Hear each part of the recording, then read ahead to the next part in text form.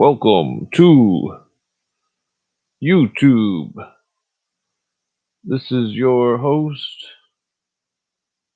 whose camera isn't working. Oh, god damn it. Fuck. Okay, be right back.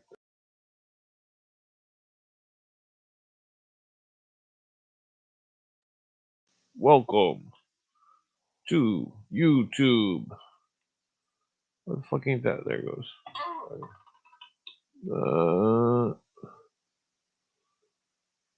And we will be continuing Dennis Cuddy, the Power Elite in the Muslim Brotherhood. Well, this is. God damn it, why does my camera keep quitting on me? Okay, maybe I should switch websites. This one doesn't seem to be working very well. Wait, okay, it's working. Never mind. Okay, we're good. We good? Okay. So, why doesn't it move that on the other side? I'm trying to move this over here. Oh, I can't. Oh, god damn it. I thought I would switch different way. Okay, so we'll get started here in a second. Let me just send out an invite or something. Okay.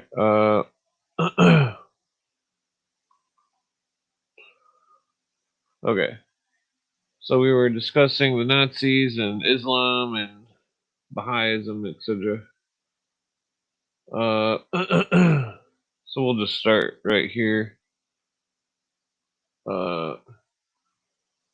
Gamal Abdel Nasser was suspicious of American actions as they facilitated the plans of the power elite. When in 1957 he said, "The genius of you Americans that you never make clear-cut stupid moves, only complicated stupid moves," which make us wonder at the possibility that there may be something we are missing, end quote. Nasir died in 1970 and was followed as leader of Egypt by Anwar Sadat, who initially sought the support of the Muslim Brotherhood but was murked by Islamic Jihad led by Dr. Ayman al-Zawahiri, a former Muslim Brotherhood member and now the new leader of Al Qaeda. Keep in mind this articles from like 2011. And others. On October 6, 1981, after signing a peace treaty with Israel in 1979, Sadat was followed by Hosni Mubarak, who in 2005 began to crack down on the Muslim Brotherhood, and they won 20% of the seats in parliament. Ouch. Let's see here.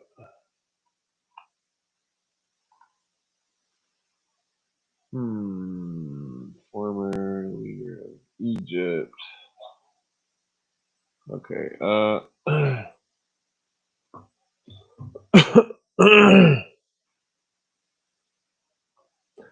Mubarak was recently ousted with the support of the Muslim Brotherhood, and on January 28, 2011, the London Telegraph article about America's secret backing for rebel leaders behind uprising.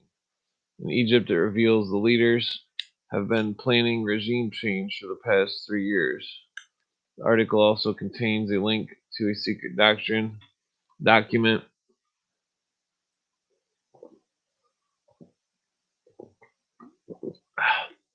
the revolution in Egypt brought with it the return excuse me, of Shitlam advisor Yosef El Qaradawi after 30 years of semi-exile.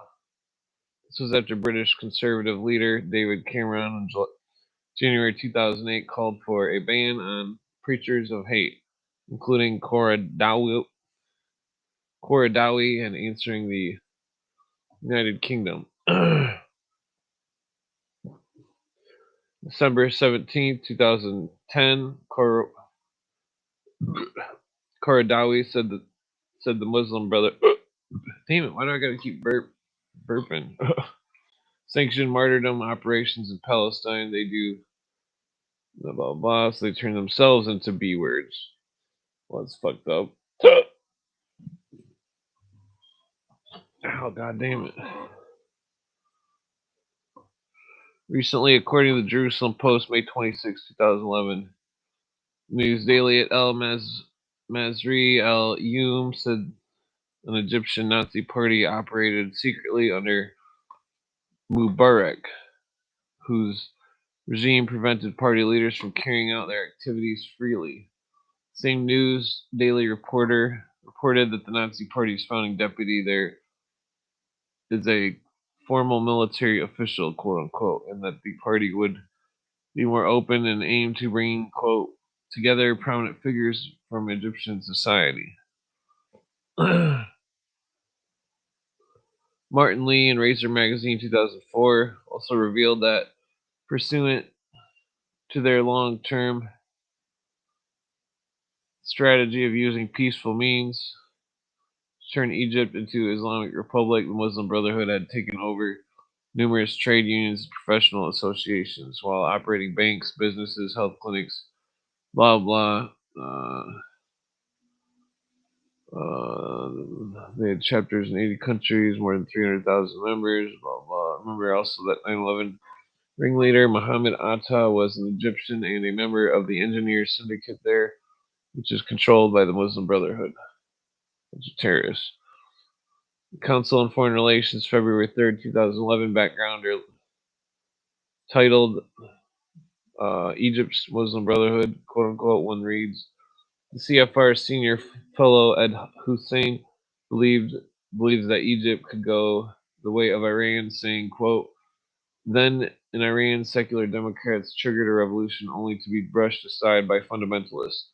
Today, ordinary Egyptians lead demonstrations, blah, blah, blah,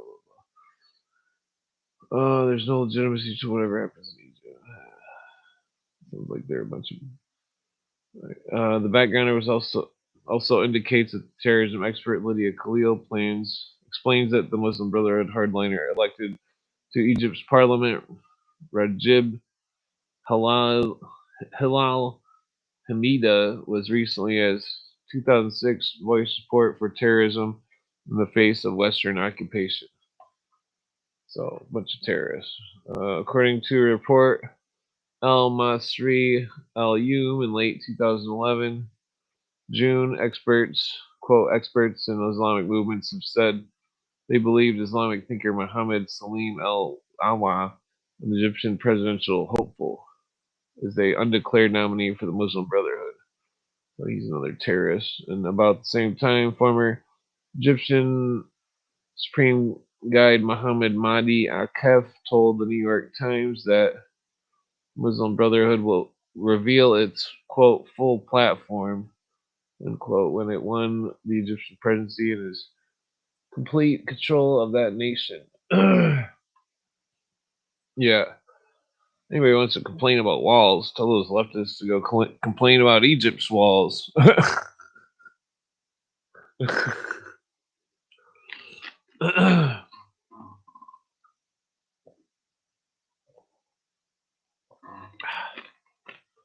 According to Israel News Update, July 6, 2011, former CIA Director Mike Hayden says he believes that the Muslim Brotherhood could, quote, enjoy a disproportionate power in shaping the new government, end quote,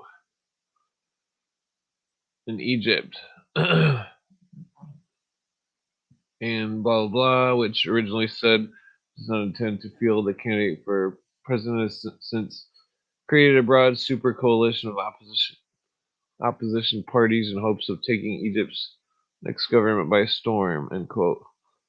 This result, according to Jerusalem Post reporter Caroline Glick on June 25th, 2011, Steel on Street interview, is that the MB is likely to win a governing majority, blah, blah. Okay, now let's see. Yeah, I'm gonna skip some of this. I'm looking for the Nazi Muslim shit, New World Order shit.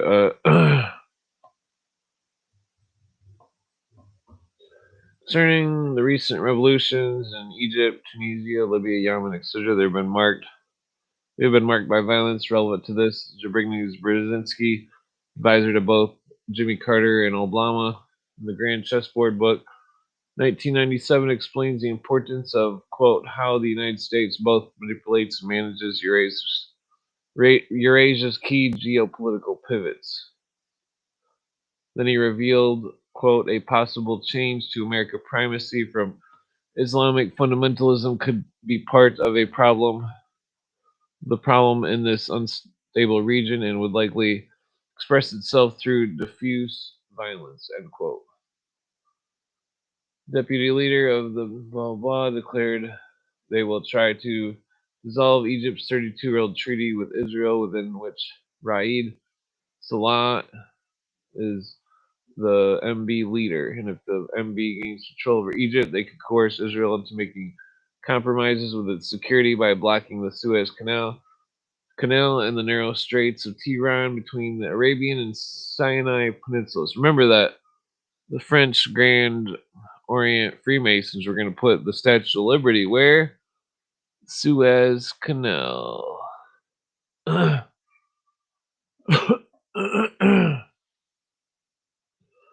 Late June of 2008, Reuters reported that about 8,000 activists from Jordan's mainstream blah blah marched through Jordanian capital, calling for more blank B words and blank attacks against.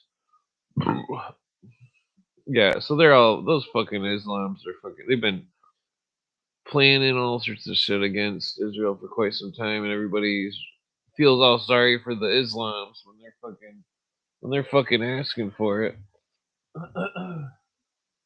Talking about in the foreign countries and stuff. Let's see here, because it was a real mystery why that fucking that British guy that was a Zionist was putting into place the Prince Saudi guy who was a rabid anti-Semite, and it's like, well, what the fuck's going on here? Like, what the fuck is this about? And fucking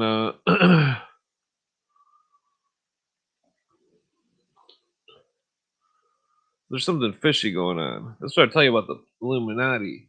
They pretend to be all things, but you must know them by their fruits. If some guy's a supposed, well, he was definitely a Zionist, but if he's a Zionist and he's putting some guy in position of power who's a rabid anti-Semite in Palestine, then obviously he's not fucking trying to help his own people or anything, because he was Jewish, so he's obviously not. So this whole thing about it's the Jews, it's not accurate. It's much more complex than that. These people are all a bunch of lazy researchers, because it's not any known group of people, secret societies, not fucking mainstream religious groups. Yeah, rolling a cigarette. Where were we at? Blah, blah. More recently, June 16th, 2011, Global, blah, blah. One reads that Kuwaiti leader Tariq Swadan told Al Quds TV that Islamic Nation should provide direct support for the armed resistance against Israel, blah, blah. Blah, blah, blah. Okay. The next article. Well, what am I on? Number 2? Okay. Number 2. There's, okay, number 3.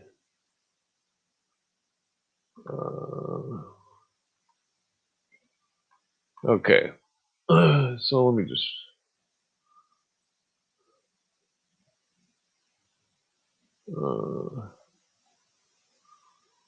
Okay, there. Now it's on the left side of the screen, so my picture's not in the way. That's my impression of opening a secret door on Zelda.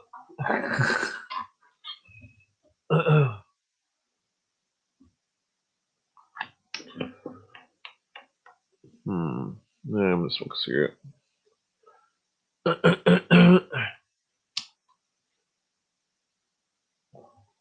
Oh yeah, damn! I found my Elvis lighter. It was fucking underneath the couch.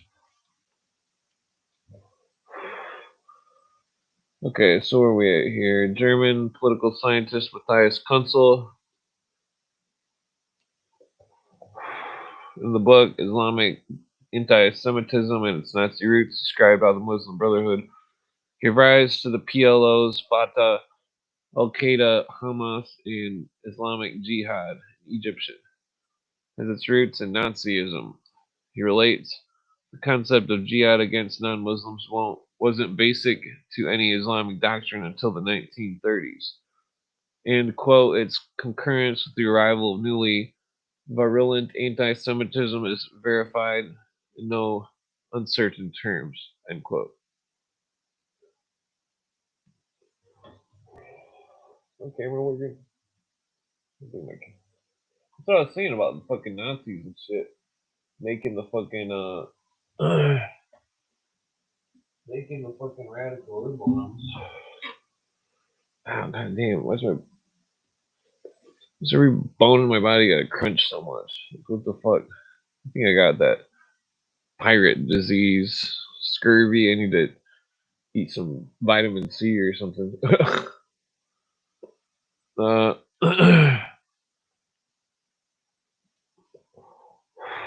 oh yeah, you coming on, Pedro? I can send you a link. I'm sending a link out. If you're not here in 5 minutes, I will expect an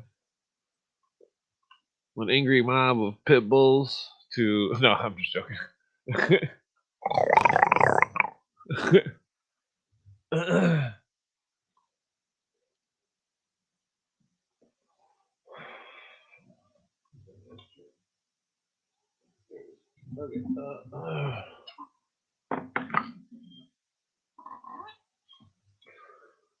The Muslims in Egypt in the 1930s began to hold large demonstrations and slogans such as blah blah blah blah. They also cheered the anti-Semitic violence of Amin al-Husani's followers.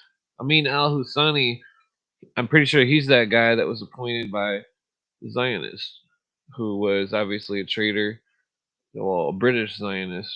So there's a big difference between British Zionism and uh, Hebrew Zionism, and that so Edmund al-Husani was anti-Semite. So people that are thinking, well, I've already went over this last night. Al-Husani's followers in Palestine mandate area with his followers using Nazi salutes and younger members wearing Hitler youth uniforms.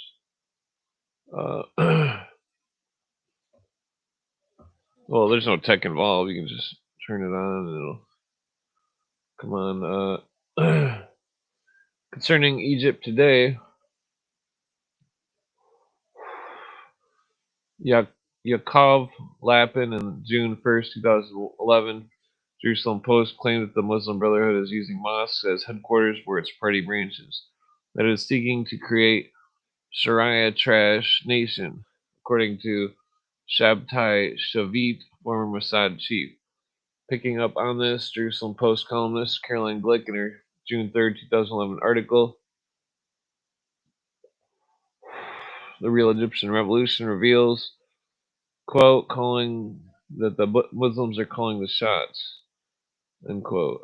Military they see themselves as engines for transition from Mubarak's authoritarian secularism to the Brotherhood's populist Islamism.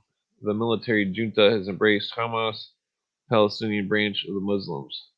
Jihadists from Hamas, Al Qaeda, and other groups are inundating the Sinai Peninsula. Yeah, like you couldn't pay me to go to Egypt.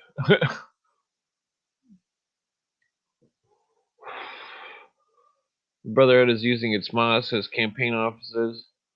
Message is clear if you blah blah blah blah. So they're pressuring people to vote for Islam, Hassan al-Banna, blah blah. All right, let's skip that part.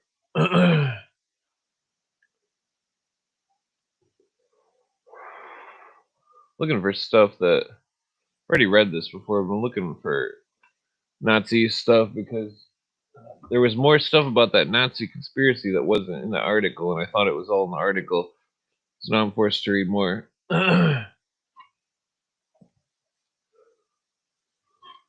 Let's see.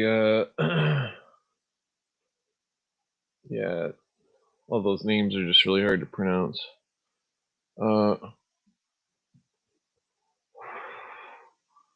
Okay, so regarding Libya, the rebels have been connected with the Muslim Brotherhood and Al Qaeda, and they are led by General Khalifa Hifter, who joined the CIA, funded by Libyan National Salvation Front.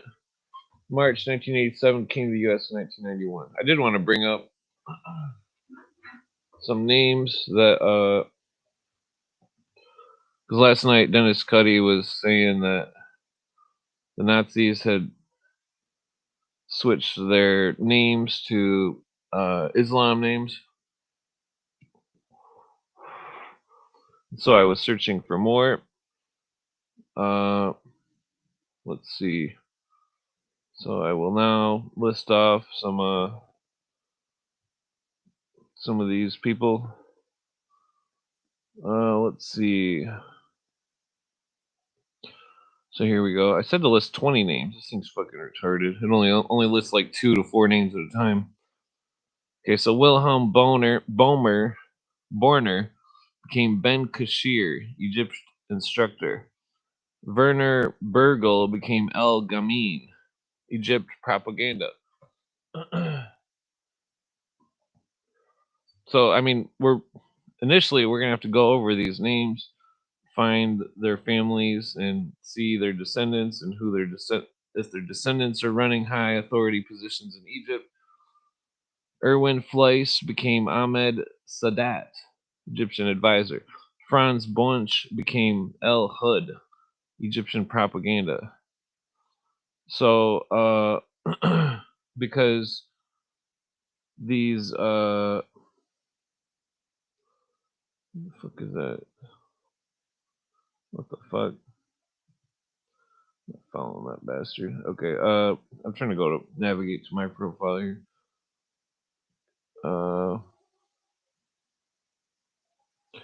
Here's some more. Leopold Gleam became Ali El Nahir, Egypt Gestapo head. Eric Altern became Ali Bella, Egypt and Jewish affairs. Wilhelm Bachner, these are all Nazis. They became Abd al Karim. Alus Moser became Hassan Suleiman, SS. Ludwig Hayden became Louis El Hajj. Franz Bartel became El Hosseini, Gestapo. El Hosseini, that's the same name as what's his name? Franz Bartel became El Husani. El Husani, isn't that same name? God damn it, just lost my spot there. El Husani, could have sworn I'd just seen that name. Yep, there it is. Admin El Husani.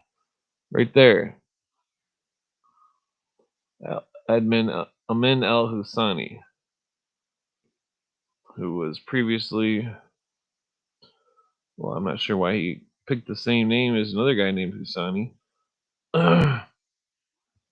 Eugene Kane became Hassan Soliman, Gestapo. Alfred Zingler became Mahmoud Salah, worked in Egypt's anti-Zionist propaganda. Hans Appler became Salah Shafar, also Egyptian propagandist. Johann von Leers became Omar Amin, worked in Egyptians propaganda. Arabert Haim became Tarek Farid Hussein, lived in Cairo until 1992. So you gotta understand that we're seeing a lot of names that are involved with propaganda. Propaganda. Because these are propaganda artists, these fucking Nazis. They'll spin up whatever the fuck, fucking brainwash any fucking, why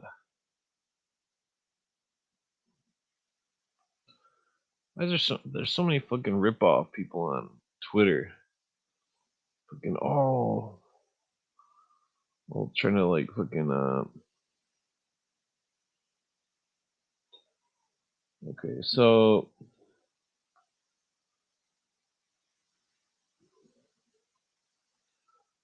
okay, let's see.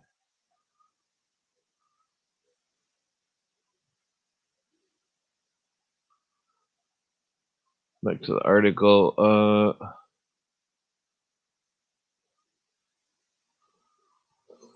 For the next 2 decades, he lived only about 5 miles from the CIA headquarters in Langley, Virginia. So what is that? General Khalifa Hifter. Maybe we should probably look him up if he's living right next to that place. Khalif Hifter. Okay, this looks like a real asshole.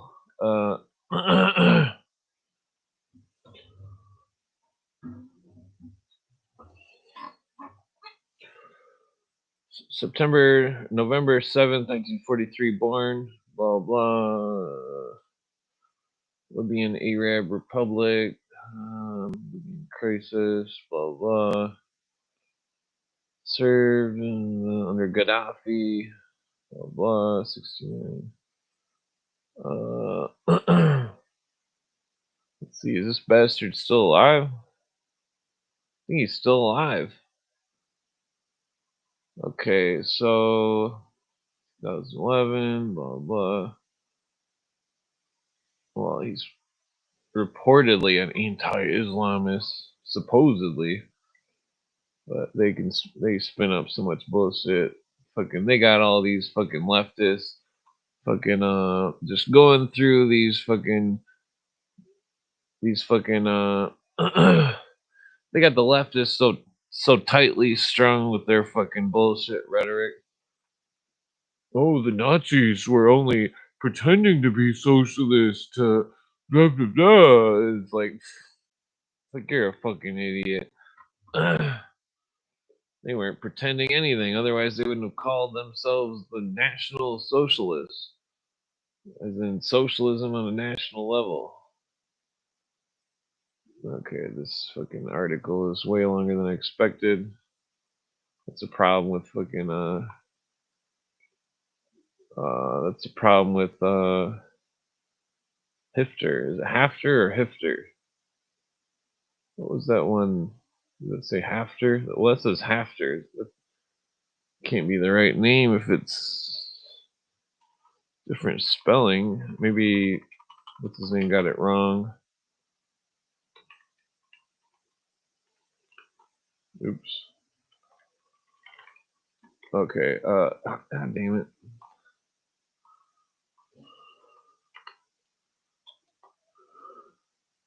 I don't have that space there. Okay.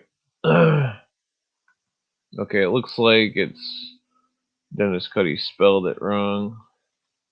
Well, here it's spelled Hifter. Khalifa Hifter, Libyan Alliance. They must be spelling it wrong on fucking Wikipedia. Those fucking idiots.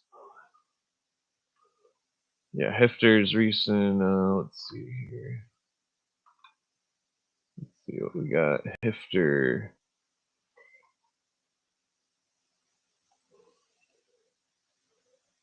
Let's see. Libya surface. Blah blah.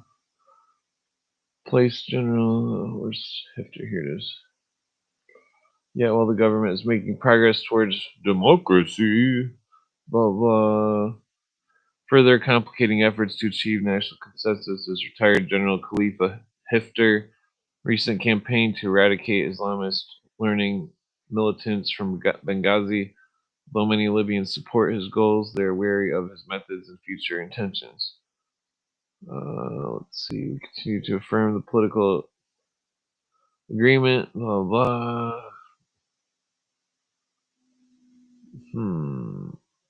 Okay, well, I don't think this is clarifying much.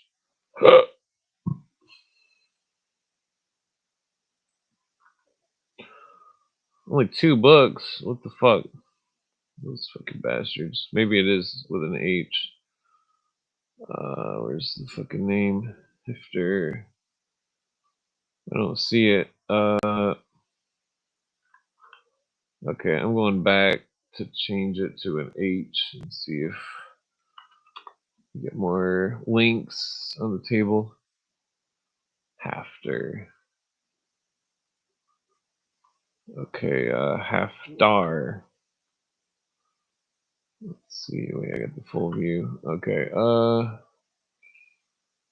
temporary challenges. Blah, blah. Let's see.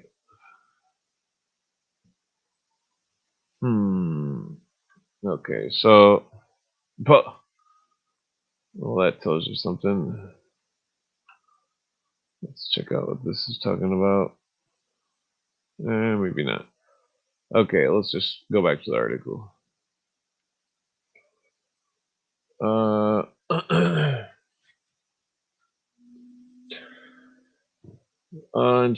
So blah blah. He trained with the Libyan National Army in the U.S. According to British-based Saudi Daily. Shark Al Aswat in the 2011, in late June 2011, Solomon Abdul Qadar, General Guide of the Muslim Brotherhood in Libya, said Libyan Prime Minister Baghdadi al-Mahmudi's call on the Muslims to enter political negotiations with his government to find a political solution to the Libyan crisis is a desperate attempt to drive a wedge in national ranks by dividing them into factions. There'll be no dialogue except on the departure of Gaddafi, his sons, his henchmen from Libya, end quote. Concerning Yemen, according to Syrian International News Agency, June 7, 2011, quote, the dominant party is Islah, the Muslim Brotherhood's affiliate in Yemen. Sheikh Sadiq Ammar leads the powerful Hashid tribe. His brother is leader in the party, and General Ali Mohsen is known to be a hardline Islamist supporter of Islah. One of the group's top leaders is Sheikh Abdul Majid Zandini, who openly calls for creating an Islamic State. Sheikh Zandini has also been sanctioned by the U.S. for his ties to Al-Qaeda, and he is also connected to Hamas and Sheikh Yusuf al-Qaradawi, Muslim Brotherhood advisor who has returned to Egypt after 30 years of exile. Semi-exile Michael Leiter, head of the National Counterterrorism Center, has said the Yemeni Al-Qaeda poses, quote, the most significant risk to the U.S. homeland, end quote.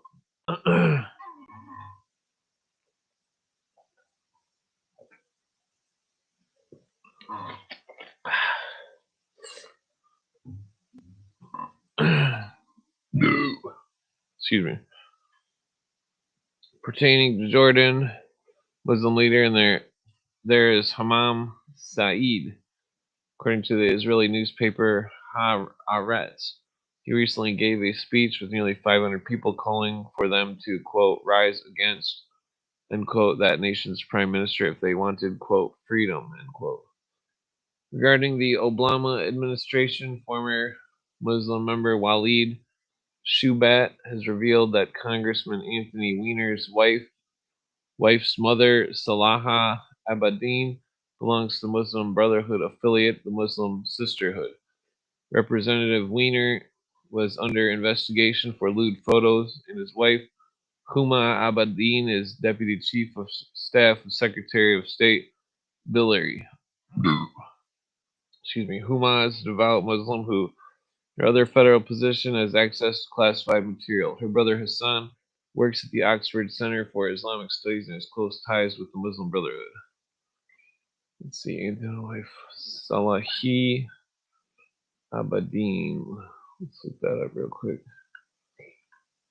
Abadin. They don't have a.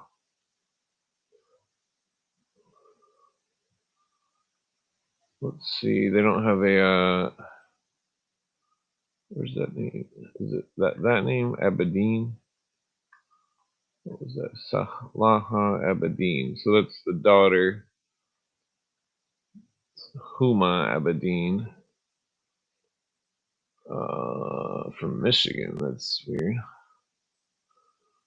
Let's see here. Wait, who's her husband? Is this the right person? Let's see. Prince. Oh. Okay. Okay, we're going back. Back. Let's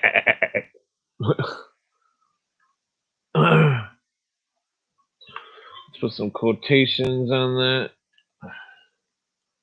See if we get some better search results. Muhammad Abedin.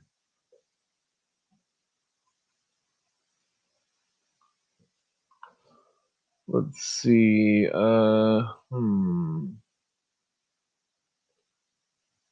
Looks quite. Let's quit the article right there. Al Hassan Nadawi, ISIS, blah blah. Okay, I'm gonna skip this. I think they're definitely connected to the Muslim Brotherhood, like what Cuddy's saying. Let's see. Waleed Shubat provides a list of Muslim Sisterhood members along with their defined goals at shubatblog.archives. Blah blah. In Al Luwa Al Arabi, one finds that the role of the Sisterhood, which has 40 divisions spread throughout different continents, includes smuggling documents through the underground network, infiltrating universities, schools, and homes, and penetrating its prohibited ideology into the decision making in the West, which we've seen all the fucking Muslims everywhere. Shubat further reveals that Billary, quote, signed a document less than a month prior to her trip in Saudi Arabia with Huma that lifted the ban on Tariq Ramadan, allowing him entry into the United States. Ramadan is the grandson of the founder of the Muslim Brotherhood, Hassan al-Banna, and has ties to Islamic terrorist groups. Well, that's fucked up. That son of a bitch. We're gonna look him up. Who the fuck is this piece of shit? Some kind of fucking terrorist. Convicted rapist. Jesus. What a fucking dirty son of a bitch. Born in Switzerland. Well, I'll be damned. I'll be a rat's ass. No. That's some kind of redneck term. I don't know what it means.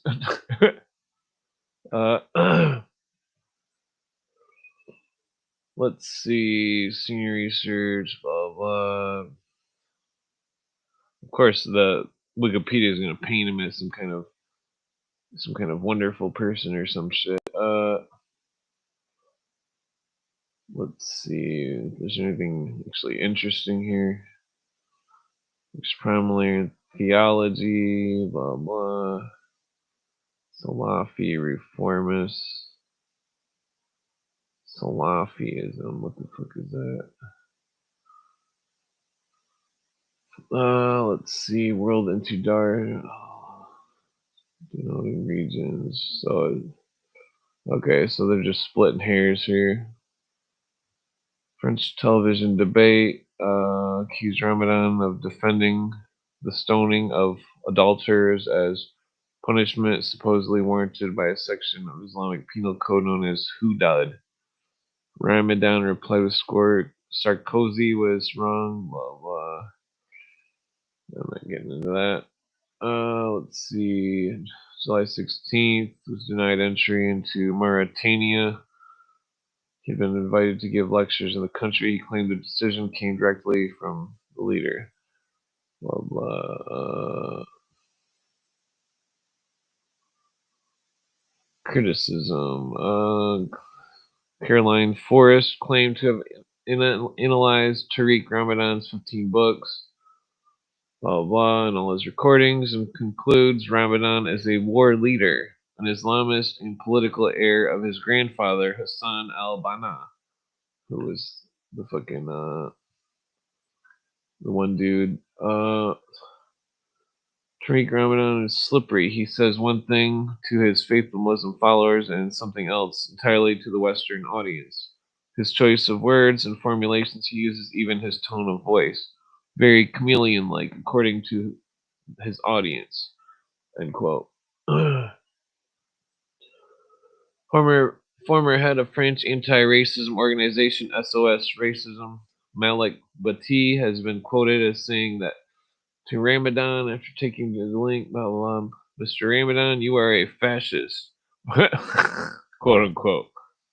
Well, that sounds like a Nazi. Another interview, he accused him of having crossed the line of racism and anti-Semitism, thus not genuinely belonging to the alter globalization movement. Bertrand Delano, mayor of Paris, declared Ramadan unfit to participate in the European Social Forum as not even, quote, a slight suspicion of anti-Semitism unfit would be tolerable. Excuse me. Talking to the Paris Weekly, blah, blah, blah. Ariel Filippetti, municipal councillor of the Greens in Paris. Patrick Klugsman, leader of the council, representative, blah, blah, having misused the alter globalization movement's ingeniousness to advance his radicalism and anti-Semitism, quote unquote. Other criticisms had included allegations that an essay attacking French intellectuals was anti-Semitic and that Ramadan has shown excessive generosity in his blah, blah.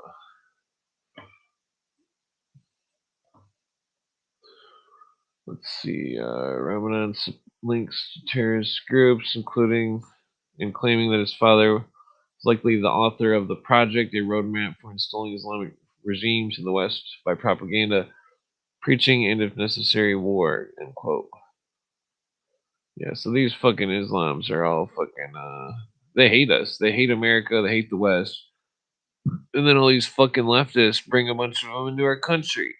And then all the fucking dummy fucking libtards all fucking, oh, you can't kick them out. They're a bunch of fucking terrorists. And that's not a fucking exaggeration. Fucking, bunch of fucking, let's see, blah, blah. I've been accused of double discourse. Alright, so 2017, secular activist Hindi Arari filed a complaint with the prosecutor's office in Raun, stating that Ramadan had sexually assaulted her in a Paris hotel. That's disgusting. Yeah, I think I'll skip that. Looks like there's quite a bit on it. So a third woman, Jesus. Was there a fourth or a fifth too? Let's scroll down here.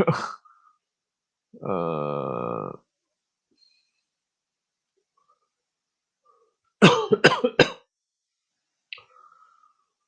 okay. Well, we got enough of that character. So there's his father, the Muslim Brotherhood creator, and connected to the Nazis.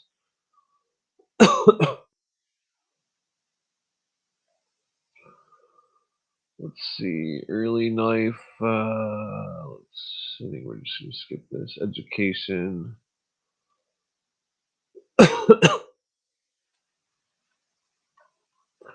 Well, I think I'm gonna just do the easy thing here and cross-reference his name with Nancy.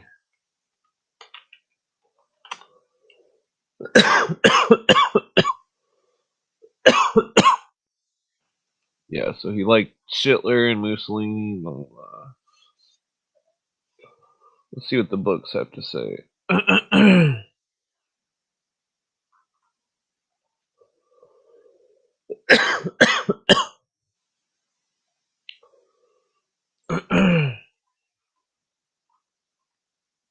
Okay. Damn, I think I need to roll a joint.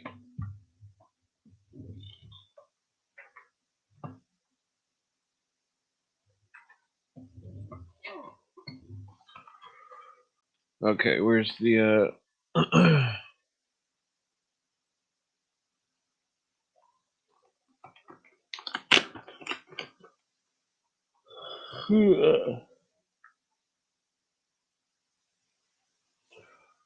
blah blah. Okay, I don't know if I'm gonna read all that.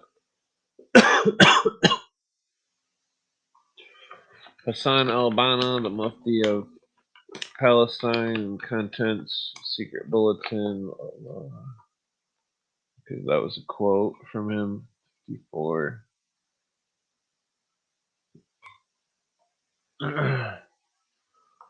Okay, I think I'm gonna just go back to the article here. Well, let me just check out another book here. Roots of violent Islamic extremism and efforts to blah, blah, blah. Founder of Indian subcontinent offshoot of the Brotherhood, Jamaat et Islami, blah blah. Osama bin Laden is an engineer of the Zawahiri medical doctor as the man recruited. Blah blah. The current head of Hizb ut-Tahrir in the UK. Due to Islam's emphasis on modern political thought, they tend to attract those who have a modern education or a Marxist. Let's see here. Yeah, don't you find it ironic that a bunch of Marxists are supporting the Islams? The Islams were supported by bat Nazis and vice versa. Awfully strange, if you ask me. Because I believe that the Nazis are running the leftist propaganda. It's not an exaggeration. Let's see. Okay, so I think I'm gonna skip this. This is just a bunch of shit we already know about. The world can be improved. Oh, there's only one page mentioning his name with the word Nazis. One well, okay, I'm going to the next shit here. Okay, so Ramadan is the grandson of the founder of Muslim Brotherhood, Hassan al-Banna, and has ties to Islamic terrorist groups. Makes one feel so safe, doesn't it? Okay, so it's going to be 4.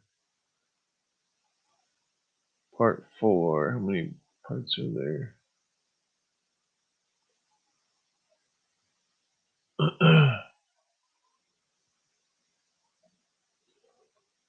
Budapest, Hungary, June 30th, 2011.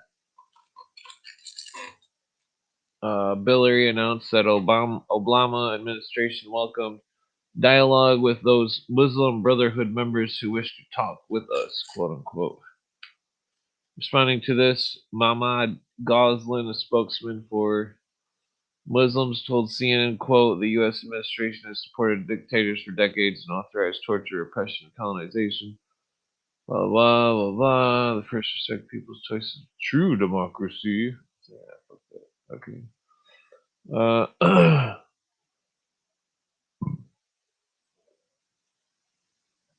Oppositely, the pro-Israel Stand With Us organization said they are deeply disturbed by the U.S. government as establishing relations with Egypt's Muslim Brotherhood. So, obviously, Obama was doing some dirty work there. I don't recall seeing I'm trying to think if I've seen a picture of. Well, I guess it doesn't matter. How's the audience doing? Is this boring you to death, or is it boring you to death? Who's all in the audience? What any the same old people or new people? What's going on? What's crack lacking?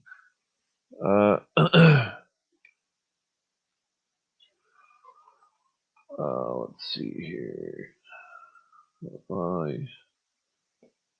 U.S. should not give cover and support to the most dangerous and repressive forces in the region, such as the Muslim Brotherhood and various offshoots, including Hamas. End quote. Hamas is a wing of the Muslim Brotherhood, according to Chapter 2 of its charter, which calls for the obliteration of Israel. The Muslim Brotherhood also supports Hezbollah's war against Israel, as Muslim Brotherhood leader Mahdi Akef said he was, quote, prepared to send 10,000 jihads immediately, blah, blah, during 2006 war against Israel. The Jerusalem Post columnist Caroline Glick's May 13th, 2011. Article, Obama's newest ambush. She comments at the wake of the deal that brings Egyptian Muslim Brotherhood local franchise Hamas to the partnership with Fatah. Obama has decided to open a new round of pressure on Israel to give away its land and national rights to Palestinians. The Obama administration argued that the Muslim Brotherhood rise to power is good. Yeah, because he's a fucking okay. Let's roll this joint up real quick. According to the Global Muslim Brotherhood, I'm fucking sick of saying that stupid word. Daily report claims for July 10, 2011. Deputy leader of Egyptian's Muslim, quote, confirms a relationship between the organization and CAIR, Council on American Islamic Relations. Ah, damn it. This joint even burns. Half the paper is ripped. What was that? 2009, federal judge ruled, quote, the government has produced ample evidence to establish the association of CAIR with Hamas, end quote. April 2011, the Obama's Justice Department decided not to prosecute CAIR co-founder Omar Ahmad, even though FBI special agents and prosecutors and U.S. Attorney's Office in Dallas recommended prosecution. So that's pretty rare if the Bureau recommends prosecution and the fucking Justice Department under Obama didn't prosecute because those fucking prosecutors they want that money.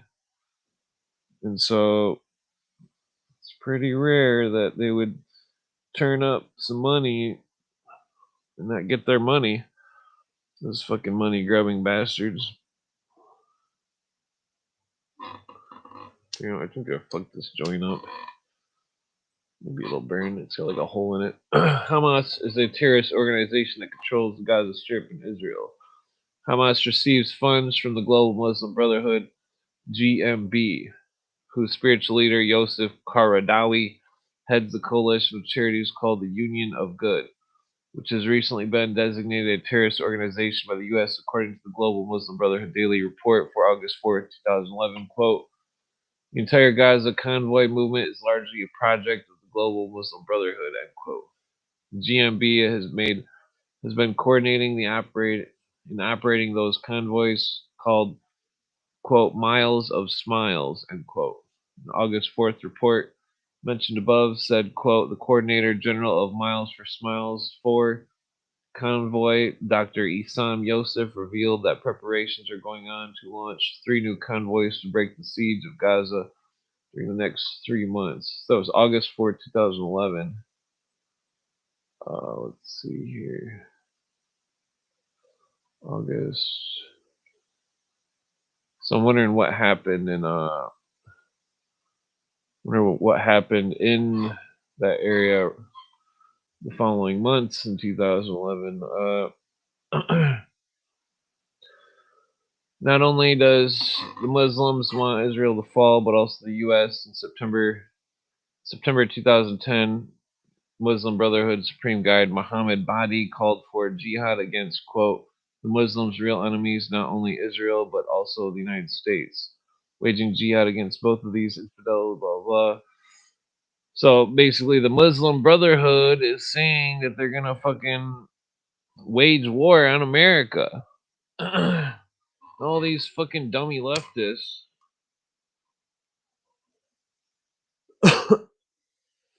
who think that the Muslims are good and they're just fucking retarded. The way the media fucking my built-in lie detector can tell when fucking the news is fucking bullshit. The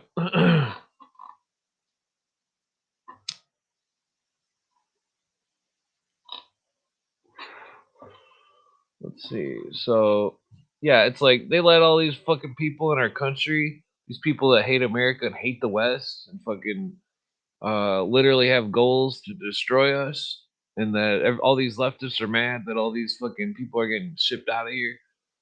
Like there should be 10 times more people shipped out because these fucking radical Islams are dangerous. They are fucked up. They are dangerous.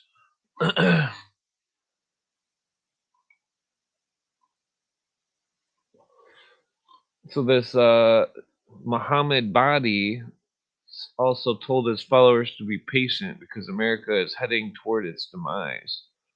What a piece of shit. The U.S. is an infidel that, quote, does not champion moral and human. Excuse me. General Body explained that the change in Muslim nation seeks can only be attained.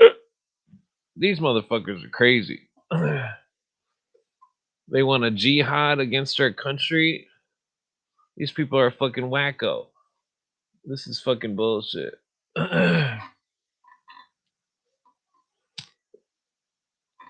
That's why those fucking Arabs are always glaring at me whenever I see them. They fucking hate white people. They hate America. They hate fucking us. You know, they're sitting in our country right now, sitting there fucking planning to destroy our country. They're fucking evil. The fucking leftists are on them like flies on shit. I mean, that's a fact. That is an absolute fact. Leftists on Islam like flies on shit. The propaganda campaign that I see on Twitter and all this shit. Propaganda is a hell of a drug. And all these people are addicted to fucking propaganda and lies. They want to hear it. They want the lies. They don't want to know the truth. They want to be fed the lies. The comfortable, pretty lie.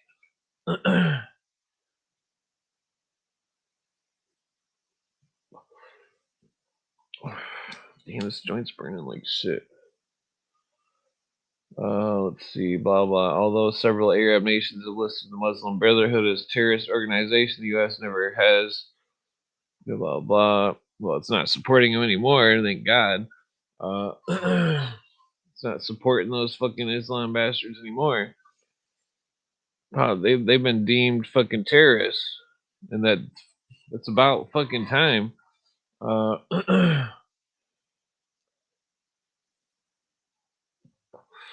The power elite uses them to further its one world goals, one world economy, government, religion, just as the power elite has used the communist dynamic to incentivize the capitalist West to accept the world government.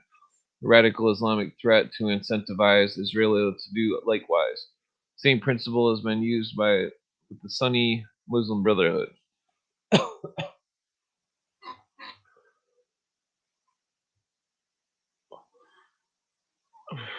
Yeah. Oh.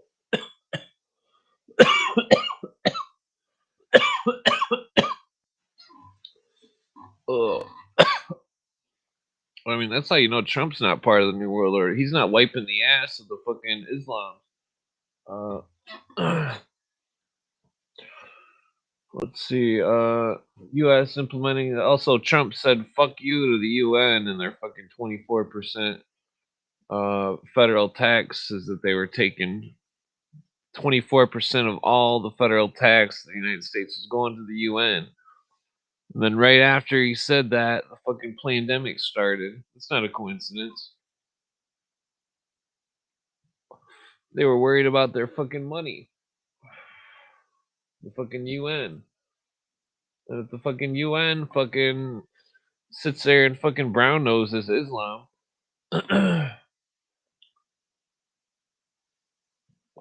When I asked people who literally lived in Israel, they said they didn't see no UN in Israel. But there's UN all over the rest of the place. All over the fucking rest of that shithole. The UN is most likely aiding and abetting terrorists. And they have been since the Korean War. Over and over in every conflict. You know, General MacArthur finding those records that the UN gave the fucking Korean armies fucking information regarding what the American military was planning to do. That's fucking you know, if the UN was a part of this country, that's treason. And that the UN committed treason against our country. Basically, they committed an act of serious foul play. They're running shit. These UN fucking garbage motherfuckers are running shit. If America doesn't get our money, gold and silver, we're fucked. We have to have gold and silver money to get out of this shit, or America has to create a new currency to get the fuck out of this. I mean, if Bitcoin is not ran by the New World Order, then that is possibly our only way out. Even though I fucking hate digital currency. And even though the Bitcoin could be the New World Order's fucking currency. Uh,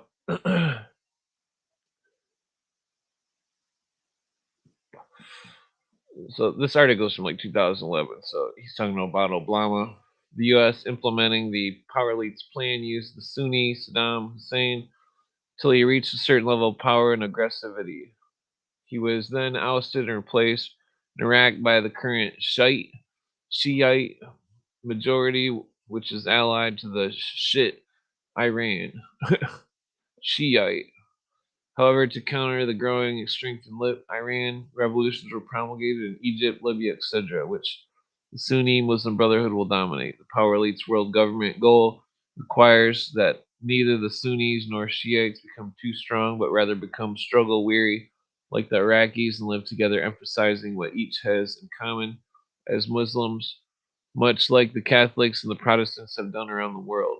Then the power elite will syncretize the world's faith into a common world religion, just as it synthesizes Western capitalism and Eastern communism to world socialist government. 2008, in the case of United States versus Holy Land Foundation, the U.S. government presented a document it had seized, titled, quote, or seized, titled, an explanatory memorandum on the general strategic goal for the group in North America. It was a Muslim Brotherhood document written in 1991 by Muhammad Akram Adluni, and under the heading, quote, Role of the Muslim Brother in North America, end quote, it states, quote, the Ikhwan, aka Muslim Brotherhood, must understand that their work in America is a kind of grand J word in eliminating and destroying the Western civilization from within, and sabotaging its miserable house by the hands of the believers, so that it is eliminated and Allah's religion is made victorious over all other religions. End quote. So these fucking Islams are fucking they're fucking terrorists. They're radical fucking evil terrorists. You know, they want to destroy America. And then all these fucking leftists brought them in our country and are fucking shacking them up in hotels and shit. Fucking such as New York, shitty. putting all these the homeless people are freezing, but all these fucking Islams get to have a nice hotel room and nice little place, and they're all just fucking living high on the fucking hog. These fucking pieces of shit.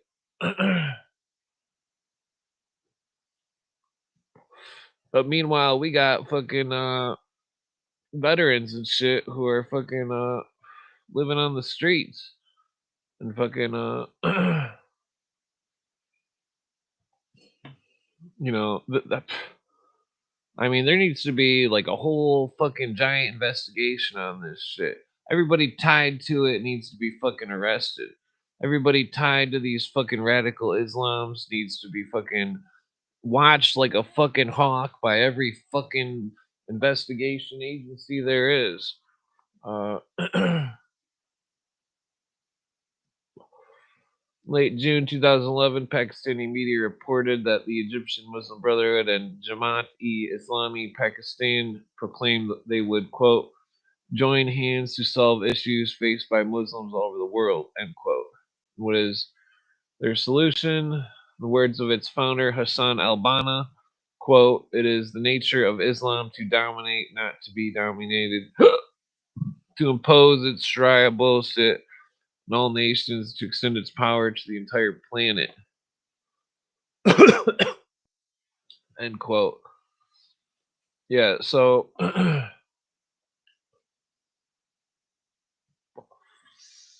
leftists call the deportation of fucking terrorists and gangs fascism, but yet they support terrorists when they support the fucking Muslim Brotherhood. I mean, think about how stupid that is. They can't even see it. If you try to explain them shit, they just fucking, oh, I can't understand this. I can't understand. I don't know how to read. They're fucking retarded. No offense to them. All these fucking stupid idiots that are fucking they want to criticize everything. They want to criticize people's thinking and reading shit, but yet they don't want to take the time to investigate it themselves. They just want to repeat something that they're told because they're weak, because they can't accept the fact that they're being lied to on a daily basis.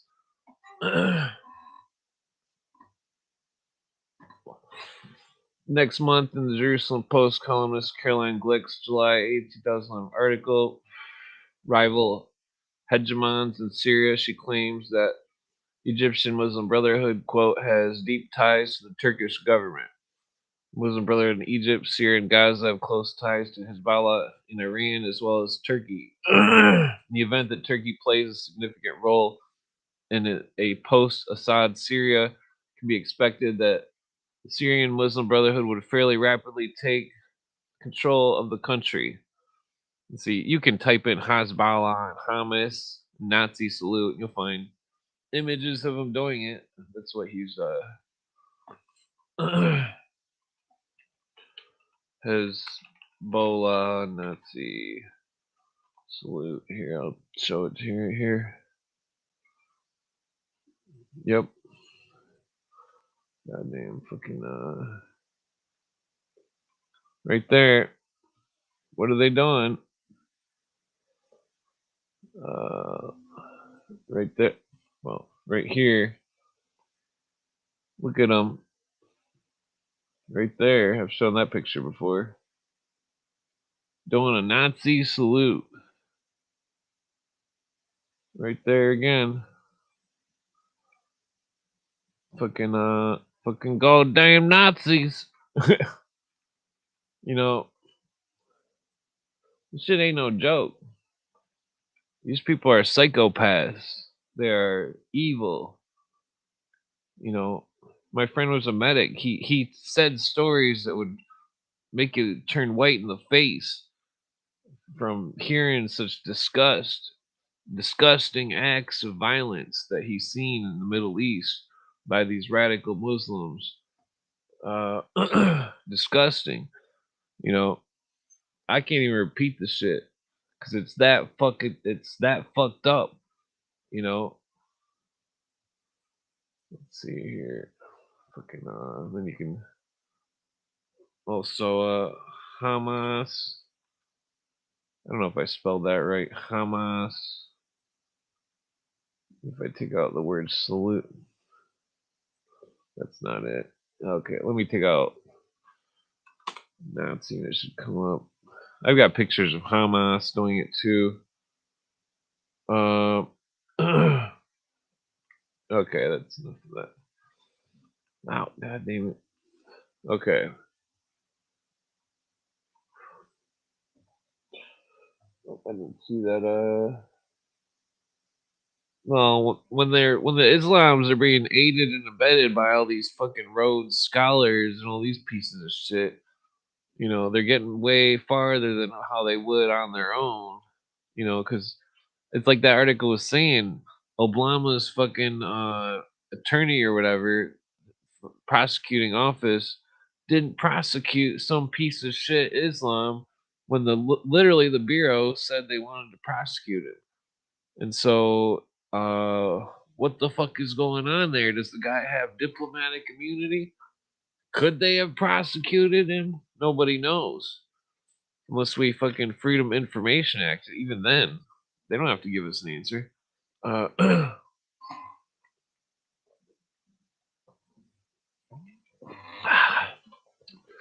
See that first line there? I don't even want to read it because those people are so fucked up. I don't want that shit on fucking. They're fucking crazy. Imagine if you heard anybody from any other religion say something like that. Jesus, blah blah blah. You know, no other religion says shit like that. This is 100% connected to the fucking Hashashim. That's not a fucking exaggeration. That these people are fucking whacked out of their mind. That they're fucking some crazy shit going down with these fucking wackos. Uh, it's only a matter of time before all these fucking radical Islams in America start fucking doing crazy shit. I mean, they're already doing crazy shit, and we're watching the fucking courts give them a little slap on the wrist. I mean, think about that. It's crazy. It's fucked up. We're seeing it in real time in America and England. What are they gonna do to England? What are they gonna do to fucking Europe? Everybody loves to talk about visiting Europe and all this stuff to see the statues. When all those fucking Islams take over Europe, there gonna be no statues left because they're gonna fucking chisel all their faces off and all that shit. Those fucking people are fucking destroyers of culture. They push their fucking bullshit and fucking I remember when I lived in the hood 26 years ago, on the 25 years ago, and the there were people that were older than me that were playing basketball, and that they were there was all sorts of people in the hood that were black, they just got out of prison, and that they were and keep in mind I've never been to prison, I'm not a piece of shit. Well, no offense to anybody, but so but so I've only I've only had a misdemeanor. I'm not an idiot. The but so I mean, all I've ever done was smoke weed. That's fucking. But so all these people in the hood, they would uh they would get free, and then they would fucking they would all convert to fucking Islam. It's like, oh, what? Somebody got you by the balls? Now you're fucking Islam? Like, what the fuck is this shit? Like, it's like, ah, it's just fucked up. There's all these stupid videos of all these fucking Irish and Scottish, these people in Europe with fucking red beards and shit all converting to Islam. And it's like, who the fuck are these pieces of shit? Like, why the fuck would they want to convert to that shit? And fucking, I remember seeing some kind of, the only time I ever watched a debate of Jay Dyer's or like any of his stuff besides like a couple anti-communism videos or something that were decent. But like he was arguing with some piece of shit Islam that wasn't even fucking Arab. It was some fucking white dude. It's like, who the fuck is this motherfucker? Uh, it's like, why would anybody even give him the time of day? Like, get the fuck, you know what I mean? Like, it's just ridiculous because people are not instead of people talking with like-minded people and furthering knowledge, they're all want to debate. It's like, no, we don't want to debate here. We want to fucking further the knowledge. We want to take it as far as we can fucking take it in the books. We want to fucking know everything. Because if we don't know everything, then we're fucked. That's it. That's period. That's it. If you don't know what's going on, then you are no help. Period. You know, and so, well, no, well, I don't mean it like that, but it's like Cooper says, if you don't know your enemies, then you can't even play ball because you don't know what the fuck is going on. And all these fucking leftists are all fucking retarded. They all think that they all think they know how the world works and shit, and it's fucking like it's just crazy. You can't even say anything without these fucking leftists just fucking blah blah blah, all these fucking comments and shit. And it's like, what the fuck is this shit? Like, are they insane? Like, fucking they're fucking. I mean, they're brainwashed. I mean, that's obvious. Uh, no offense to any of them, but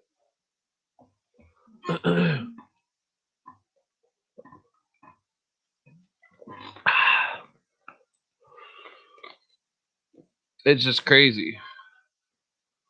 They're defending shit that they don't even know about. You know, it's like where's number 5? Oh, there it is. It's like before that stupid fucking rap song came out. We used to say that in the hood. We'd be like, well, I can't say it the way my friends would say it in the hood because I don't say the N word, but they'd be like, "Oh, you don't know nothing about that." Oh, blah blah blah. Like roll up some big blunt or something and say that to everybody. Like, oh, I thought it was stupid. But then that song came out, and I'm like, what the fuck? We were saying it before the song. That's crazy. Fucking okay. Let's see here. In notes at the beginning of my last 2 articles, I referred to an economic crisis in Europe and how it could result more than just a monetary union of nations. Has there as there as the next step in Power Elite's plan. October 7th, MoneyNews.com reported that former Federal Reserve Chairman Alan Greenspan said, "quote I think it's very dangerous. I think we have been through a remarkable, elaborate program to find out whether single currencies work." End quote. But he concluded a Greek default, quote, is looking likely, end quote. IMF advisor, International Monetary Fund advisor, and Harvard economist Robert Shapiro told the BBC that by late this month there could be a, quote, meltdown in sovereign debt, which will produce a meltdown across the European banking system, end quote. Excuse me. This could adversely impact the American economy. I've mentioned before that Rockefeller's admission that he's part of a secret cabal moving us toward a one world. The secret cabal has been reshaping our values. In the Second American Revolution book, 1973, John D. Rockefeller III not only disparaged old-fashioned nationalism, but he also applauded the humanistic revolution and sexual liberation. Relevant to this was the TV show Love, American Style, reruns blah, blah, with episodes like Love and Grandma in 1970, in which the senior couple, Paul Ford, the mayor, and the Music Man, and Ruth McDevitt are living together for economic reasons.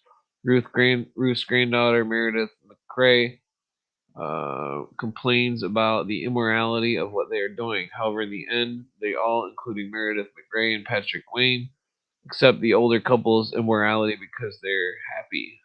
I think my camera quit working. Okay, so, well, I don't see how that's relevant. Old people being happy, who gives a fuck? Okay.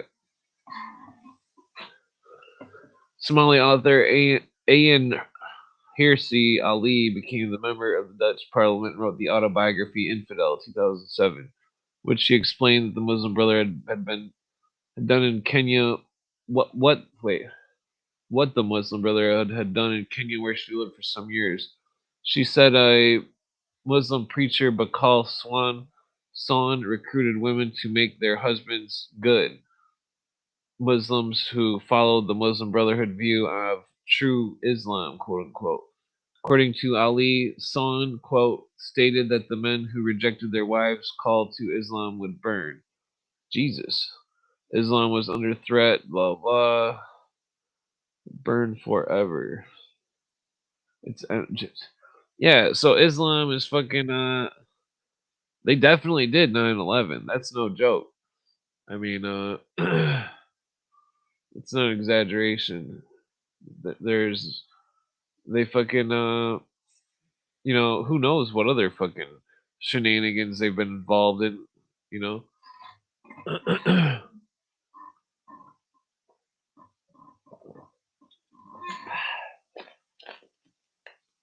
I mean, there needs to be a fucking, special investigation unit going through and fucking investigating every motherfucker that's ever signed up for some Islamic bullshit. Uh, because same with the Marxists.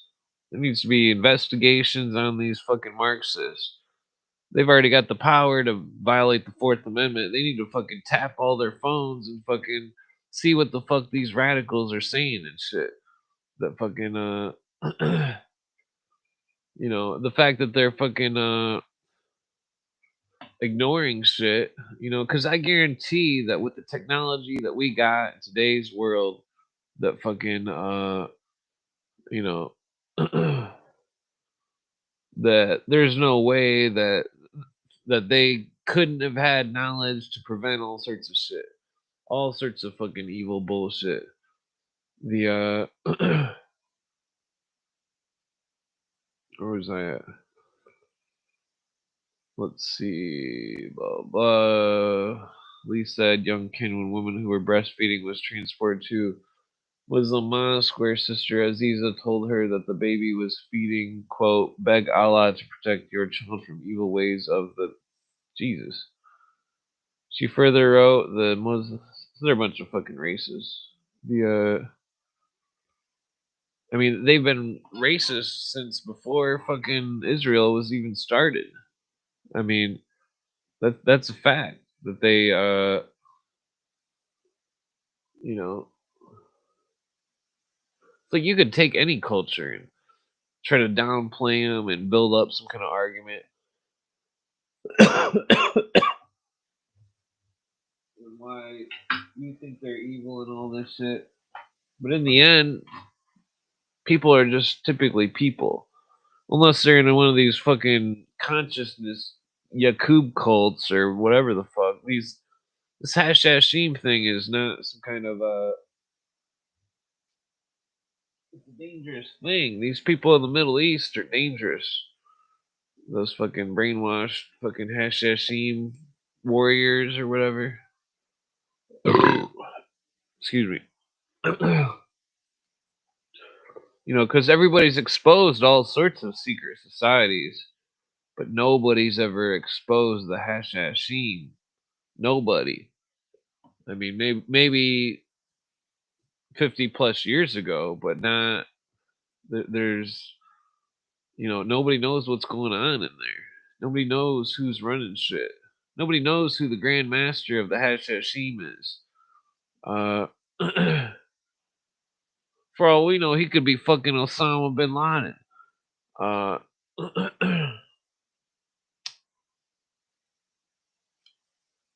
and I definitely do not think that Osama bin Laden is dead. I think he's sitting somewhere in Happy Town in China, fucking with a brand new fucking, maybe not China, but I guarantee he's probably had multiple surgeries, got some new kidneys or some shit. I mean, he might have bit the dust, but like, I guarantee he lived longer than what they say. They claim they pick him up on May 1st, and then they all of a sudden they give him a burial at sea, and fucking and then later the news changes the day. Oh, it wasn't May 1st, it was May 2nd. It's like bullshit. I got a fucking screenshot. Like what the fuck?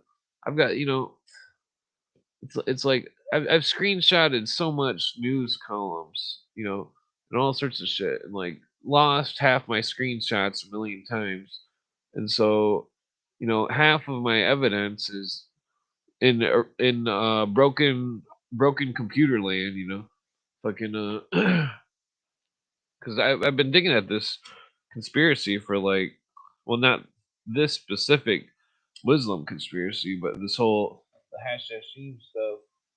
Ever since I heard about it from Cooper like 17 years ago from the Hour of the Time show or whatever, and fucking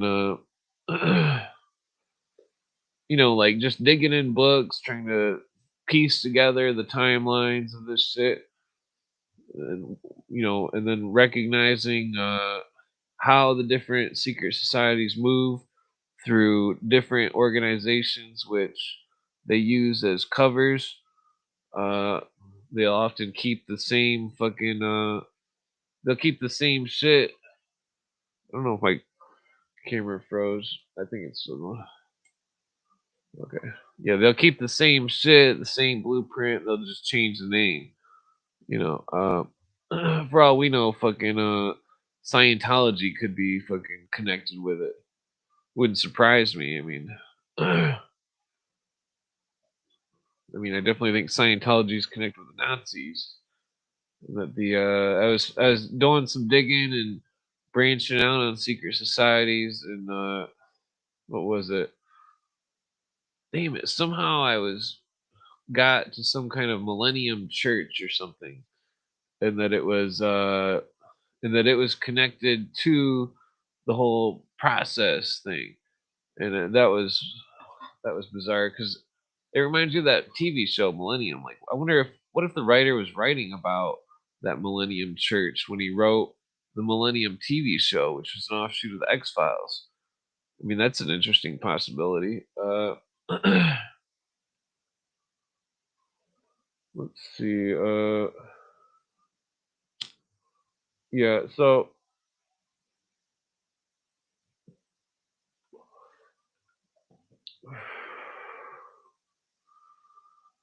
let's see here.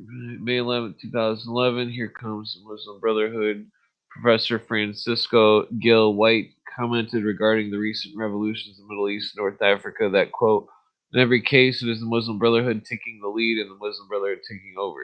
In Tunisia, the main opposition to the deposed president is the Islamist movement Ennahda, and legalized as a party. Ennahda traces its roots in Muslim Brotherhood. In Syria, everything indicates that the Muslim Brotherhood is the main force behind the recent unrest. In Libya, the Muslim Brotherhood is the best run opposition movement, quote unquote. Professor Gil White also authored PLO Fatah's Nazi training was CIA sponsored. Historical investigative research, July 22nd, 2007. Well, that's interesting. Yeah, those fucking shitlam, aka Islam, shitslam.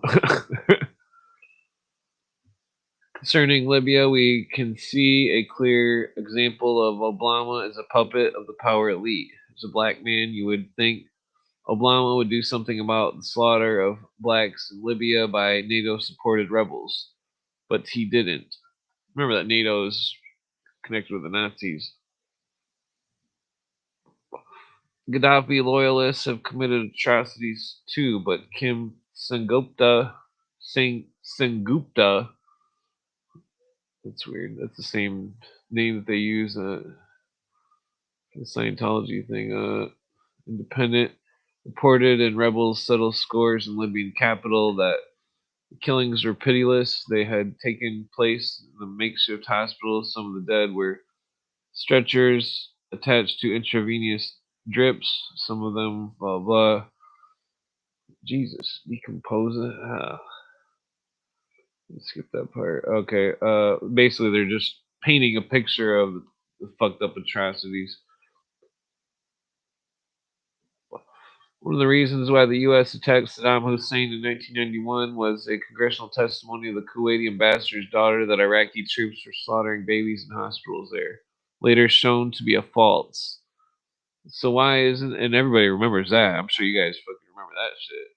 The testimony where she was fucking lying, and then she was yeah, the ambassador's daughter. Fucking they set her up to fucking. So why isn't the U.S. NATO attacking the Libyan rebels because of the true charge that they are slaughtering black people in hospitals there? No, keep in mind this is back in 2011. This article, Obama stays silent because he's a Muslim.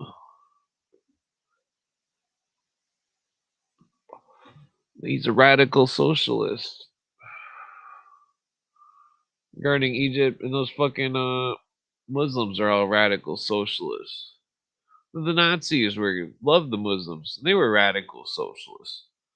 And so this equation is not fucking difficult.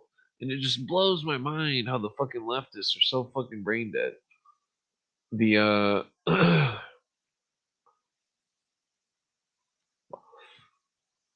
I mean, it just blows my mind. They're like totally fucking brainwashed. The where were we at? Okay, damn it, I drink my only pop. I need to quit drinking pop. Shortly after Obama became leader, June 2009, he delivered a speech in Cairo, and according to Mark Ambinder in the Brotherhood, quote unquote, invited to Obama's speech. The U.S. Atlantic, June 3rd, 2009, quote, various Middle Eastern news sources report that the administration insisted that at least 10 members of the Muslim Brotherhood, the country's chief opposition party, be allowed to attend the speech in Cairo, end quote. After the Egyptian Revolution began, The Economist, April 2nd, 2011, reported that the Muslim Brotherhood's, quote, highly disciplined youth movement proved critical to the protests that overthrew Mubarak. Mubarak. I don't know what the fuck that says. Mubarak.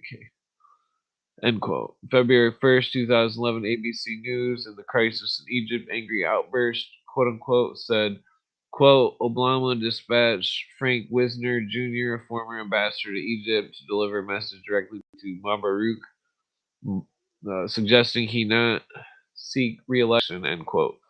January 28th, CNN interview, Wisner had revealed, quote, we have known that the end of the Mubarak Mubarak period would be with us in some reasonable time frame. We've been thinking in those terms. The situation is not a surprise, end quote. Remember that Frank Wisner, senior head of the CIA covert operations, approved Operation Bedman that funded Iranian Nazi elements who would help overthrow elected Iranian leader Mohammad Mossadegh in 1953.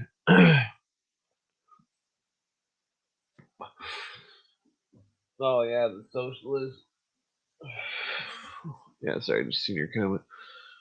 Yeah, the fucking I mean, they're just milking everybody. I mean, it's crazy. The Obama administration urged that the referendum on the new Egyptian constitution be held quick. The Economist, March 26, 2011, reported, and quote, yes, they can. Egypt and democracy, quote unquote, that the quote referendum marked a big step towards sending the army back to the barracks. The speedy timetable laid out in the New Deal may help the Islamists and the Muslim Brotherhood, among others, to dish secular liberals and others fledgling parties in any early polls, quote unquote. So they're using the fucking Islams to fucking control the votes and fucking let's see here. Egyptians going to the polls beginning. Well, I might skip this part. It's kind of boring. People were afraid to theocratic state.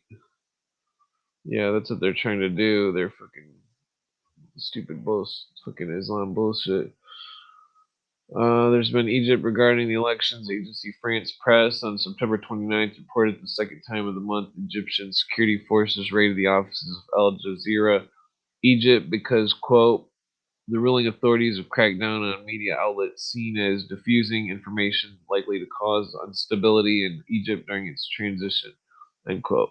And what has been the result for Christians in the U.S. supported democratic movement in Egypt? According to Catherine Weber, and persecution sees 100,000 Christians flee Egypt, end quote. Christian Christian Post magazine, September 29, 2011. The Egyptian Union of Human Rights Organizations documented the emigration of 100,000 Christians from Egypt uh, since March 2011 because of Salafist Muslim aggressive tactics against the Copts, COPTS, Christian, the Coptics. Weber also reported the Christians are, quote, fleeing other areas of the Middle East, including Iraq and Palestine. Lebanon's Christian population has fallen from 75% to 32%. So they're, you know, I guarantee that they were doing some kind of radical shit against the fucking Christians. Christians in Egypt, it's like that story that, Ralph Epperson Cooper bring up about Fez, Morocco, where the Muslims killed 40,000 Christians. And right now in the news, fucking, they're saying that in Iran that the Muslims have killed 30,000 Christians, and that you know, it's just fucked up because I think that the Nazi Illuminati fucking genocide shit is still going on, and that they are decimating all sorts of people all over the world, and that the UN is fucking protecting the fucking the radical Islam terrorists. Uh, for all we know, they fucking. Is my camera still working? Okay, it's still working. For all we know, they fucking made sure that Osama bin Laden possibly had plans of everything that was going on just so he could avoid any detection. It's like Cooper says, how does this motherfucker? They got the biggest budget, the biggest military of the world. Look, going after fucking Osama bin Laden. Nobody can find him, and then magically some CNN reporter finds him, and then fucking Cooper yells bullshit over and over. Bullshit, bullshit. Damn, I gotta take a leak. Let's see here. I'll be right back in a second.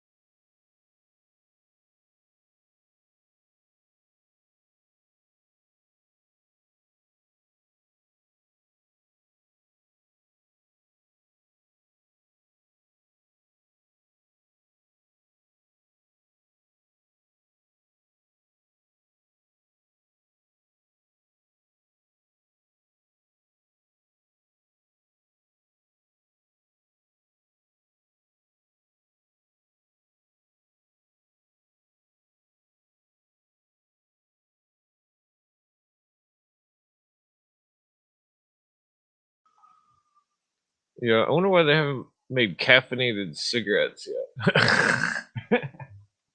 Somebody could make a fortune off that. I don't know if that's. I don't know if that actually work or not. But, I was thinking about trying to start up a chocolate company where it's alcohol mixed with chocolate. There's chocolate alcohol, like candy. Ah, damn it! What Girl Square? No, we better not. I better roll another joint.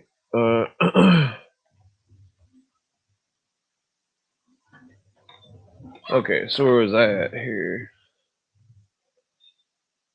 I think I'm gonna skip that part. It's a lot of brutality. Not only is the new Egypt a hazardous place for Christians, but Israel can expect trouble as well. On Radio Liberty, August 12th, 2011. Radio Liberty. That sounds familiar. 2011, former Muslim Brotherhood member Walid Shubat, pointed out. Remember, we were reading about that Shubat character earlier. Pointed to the fact that the demonstrators in Egypt have been chanting in Arabic, quote, "To Jerusalem we march, martyrs by millions," end quote. Yeah, so they've got if this was like if we were like looking at this like a court case or some shit, they've got what is that called? Pre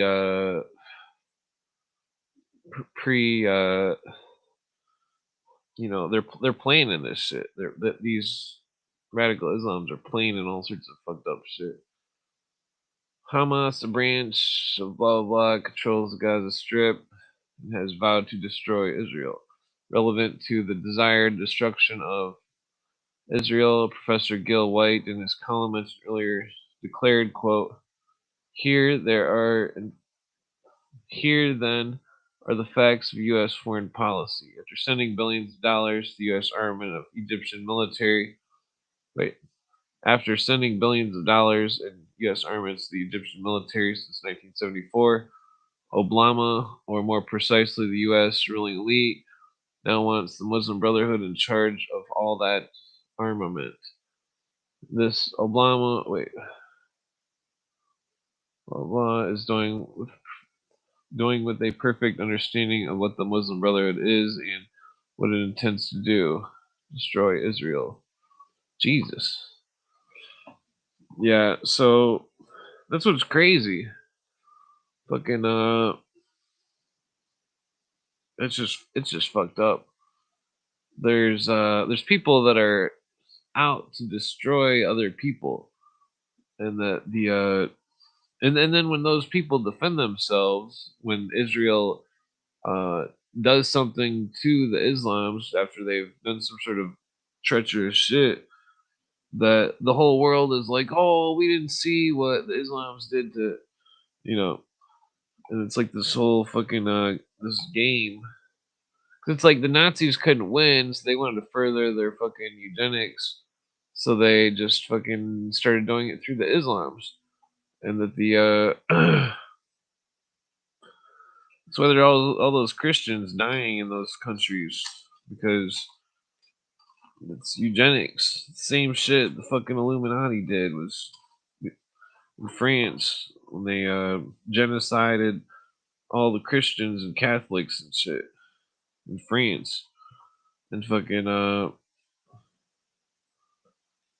that's there's a pattern. I mean, it's a pattern of genocide, which is went through multiple countries, probably much more than any that I've listed. And fucking it's like, I always say all this is riding on the alien conspiracy, but at the same time, all of this is also riding on uh, that letter from Albert Pike to Mazzini. Because the Islams loved fucking Mazzini. They loved the fucking access of Italy. They were connected. the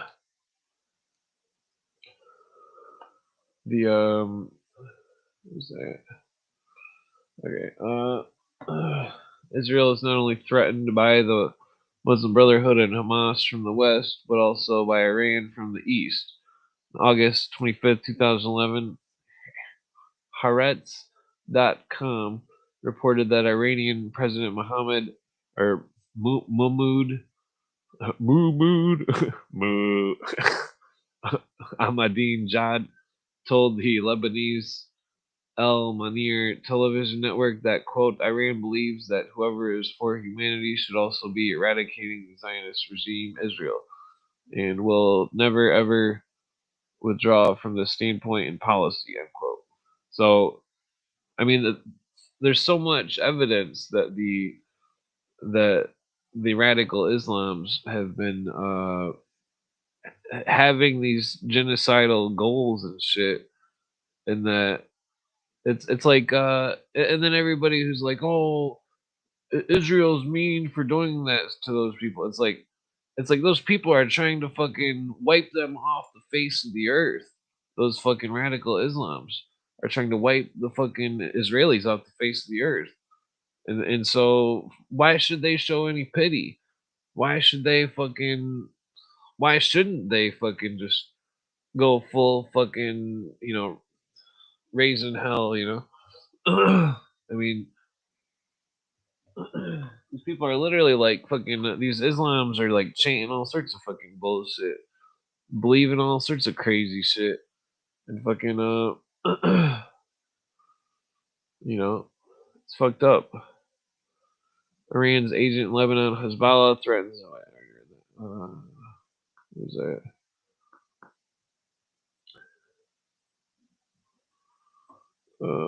Turkey. Okay, so I think it was. Well, I don't know if I should skip this part.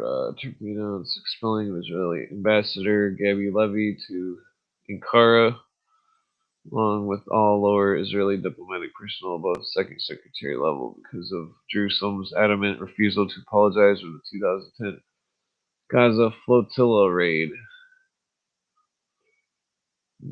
Turkey has the second largest army in NATO. NATO, which I've said is connected with the Nazis, more than Britain, France, and Germany, blah blah. And what is the Turkish attitude toward the West? Could it be the re-establishment of the Ottoman Empire? Question mark. Posted on YouTube January 1st, 2009, a speech given December 29th, 2008 by Sheikh Nazim Kabrisi in the Turkish language in Germany at the arena of tens of thousands of Turkish students, Muslims. He extolled the students, quote, what are you waiting for? Europe and America will bow to Islam. You are the grandchildren of the greatest Ottoman who ruled the world, end quote. See, this is fucking crazy.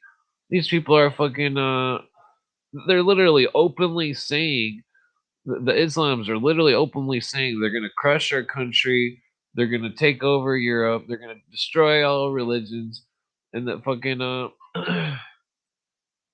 it's very ironic that all the fucking leftists that have no religion are all protecting the fucking Islams and their fucking radical religion.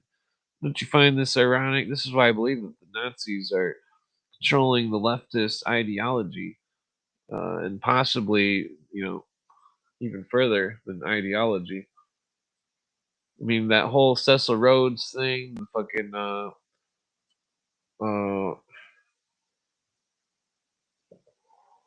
that whole, that whole shebang, and it's all connected with fucking, it's all connected with that fucking Max Heindel and his Freemasonry versus Catholicism book and his Rosicrucian Cosmo Conception book. He's talking about the racist religion of their seven subhuman blah blah blah, and fucking same with that Foundationalers book by Brother 12, Blavatsky's right hand man. Blavatsky, no doubt, was probably also a eugenicist and preached, because they're always fucking, all those fucking theosophists and shit are always fucking talking and this double talk and all this shit. Fucking, I've seen it in the books and stuff, and half the time I can't decipher what they're actually talking about. But you know, we see it in all the secret societies. This Aryan race bullshit, this Christ consciousness bullshit. It's the same shit. Vril, this fucking uh, Baron von Reichenbach's Odic force, Mesmer's electric sleep, the or magnetic sleep of hypnotism, animal magnetism. Uh, and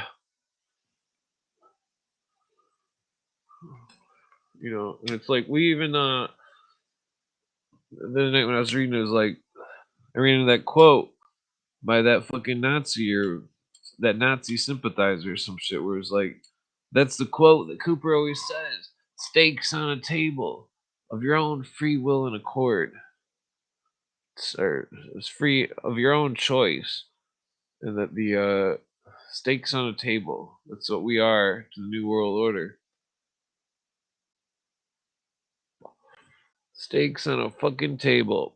I remember reading this Mason book. It said, I don't remember. Yeah, I'm pretty sure it's a Mason book. It said, "The profane are to be entertained." And I'm like, this is like back in 2010 or something. And I'm like, I'm not playing fucking video games no more. I'm not watching all these fucking movies and all this bullshit. I'm not fucking gonna be sitting here entertained while these motherfuckers are all thinking. You know, we're trying to get fucking we're trying to fucking level up past these motherfuckers. We have to know more than they know. We have to know more because Sir Francis Bacon said, "Knowledge is power," and fucking if we ain't got the knowledge, we ain't got no power. And in today's culture, knowledge is everything because it's no longer about countries and vast armies and stuff. It's about knowledge, intel, and that the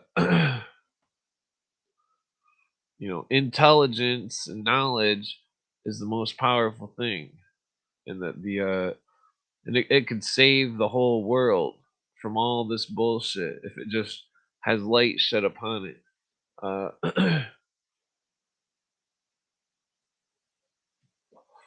Where's that with this?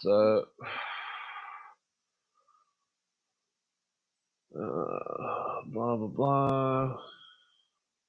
In the case you think the Turks are incapable of horrible violence against other people, just remember the genocide of the Ottoman Turks, Muslims committed against the Armenians, Christians, less than 100 years ago, when 1 to 1.5 million were massacred.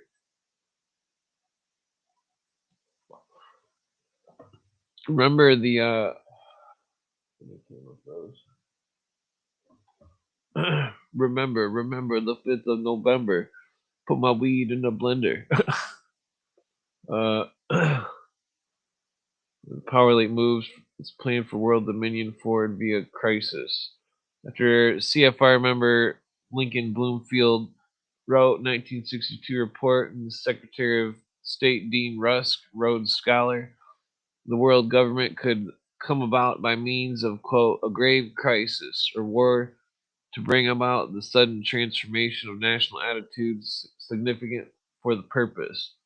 The order that we examine may be brought into existence as a result of a series of sudden, nasty, and traumatic shocks," end quote. This is what is happening in the world today, especially in the Middle East and North Africa, with the Muslim Brotherhood playing a critical role in the power elite's larger plan. So that was Dean Rusk who said that. Wrote in his report to Dean Rusk. Okay, so Lincoln Bloomfield, my bad. CFR Lincoln Bloomfield. Let's see if he can let's see if we can do cursory Lincoln Bloomfield. Let's see. Okay, there's the piece of Shizer.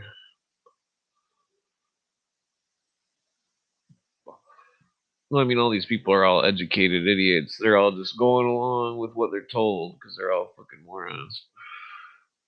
I mean, I think there is a conspiracy, especially with talking about Bushifer.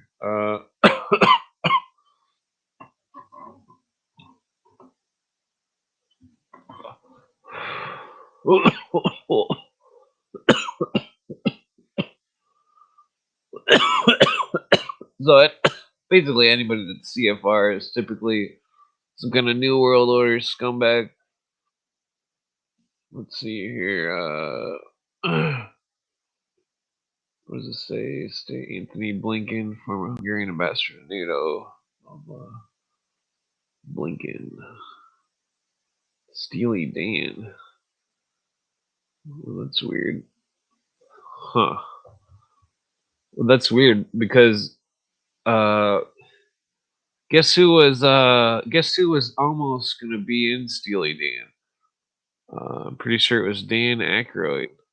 Dan Aykroyd was in Steely Dan before it got famous, and that he's connected with some weird occult shit.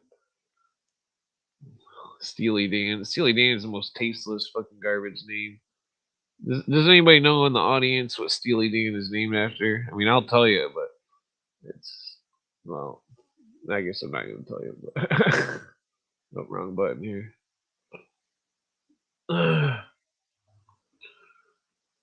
Yeah, the name is disgusting. I'm not gonna. All right, Ambassador Lincoln Blumenfeld. Okay, so we don't need to. We don't need to dig into that. Okay, we're on part 6. We're doing the Power Elite and the Muslim Brotherhood articles, in case anybody just joined. Written in 2011 by Dennis Cuddy. Oh, damn it. My mouse moving slow. Okay, whoa. Okay, relevant to my newest book, The Power Elite and the Secret Nazi Plan, November 13, 2011 edition of the Telegraph newspaper, published an article, might be a magazine, one of the two. Quote, Angela Merkel promises to get to the bottom of neo-Nazi linked murders, end quote. In which was indicated, quote, there was speculation among the media that some politicians, among the media and some politicians that the neo-Nazi suspects might have escaped detection for so long because of the links to the country's domestic intelligence service, end quote. In his book, he wrote that Nazi General Reinhard Gehlen's organization after World War II in the mid-1950s became West Germany's domestic intelligence service. November 16th, Telegraph reported that German Chancellor Merkel said, quote, Germany wants a strong European Union with 27 members and also wants 17 members Eurozone as strong as that, and that inspires confidence. We're prepared to give up the piece of national sovereignty to achieve that, end quote. This would all fit within the secret Nazi plan, which is part of the larger power elite plan unfolding today. 2011.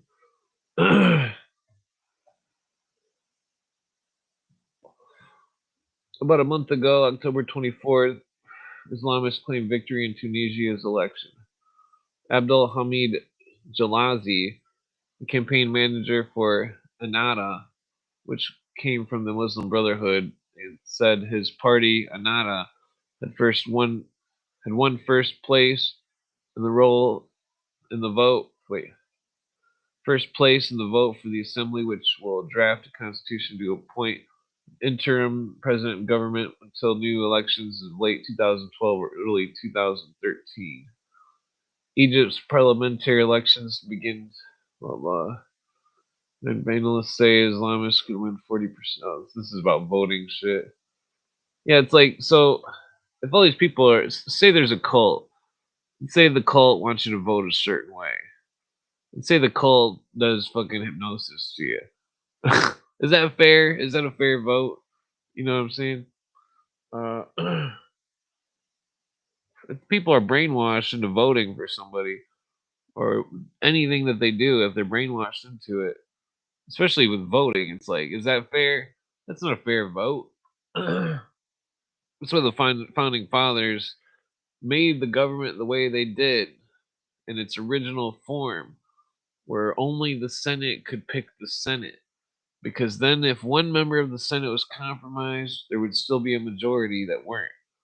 And that they knew that if the Senate got compromised, that so when they passed the fucking 17th Amendment, which was unconstitutional, never ratified according to the books, uh, when they passed that, and when they superimposed over the supremacy clause that protects the Senate picking the Senate clause, they they shit on America. They shit on the dream of the founding fathers. They shit on the fucking our government because our government can't fold in on itself and then go back on things that it was all originally set to be done, such as the mechanics of how the operating system of the government actually works, which was laid out, drafted in the Constitution.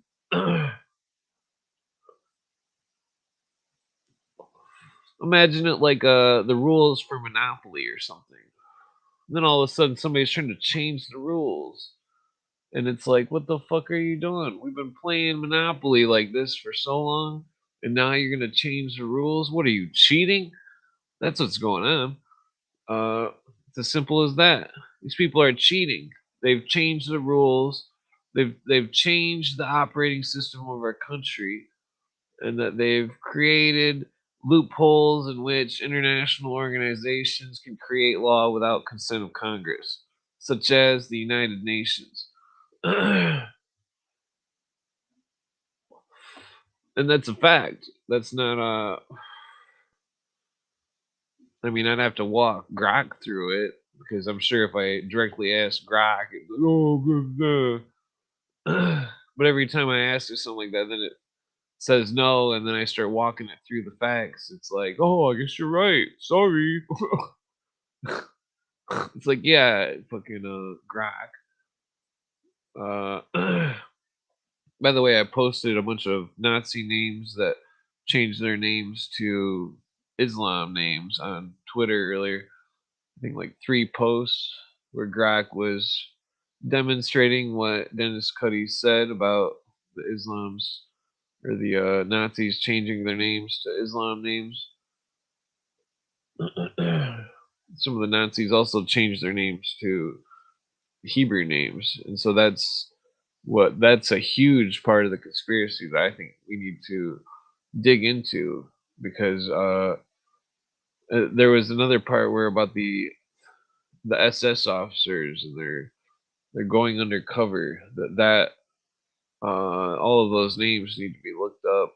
Fucking trace the families, trace the money, see what kind of companies they delved into. 'Cause some of those companies were, involved in that Mingala conspiracy were big companies, mixed with, connected with Chase Bank, connected to IG Farben, a pharmacy subsidiary, connected to what's those other ones, and then in modern times, the money went through to some kind of large construction company in South America, some kind of medical company in Brazil, and that there were multiple companies which were all Nazi connected, and fucking and that their money and their shares and all their shit has tripled, quadrupled throughout time. They've made more and more money, and that fucking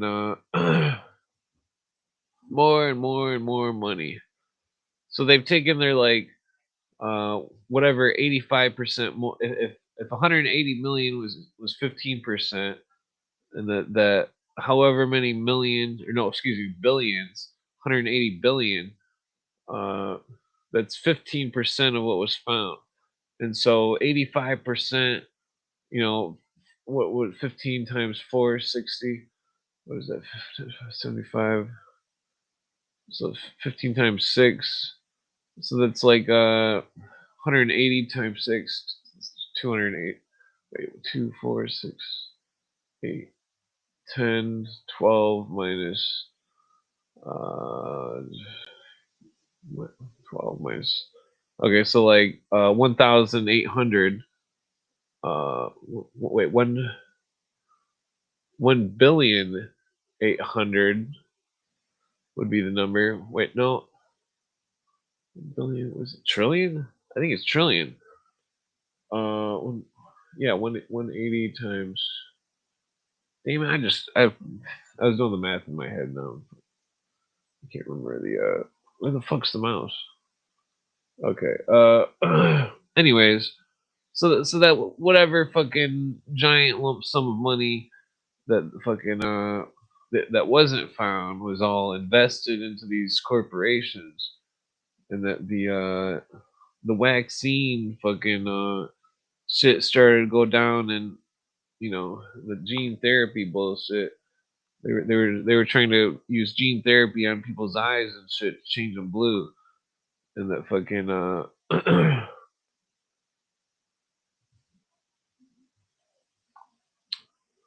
well, I think that there's well, I mean, it really gets fucked up with the Mingala and the fucking all the hormones that he was injecting people with, injecting them with opposite hormones. The fact that the Order of the Solar Temple was also injecting themselves with the opposite hormones, and that to seek the quote unquote enlightenment.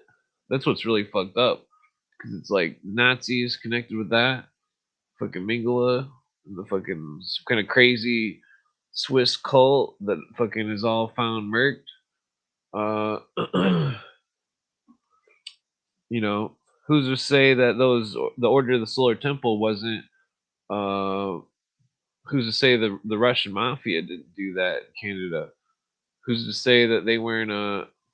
You know, nobody knows. Everybody says it was deemed a self deletion of those Order of the Solar Temple cult, but the a bunch of them were found with their hands tied behind their back, and that the except for like two of them or something, and that in the Canada one or whatever, and that the Knights of the they were all fucking it looked like they were like mafia style executed, and it was like the newspapers deemed it a suicide, and it's like what the fuck really happened there? What is this quasi Nazi cult, the Order of the Solar Temple, worshiping the fucking star Sirius? They're all of a sudden they're found fucking all fucking eliminated, and it's like what the fuck is who did that?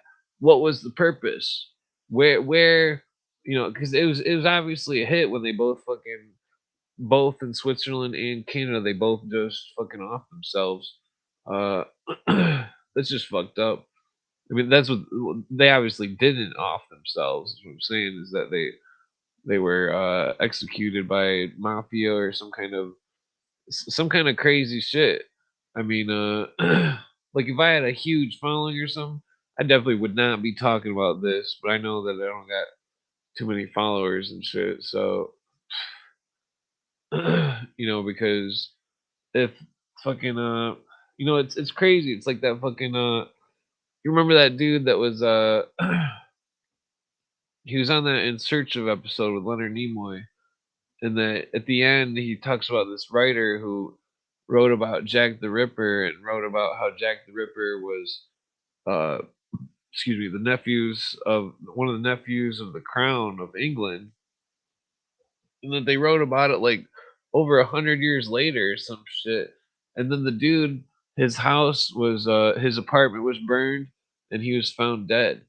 And because he wrote about the Jack the Ripper being related to the crown, all of a sudden he ends up fucking missing. Those English Freemasons probably smoked his ass. They were fucking because the crown is the fucking head of the English Freemasonry, and that it's a fucking cult, and that fucking English Freemasonry seems to be where this fucking British Israelism comes from. That I mean, that's a long story. It's like, and it's not to be confused with Hebrews, because those are totally different people, and that the New World Order is they're making sure that people hear words and think of all these universalisms, how this word means everything, and like, oh, just it's like words mean specific things, and that you know what was I gonna say? I mean, they're I mean, it all boils down to what Weishaupt said: when they perfect the language, they will have won. Meaning that when they perfect the lies, they will have won, because they can weasel their way out of anything with all the fucking lies that the fucking Illuminati spun up.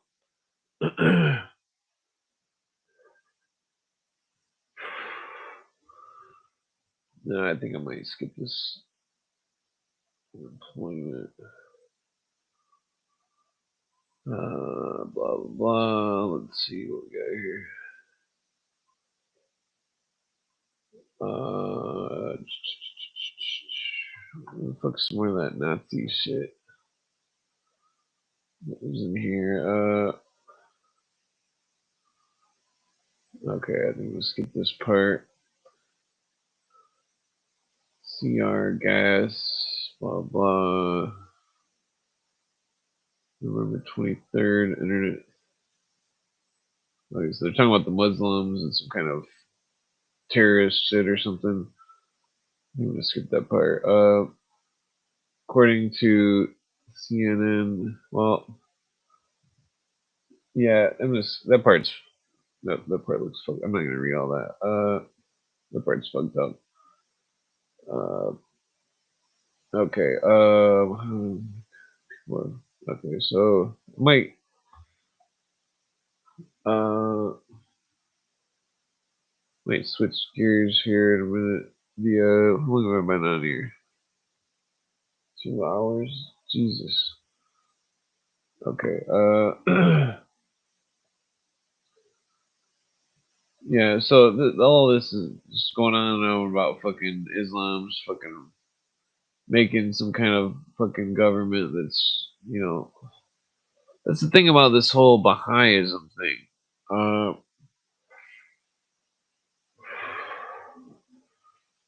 Damn it, where the fuck? This Baha'is thing is connected to this fucking Aryan race conspiracy. Their Christ consciousness is fucking Aryan bullshit. They're fucking it's like at the core of the fucking Baha'ism, it's some kind of fucking Arab fucking consciousness cult, and fucking let me just see if I can get a quick answer out of Grog with the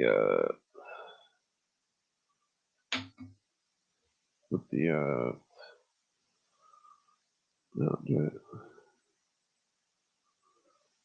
Okay, what was I gonna ask? Okay, is Islam connected to Baha'ism? I've asked this.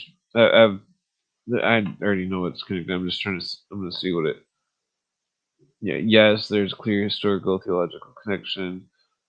Blah blah. Commonly Baha'ism, Baha'i faith. Blah blah. Baha'i originating 19th century Persia.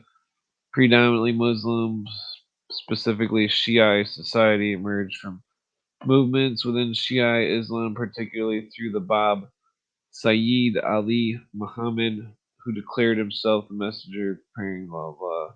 1844, 1863, Baha'u'llah Mirza Hussein Ali Nuri declared himself that promised figure of the latest messenger of God, quote unquote. Islam is viewed as a parent religion of the Baha'i faith, similar to Judaism as a parent of Christianity. Baha'ism, blah blah. So it's obviously fucking Cause remember that the fucking United Nations, they love Baha'ism. There's all sorts of fucking Baha'ist cults all over this country. What the fuck is that? Uh, hmm. Okay. Some kind of British dude is trying to ask me if I want weed on Twitter. Okay, let's see here. Oh, based in Japan. Ah, that's funny.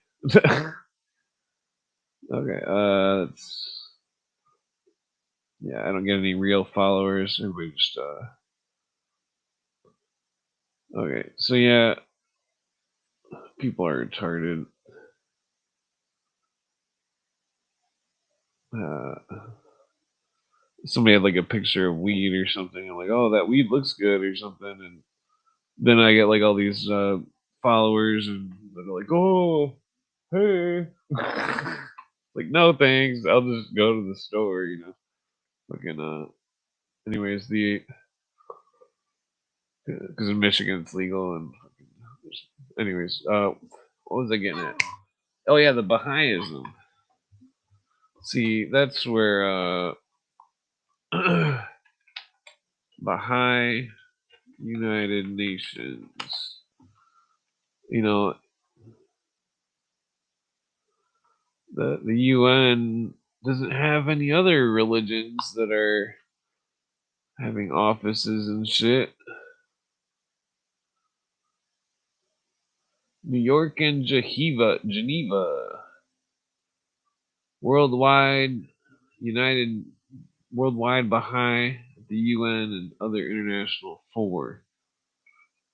Blah blah blah. I'm not going into all that.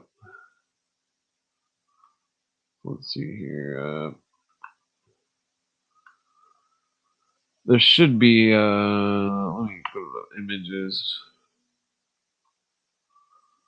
just so you can get an idea of how the UN loves to cater to Baha'ism just as much as it does to ass kissing the Pope. Um, yeah, their whole and remember that the Baha'u'llah of Baha'u'llah in 19 I think it was 1917 I think it was when two years before the First World War started, Baha'u'llah of the Baha'i said that the world that Europe would burn in 2 years, and he was predicting 2 years in advance when the fucking UN or the excuse me when Europe would fucking experience World War One, and that fucking when you put the 33rd degree of the Scottish Rite symbol next to the Baha'i necklace, the Baha'i symbols, it's the same symbol, three interlaced triangles, and that the it's the same order. That's why the fucking let's see here, 33rd degree necklace. That's not the right one. There it is. Okay, so I'll bust this image out. Oh, there. Why did it open twice? Okay. Here you see the 33rd degree necklace. Uh, ruby. Notice the sword and the finger pointy thing and the Ouroboros. But mainly notice the never noticed those letters around it. Maybe I'm retarded. Notice the or the three interlaced triangles. There's other pictures with it drawn in a book, and you can see the three triangles are three different colors. red, white, and blue, and that the so then the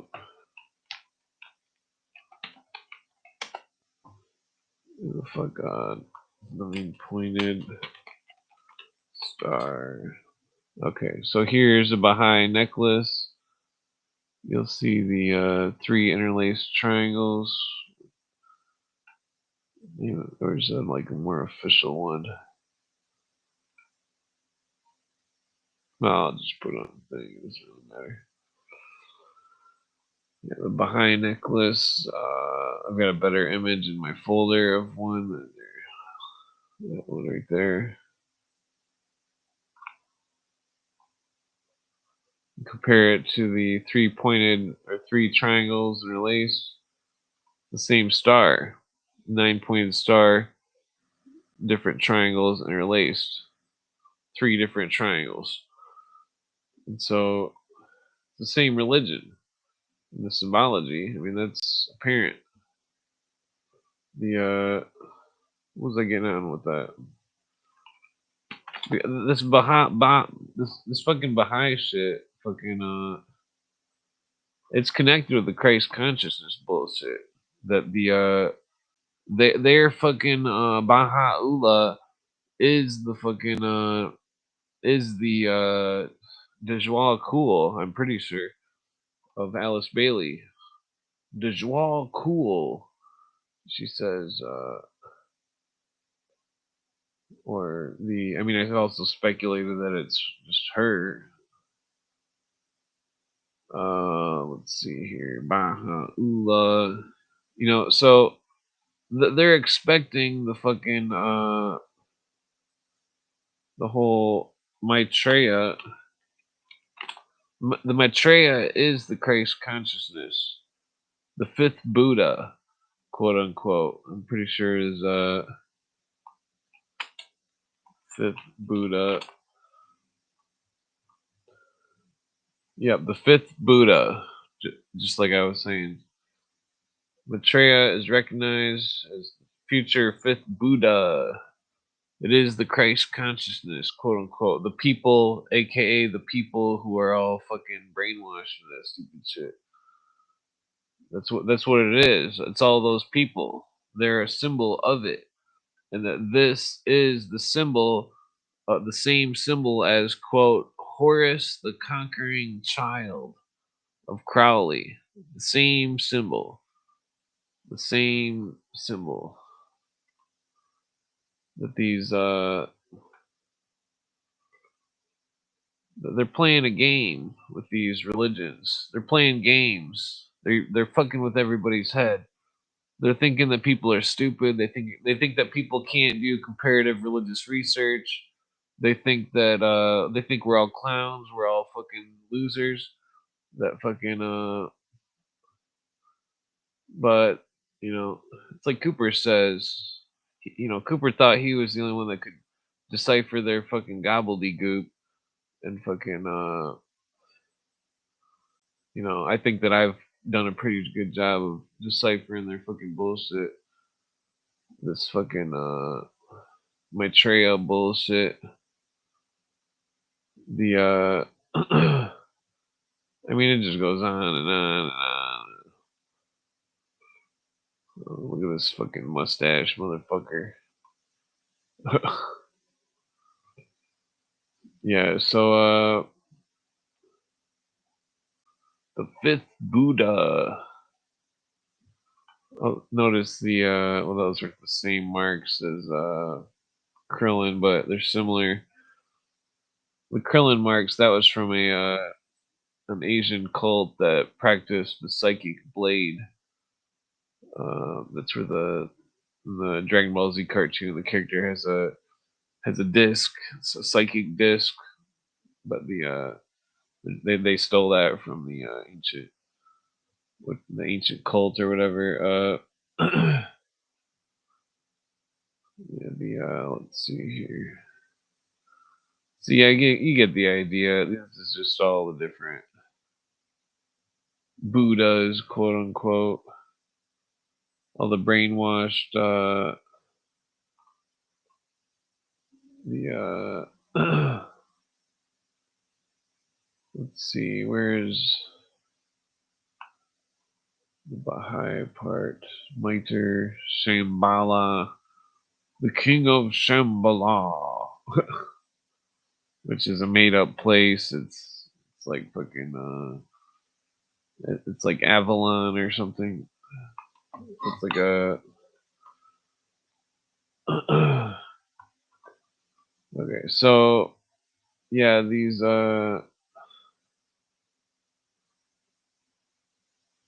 different this whole usurpation of culture through religion. It's a powerful tool, and that I think it's very relevant that fucking Baha'u'llah 2 years before World War II predicts, or World War One predicts World War One, and he does it on September 11th. Uh, he made his prediction on September 11th. Let's see here. Blah blah blah. Let's see. On Friday, November 25th, more than 100,000 protesters at Tahrir Square in Cairo. The ruling army announced that Kamal Ganzouri would head the National Salvation Cabinet. However, this angered the protesters because Ganzouri was Hosni Mubarak prime minister from 69 to 99. Friday, the Muslim Brotherhood held its own rally at Cairo's prominent Al Azhar Mosque, and according to YNetNews.com reporter Eldad Beck, the rally, quote, turned into a venomous anti-Israel protest with attendants vowing to one day blank all blanks, end quote. Throughout the event, Muslim Brotherhood activists chanted Tel Aviv, Judgment Day has come. That's fucked up. Yeah, so there's some crazy fucking shit going on in the world. All this fucking Middle East shit. Like, what the fuck? Oh, God, there's like another million parts. How long have I been reading this? Fucking,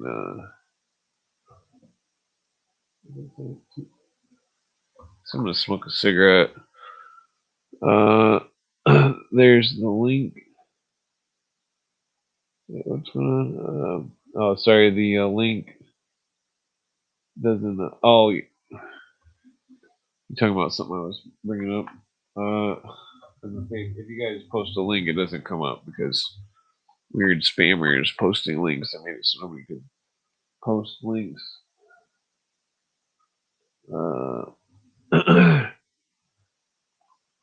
Man, my mouth is fucking dry. I'm gonna drink something. Let's see here. Yeah, I'm gonna go grab a drink real quick. I'm just gonna chug some fucking milk, well, coconut milk. Yeah, I'm a loser. I can't drink regular milk.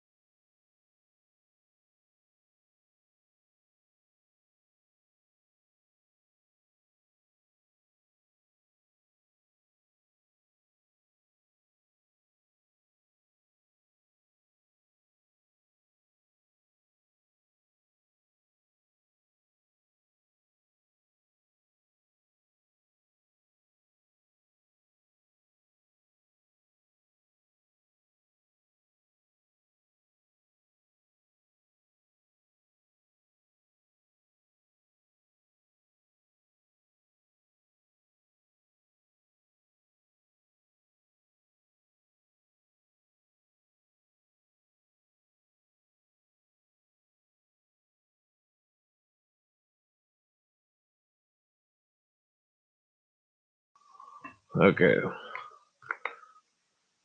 Yeah, it's like some others like cookies and candy all over. I can't freaking takes all my willpower not to eat any candy. Fucking like chocolate. Fucking Okay,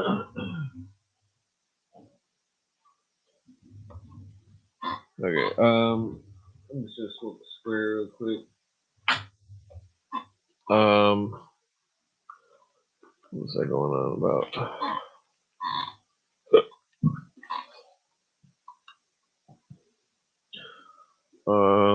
Let me see.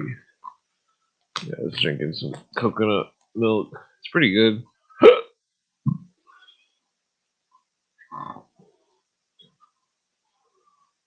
Drink coconut milk and I had a lot. Rap a lot. Come back like came a lot. Smoke some pot. Yeah. I got nothing. Okay.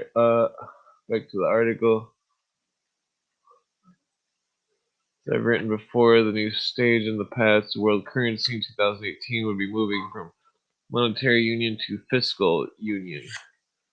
In that regard, the New York Times, December 9th, reported that, quote, all 17 members of the EU that use this euro agreed to the new intergovernmental treaty that would do just that. The 17 joined. Why does it always fuck up the end of the cigarette? By 9 other members of the European Union. The New York Times explained that, quote, 20 years after the Maastricht Treaty, which was designed not just to integrate Europe but to contain the might of united Germany, Berlin had effectively united Europe under its control, end quote. This would also fit within the secret Nazi plan which I have written. Dennis Cuddy.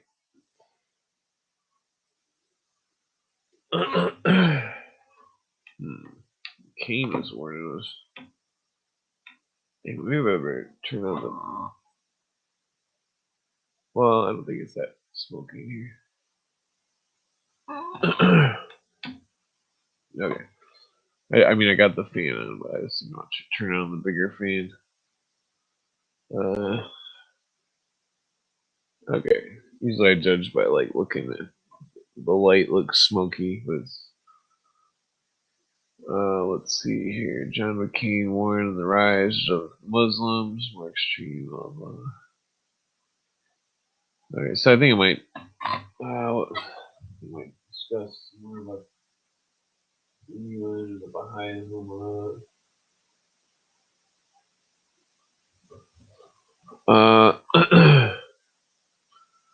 Let's see. How's the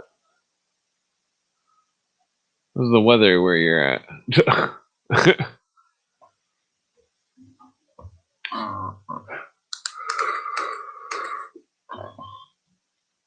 Okay, March 2011, Senator John McCain. I already read that. I'm gonna skip this part. Blah blah blah. It's just talking about how they were growing. 100-member commission. Blah blah. Trying to make their own country and shit. Fucking trying to take over Egypt. Let's see. Yeah, a lot of this is just fucking. I mean, it's all already trying to skip to the Nazi stuff to try to fully link the Nazis with the Islams even more. I mean, I've went over all these articles before on here, but sometimes you got to go over stuff like 2 or 3 times to like absorb all the names and information. And, you know what I mean? Like, blah blah blah.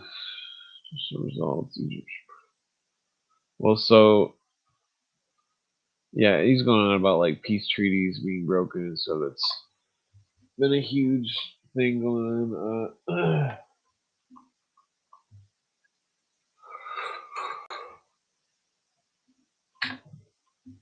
That inhaler's almost dead, so like there's like nothing in it. So you gotta hit it like 6 times. Okay, so yeah, what was the time right here? I'm talking about voting or something. Some kind of election fraud going on with the Islams. I remember reading that before. I'm gonna skip that though.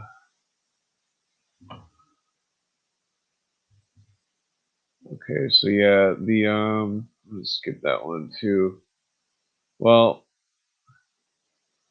yeah, so there was a court case with Billary, and that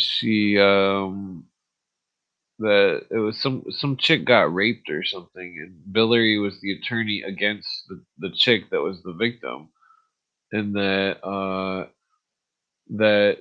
she knew her client was guilty, but well, I mean that's speculate. I think she knew her client was guilty, and that she well, I'm not gonna go over the details, but it was she made the victim uh even worse, you know, because the person had lost the court case against their what you call it, and the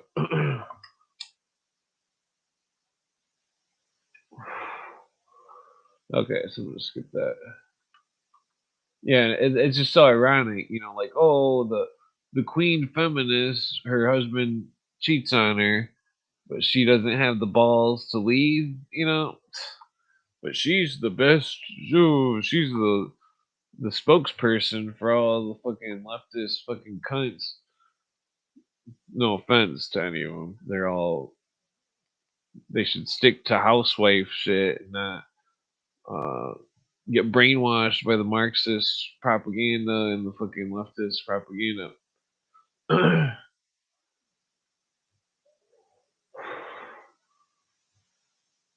I'm rolling these cigarettes too tight. Many of these rebels who ousted Muammar Gaddafi were connected with Al Qaeda, which came from the Muslim Brotherhood. Only a few hours before Abdul Jalil's statement, Secretary of State blah blah blah had called for an investigation on Gaddafi's death because it appeared to be an execution after he was detained. It was blah blah blah. However, the person can at least say Gaddafi was blah blah. And, wait, the blah, blah, blah. Okay, so yeah, I'm not gonna read that. I mean, YouTube's algorithms, so I just don't really want to read that shit.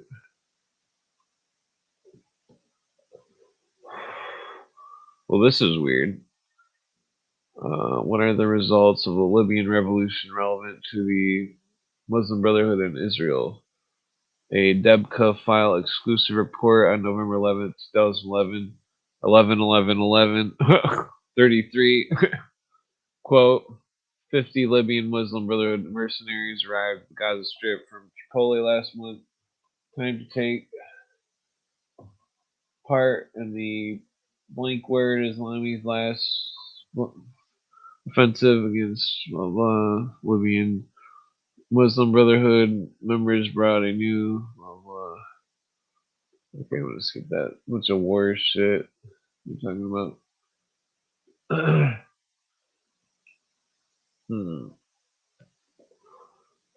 Because I know they go into this Nazi conspiracy more in these articles. I'm just uh, looking for those parts just to try to.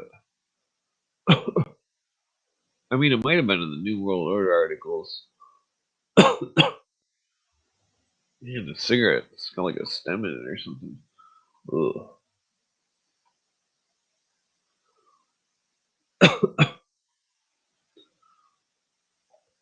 This interdependence is that's a good one. You should go over that one, or maybe the conspiracy, or the New World Order. No, I think I should do the New World Order one itself. That's gonna have the intelligence and the Nazi stuff in it. Illuminati. Where was it? We're near the top.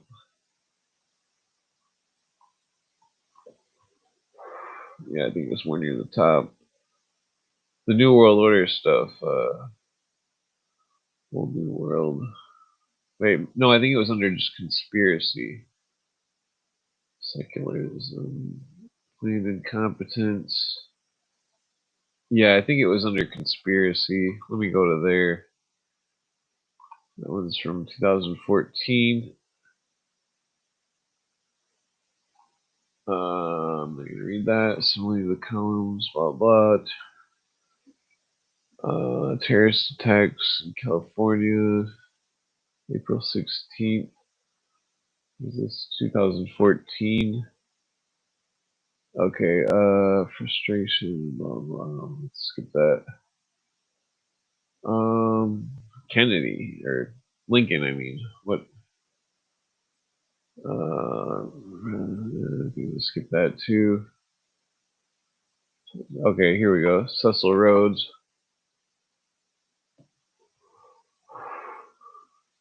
He told Jim, the diamond magnate, Cecil Rhodes had formed the secret society of. Oh, I remember. He was writing this article like he was arguing with some kind of skeptic. So technically, this is the article I should show my friend that is fucking has connections with, could easily get a job as some kind of writer. I mean, technically I could too, but I'd have to like talk to this old dude that I used to apprentice under as a writer, and he's all old and fucking out of his mind, But he's got the hookup on. He knows people at Newsweek and all sorts of magazines and shit. It'd be badass to like write an article or something and sell the article to some kind of big magazine or something, but they wouldn't publish anything that I wrote, no matter how documented it was.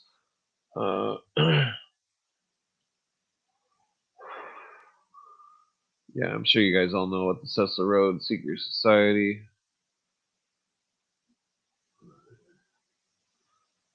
Told Jim that President Wilson, on his New Freedom, published the first year of presidency, 1913, had written, quote, since I entered politics, I have chiefly had man's views confided to me privately.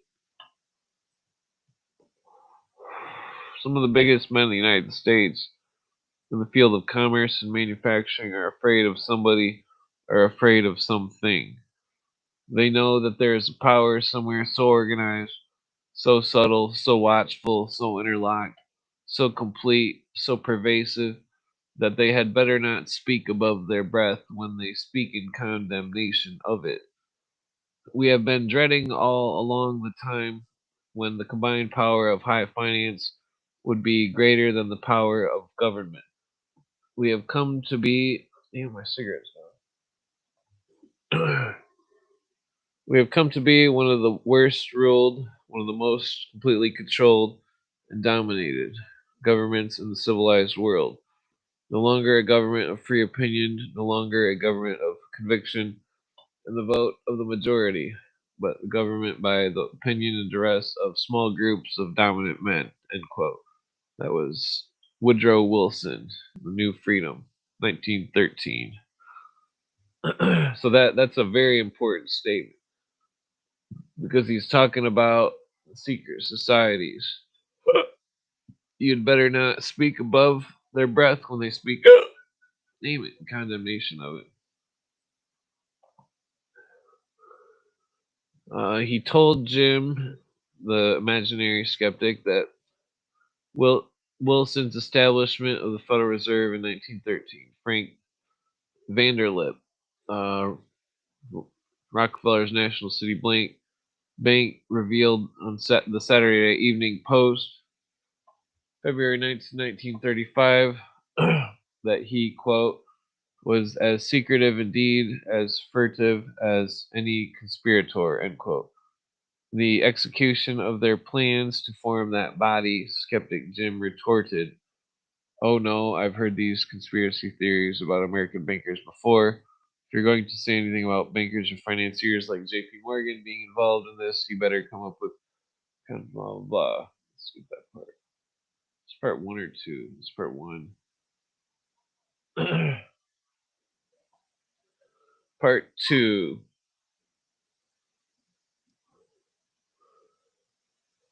Okay. Responding to him, he told him that in the early years, Franklin Roosevelt's administration, right after, talked with Jack Morgan, Morgan's son.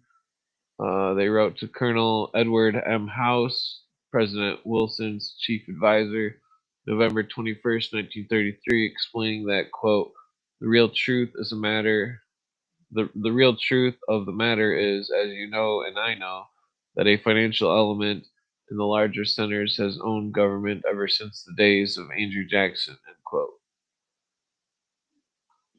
Jim seemed to have was surprised that FDR would actually say something so bold, blah, blah. Personally, so yeah, it's talking about him carrying out Cecil Rhodes' plan to make the world government ran by England. I was aware, blah, blah. Historian Arnold Toynbee, who was an acknowledged member of Cecil Rhodes' Association of Helpers. What the fuck time is it? I might like put on something and grab a snack or something. Get the munchies like crazy.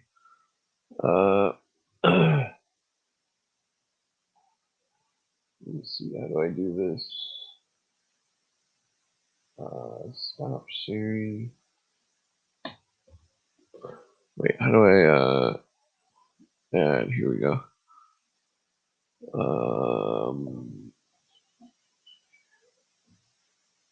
Local video. Okay. Let me just put on.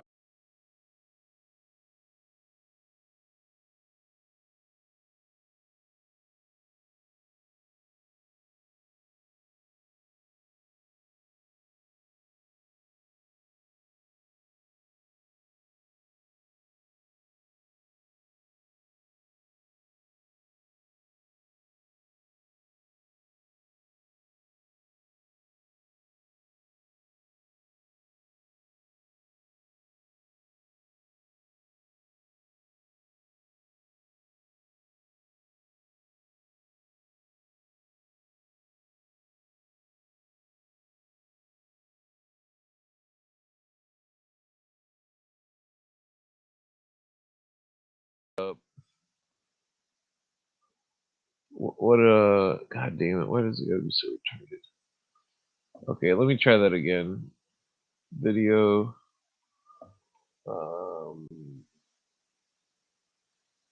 This will do that one. Yeah, I'll do that one. Oh god damn it, that didn't work either.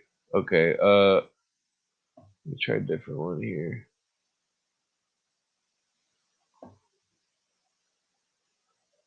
We'll do I don't think it's liking the AVI format, so this one should work. Ah, damn it, didn't work. Okay, sorry about that. Let me try a different one. Let's try the. Let me try the AVI. I think it has to be under 250. That's what it was. 250, 250 megabytes. Ah, shit, there's nothing. 273. Alright, I'm going back to the other folder. I got something else I can put on. Let's see. Damn it, this is taking forever. Okay, season 5. I'll put this on. Yeah, okay. This should work. Okay, is it gonna work? Let's see. I don't think it worked. Okay, I'm gonna have to try again here. The placeholder. Video storage. Maybe that would no.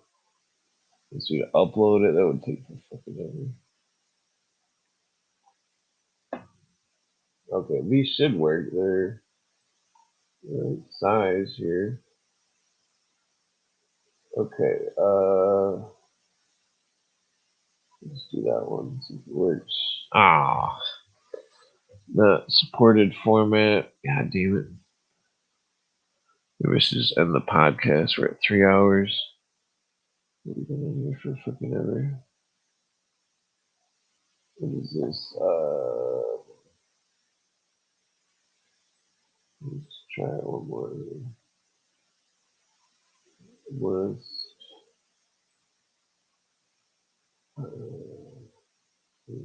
here we go. This one's. Oh, god damn it. Okay, for some reason it's just not accepting any videos. Maybe if I play it on the screen and then present the screen, it'll have the audio, hopefully.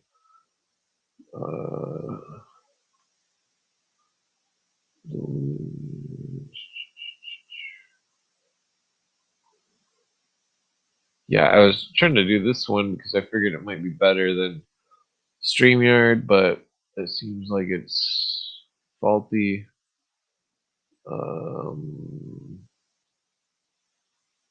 Let's see. I'll put this in.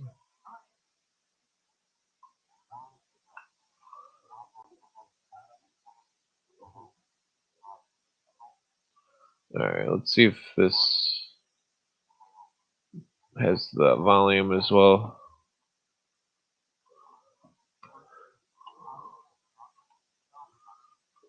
Let's see.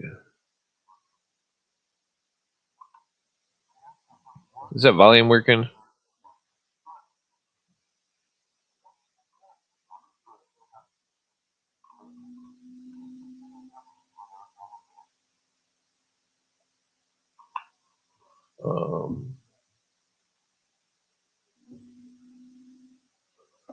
Okay. Okay, it's definitely not working.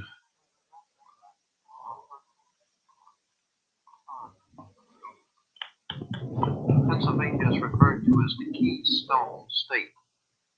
The reason why Pennsylvania is the Keystone State, because the Freemasons that founded this country were members of the Scottish Rite, and in that Scottish Rite there is the Royal Arch degree. The Royal Arch degree, and of course the Royal Arch, if you do not know, was originally because of the sun coming over the horizon in the morning, made the Royal Arch. The Royal Arch degree of Freemasons has been continually and ever busy throughout the world with their Freemasonic endeavors.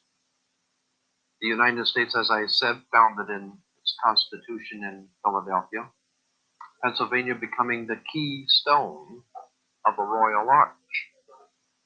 There is much concerning this material that we need to look at. Who are the Freemasons? Why are there emblems and symbols throughout the world on flags and emblems and symbols throughout the world on all sides of conflicts? We might ask ourselves about the Red Cross. The International Red Cross is a Masonic organization. They always, in every conflict, are able to go behind enemy lines. Why is the Red Cross, the International Red Cross, able to go behind enemy lines in wartime and conflict? There's a reason. The International Red Cross out of London, connected with the American Red Cross, comes from the Red Cross of St. George, the cross on the British flag, the Red Cross. That also is a Masonic institution.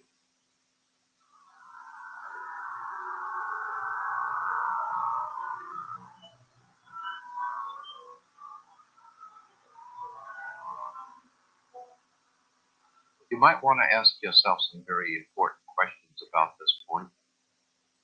For instance, why is Hollywood continually bombarding our country and this world with trash movies which portray violence, rape, crime of every kind, bloodshed?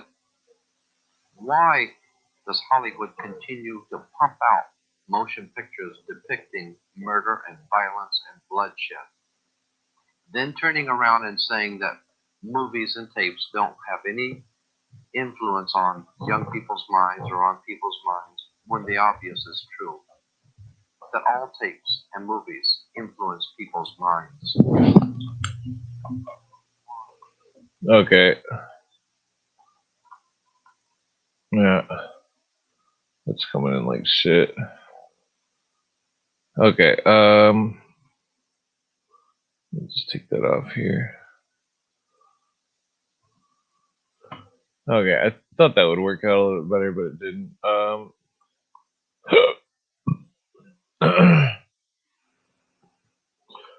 So, what was I gonna say? Something about the Mason stuff. There's a book that, I mean, okay, so I guess I really don't need a book, but so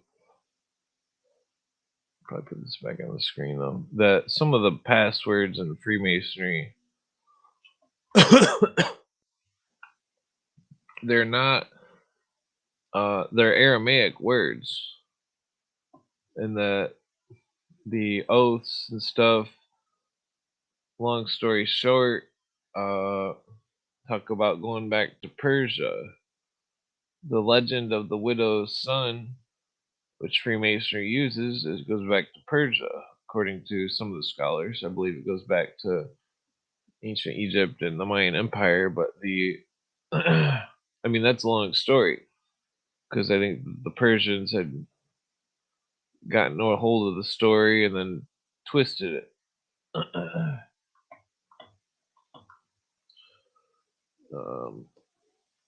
Roll another joint.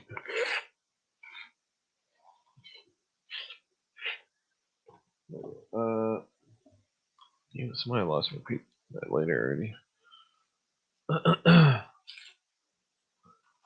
Okay, so the hell time is it? Yeah, I might just smoke one more joint and pass. I don't think I can. I need to try to wake up earlier. This conspiracy is detrimental. This whole conspiracy, understanding it, because I mean, technically, the future of people's minds are at stake. You know, not just the physical world, but their minds. To save the minds of the people in the future from these lies and atrocities and all of this bullshit would be a great feat.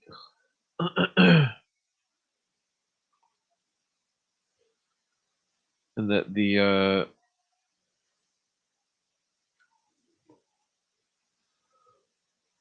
world that we know it is changing in ways that is controlled by secret elect, people that we have no idea what their names are, who they're working for, how much money they've got. But I guarantee you that they're running shit. It's not any of the people that they say are running shit. They're always doing it in some kind of compartmentalized way where nobody can know, everybody just has to follow suit, you know. I mean, that's how it works. God damn it. There's like a stem that's sticking out. Okay, so I'm gonna have to like skim through these articles. I need to get a copy of that one book that he wrote. Because there's got to be more that we can link together and stuff.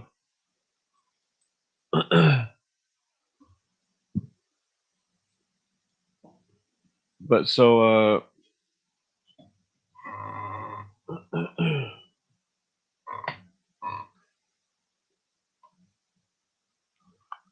yeah, so Rhodes had a secret society.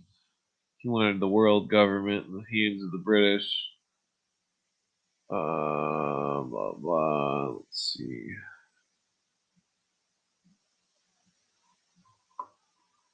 So that Morgan, responsible for the Bank of International Settlements under the Hague Agreement in 1930,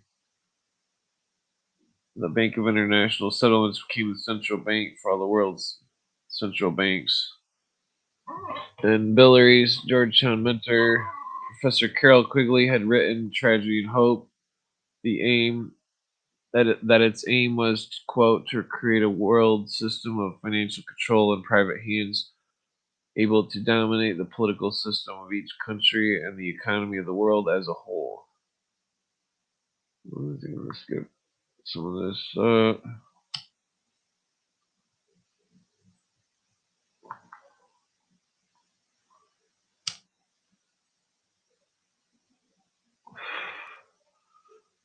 Okay, so the let's see, the BIS.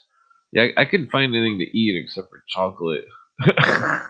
And one tiny chocolate muffin, which is not. Well, no. Nah. So I ate a bunch of chocolate and fucking drink more coconut milk. I need to like make sure I go to the store and stuff. For okay, let's skip ahead here.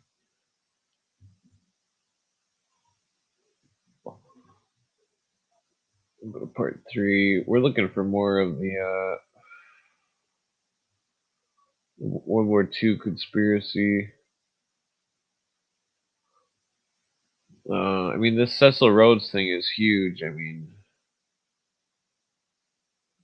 uh, the Rhodes conspiracy.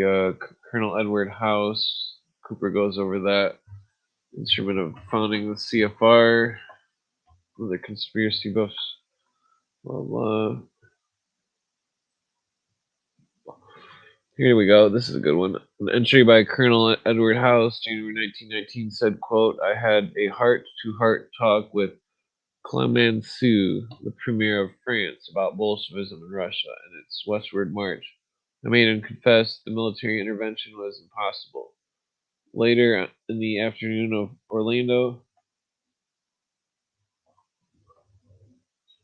where'd my phone go? Oh, I was checking. Where was that? Orlando, Premier of Italy called. I gave him much the same kind of talk, and he too agreed with my conclusions. I am trying to have partially succeeded to frighten not only Wilson but the English, French, Italians regarding what might be termed the Russian peril. I would not confess that military intervention was a possibility because blah blah. Okay, so who was that saying that? The Colonel Edward House.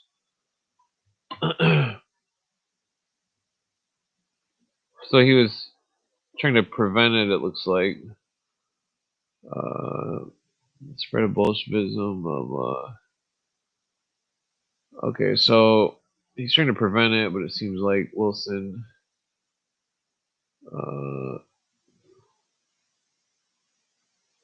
Then I remembered who authored Philip Drew, Administrator.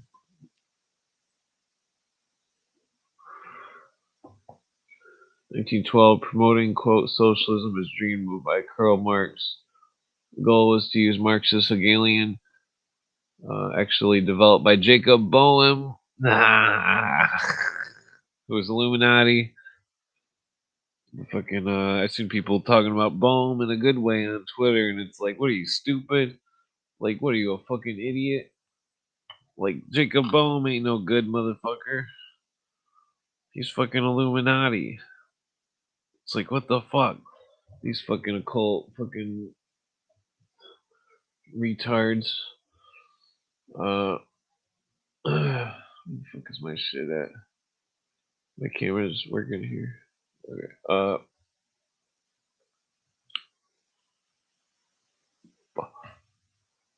damn it, it's almost 5. I thought it was 4.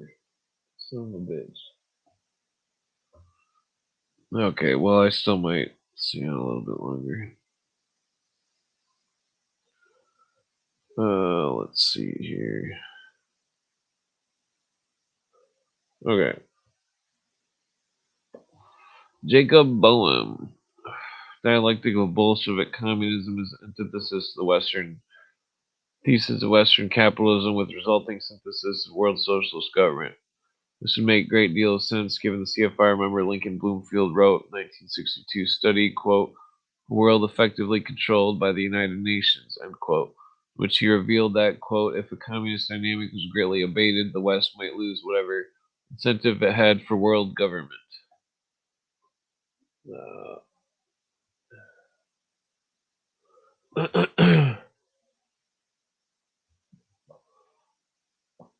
I knew that before I even mentioned the CFR to Jim. I had have at least two respective scholars confirming the CFR was a front for the power elite.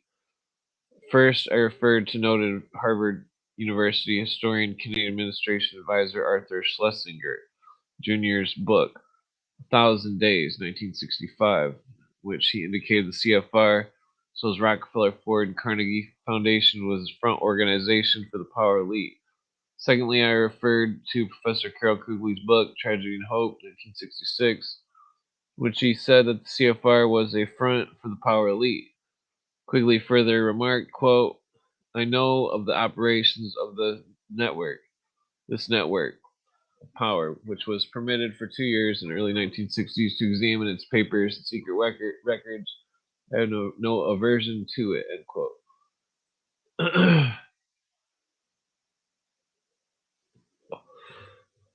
Professor Quigley also related that the power elite, quote, expected that they would be able to control both political parties equally. Indeed, some of them intended to contribute to both and allow an alternation of the two parties in public office in order to conceal their own influence, inhibit any exhibition of independence by politicians, and allow the electorate to believe that they were exercising their own free choice, end quote. This is similar to what FDR's son-in-law, Curtis Dahl, a member of the New York Stock Exchange, wrote in FDR, My Exploited Father-in-Law, as he revealed that, quote, carefully screened leading actors are picked well in advance of election day by a small group picked for both major parties. For a long time, I felt that FDR had developed many thoughts and ideas that were his own to benefit this country, the USA. But he didn't. Most of his thoughts, his political blah blah, was carefully manufactured for him in advance by the CFR, One World Money Group, end quote.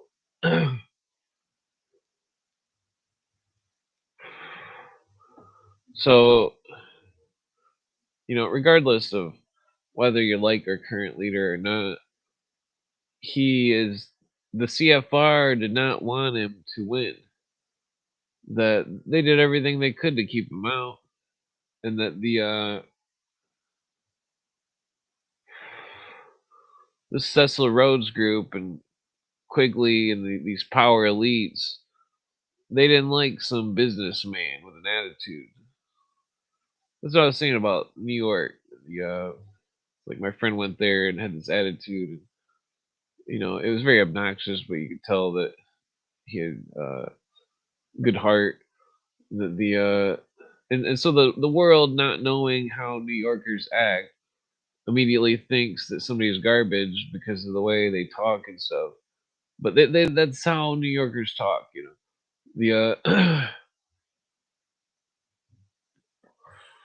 and that I think that our current leader has our best interests because it doesn't matter what his interests are, they're not what the fucking Trilateral Commission and all these fucking New World Order want. And that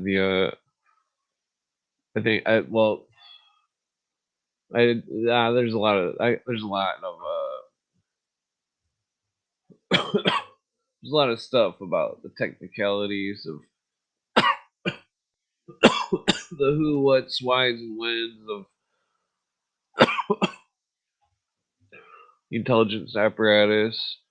The ifs, the if did Ralph Tortorici, was he really implanted or was he just crazy?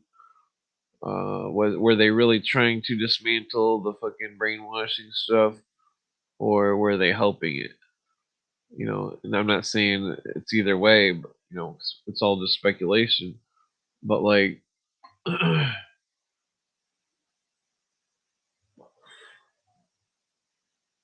there's it's very bizarre. Well, first of all, I guess I do not trust any of the people that Reagan hired, such as that Earl Bryan character. And if that company Infotechnologies and Heldron, if the AI was saying they were uh, huge parts things for technology and that it was going to Neuralink, which is fucked up. But like that's why I say I think that Elon Musk is probably CIA or something. Well, maybe not that group, but some kind of intelligence. And that it's the company I think is a front for something. I mean, they're really making cars and stuff, but it's like the symbol of his company is it's a large T, a tau. So it's obvious he's most likely a Mason, and that but the question is, what kind of Mason is he? Is he a all American Mason, or is he a pro European Mason, or is he could be nothing at all?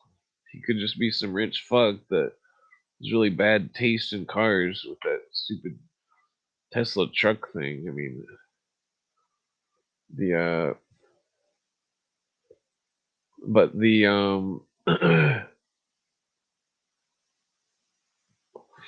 that Neuralink thing is just weird.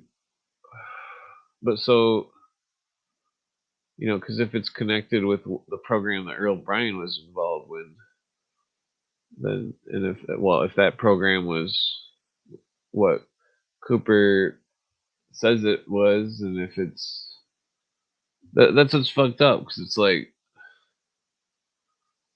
it's like Cooper left us fucking hanging here. It's like he decided that his shit was more important than the fucking world and the fucking in America, and so he let himself, you know, get you know over nothing, over some money that he could have just paid the money and fucking kept, bringing the information. But it's like being selfish. It's you know wasn't too. I mean, he was selfish. I mean, that's Cooper was selfish. He knew all this shit. He didn't know how to say it all, and he only alludes to it in certain shit. It's like, well, what the fuck? We're all sitting here, fucking. All the researchers that we see on the internet are all just fucking. And they're so weak. No offense to anyone or anybody, because there's a lot of good researchers out there. I mean, Courtney's a good researcher. What's her name? I mean, I can name off a ton of people, but like Cooper's stuff was so intense, and like he had it's like he was bringing stuff to the table that was huge. The whole disarmament conspiracy, if the UN is trying to disarm America, Russian troops, the United States, etc.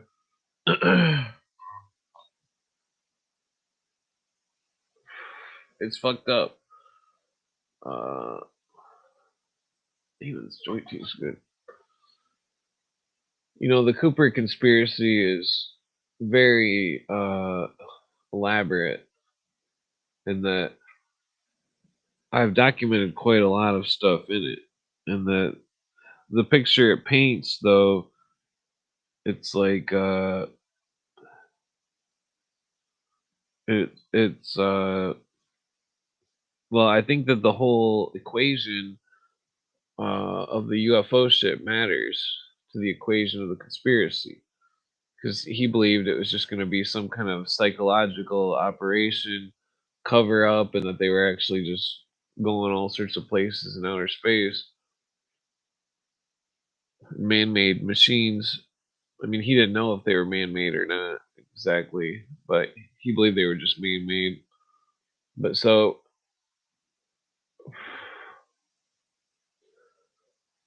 the conspiracy rests on that because the UFO conspiracy is even more elaborate, and that because it's like I mean I don't even consider my UFO conspiracy stuff part of when I began research, because I was UFO conspiracy fucking in the 90s, watching all the videos I could find, sightings, the TV show, and all sorts of shit, and like fucking reading books and stuff, and like uh, and after like after I had heard about Jordan Maxwell and stuff, and seen Esoteric Agenda, and after 9/11 and stuff, the UFO conspiracy was, it was totally out of my mind. You know, after 2001, it was like nothing. It seemed like a big nothing burger. And then so 2004 or something, 2005, I think that's when I really started listening to Jordan Maxwell, and then fucking and I heard him talk about the alien stuff some, but it wasn't as intriguing. But like then like then I hear Cooper's stuff in like 2008 or something, and like fucking and then I hear all the UFO stuff over again, and it's like, and it still just seems like, you know, I'm just fast forwarding it through, like, you know, I've heard this a million, this whole scenario, and it's just a different version of what they're saying with the UFO story, when, you know, and then like I mean, I did take note of Cooper saying that he's seen a UFO, aka USO, because it was submerged underwater for a period of time. He said that it flew in the sky, but the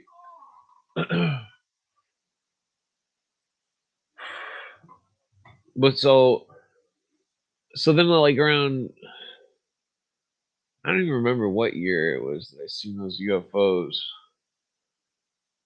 but it was like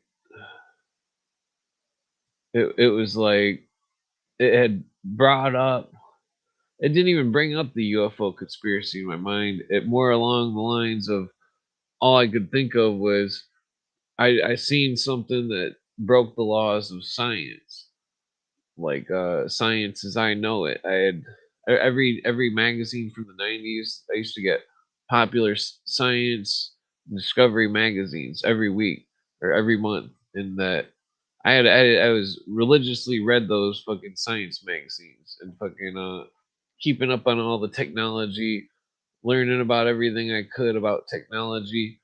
uh you know, I was well aware of what kind of technological stuff was going on in the 90s because of those popular science magazines, and that they were extremely relevant to, uh, you know, in that even though I didn't have like video game systems and stuff, I did get chances to fly like video games, flight simulators and stuff, and like and like I did get chances to, like, you know, read about uh you know, like super fast aircrafts and shit, and, you know, all books on stuff, and like, you know, just like history books, but like the but to see something that was going faster than any known craft, that was fucking I mean, it was just going so fast. It was fucking like, and it was traveling, it was moving so far in the sky, and it was just like, and it was getting smaller and smaller to a point you could tell how far it was by how small it got. And fucking, it was like, because it was like uh it was like an orange, you know, thing, some kind of orange orb, and it was like, it looked like it was semi translucent, but it had that same like the same as the stuff you see of Area 51, the same orange orbs, and that the it just straight up fucking like started ricocheting in the sky, this fucking UFO, and the UFO was just going back and forth like a fucking pinball machine, ricocheting like fucking in the sky, like zoom zoom zoom zoom, you know, like fucking multiple acute angles, which were not that they weren't any type of, it wasn't some sort of recognizable flight pattern or some shit, you know. It was you wouldn't expect anything to do that. You know what I mean? Like, the way it moved, and then it like straightened out and just fucking was like boom, like fucking this orange fucking UFO just like flying into the sky, and it was like a clearest sky you could imagine. And then it was like, I think it was the end of summer or something, and it was like it just fucking hauled fucking balls out of the fucking solar system, and like you could see it was just flying, and it was just it was like going past stars and shit, and it was like, and it just kept going. I was looking at it for like 15-20 seconds or something, and it's just like, and like I was looking at it and I'm like, what the fuck, and I just fucking was like, this is fucked up. I'm going inside, like fucking, I don't want to see that shit. That shit was fucking scary. Uh, they're not you know, I mean, whatever's going on is. I mean, think about how the barrage of sci-fi television shows about traveling through space and all these secret people and stuff and different planets and all these different fucking all this bullshit.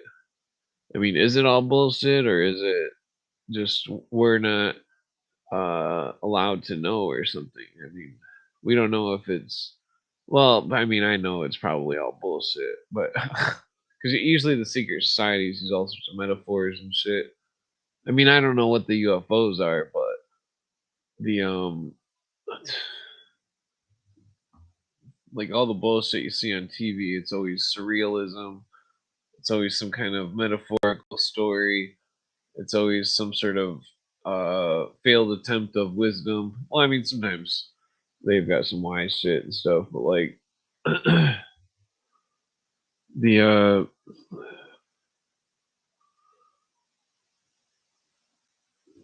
I mean, there's just fucking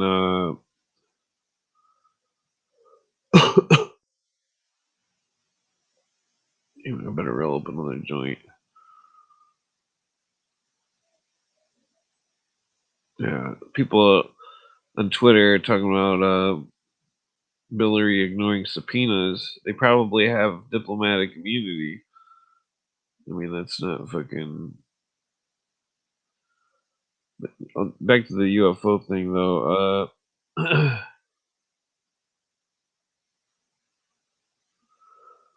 That the I mean, so that was the first time I seen UFO. The second time, it was it was an orange, or it was a red orb, and that it was it was floating in the sky in a super cloudy night, and it was and it was, there was like a thick wall of clouds, and there was like a velvet red orb in front of the cloud, and it was you could clearly see the defined shape of some kind of orb or saucer or some shit, and that the that freaking maybe I could find a video that's like it and put it on. These fucking, the red orb just fucking started floating back and forth, um, and that it was it kept moving real quick, and fucking red orb UFO. Let's see. I don't know if this is similar. Is it even moving? I don't know if this is like the one that I seen, but it might be similar. Okay, I guess I'll put it on the screen.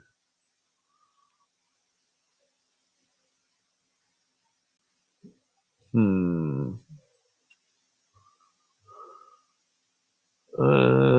Yeah, that was not like what I seen. It was. It wasn't really glowing. The thing that I seen. Uh. It was more like just some kind of red. Well, this looks like the fucking orange one. Yeah, it looks. Looks like the orange one.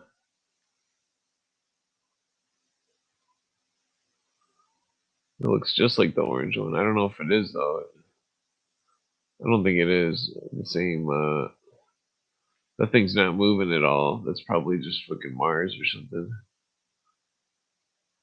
Is it even moving? I don't see it even moving. I think that this person is just retarded. Let me just fast forward here.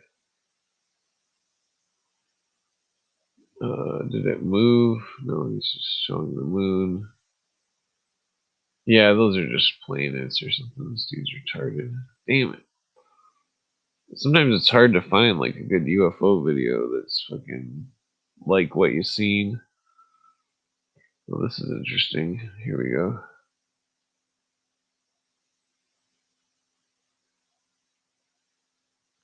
Some kind of news footage of a UFO.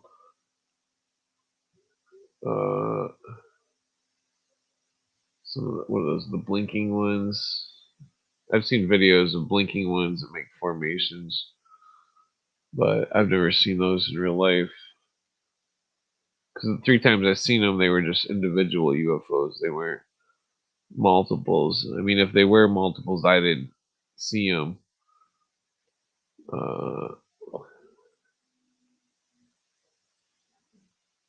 Oh yeah, this one's some kind of formation. Damn it, I meant to bring up this one website about UFOs. Yeah, I don't know if that's like a giant, one giant ship, or I mean, people would argue that those are some kind of drones or something, but I mean, this video it could be, but the stuff that I seen was definitely not no drone because it was like zipping real quick. The red one was, it was fucking. Let's see, let's see if there's an orange one. It was fucking moving real quick. The red one and but the red one was like zipping across the sky and then like trying to hide in the sky or something. It was weird. Uh, let's see. Orange UFO area 51. Or, well, maybe I should. Area 51. Well, let's see if we can find Rachel, Nevada. Maybe that would come up with a better video. Rachel, Nevada. Let's just, instead of orange, we'll just say UFO. Okay, this, we're not getting any good results here. Hold on. Let me see if I can. Oh, god damn it. They took off the setting for YouTube where you can change the orders of the videos based on date, like when it was published. Now it's fucking, god damn it. Let's see if we can find any UFOs. Maybe Arizona. Or no, New Mexico is where the, New Mexico. Damn, I'm not seeing any fucking good UFO videos here. Hold on, let me try Mexico City. Mexico City. Okay, I think I found one here.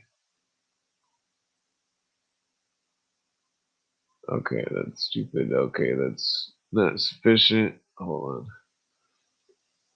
What the fuck is the Chinese language open for? When did that? What the fuck is going on with that? Okay,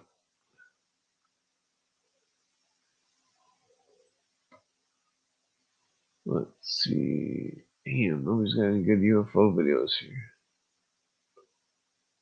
I mean, this one's an old one, I'm sure. You guys have seen this one, but I've never seen a UFO like that. I mean, That one definitely was probably a military experiment.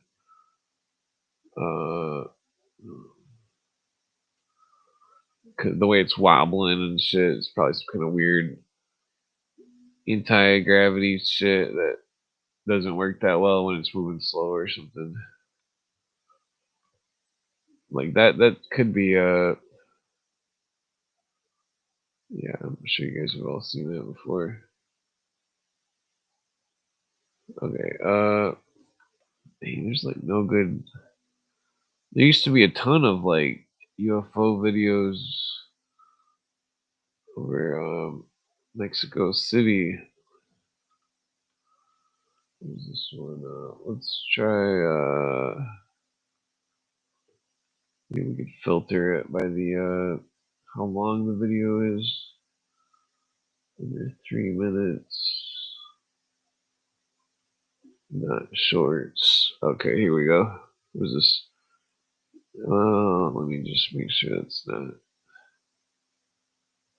some kind of bullshit. Oh, whoa, this one. This guy's. Oh, okay, I'm gonna. Yeah, this is like an older video. You can see the UFOs in the sky. But that's some kind of weird shit. I would say that could be some harp shit. But that might actually be electricity or something in the air. Oh, god damn it. Let's see, here we go. 97.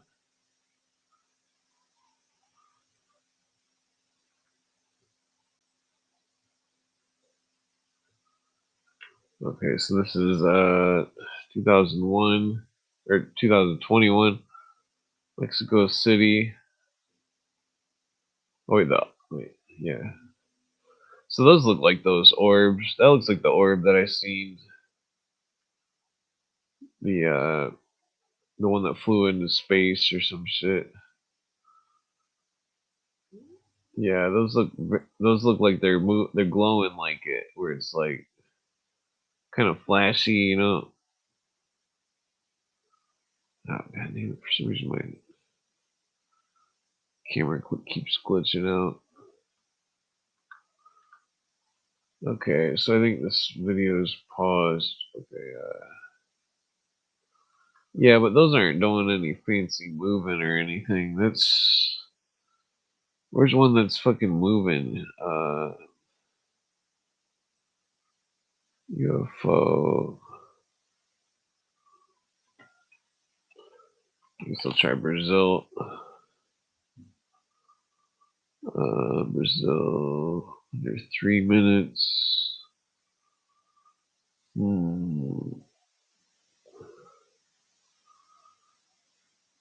Damn, there's just the algorithm just fucks everything up. I mean, it's like fucking, you can't find anything that's not mainstream. They just push it so all you can search for is the mainstream shit. That's how they're controlling everything. These algorithms are just a fucking royal pain in the ass.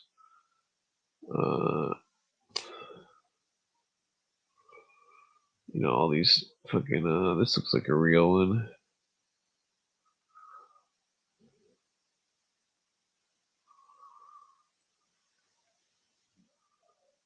Let's see if it's, yeah, if it moves. I don't see it moving. Okay, yeah, that's fucking weak. Where are the fucking good videos? Maybe just even a good picture here. Hold on here. Orange UFO Area 51. See if we can get a good image here. Damn. Okay, I'll take off the Area 51 part. Okay, this looks like I don't know what that fourth one, but Yeah, those look like what the orange thing. What is this? Let me just check this out. Where the fuck did it open? Oh god damn it.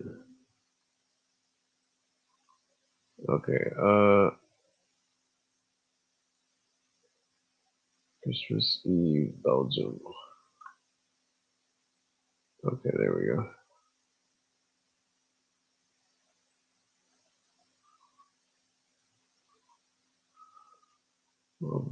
Okay, let's see what we got here.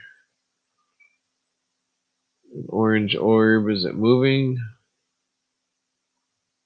Okay, it's definitely moving. What? No way. That's gotta be fake. That's maybe the like diamond shape is. Oh, it could be like the camera malfunctioning or something because it's so bright or something. Okay, so is that two different things? What the fuck is it? I'm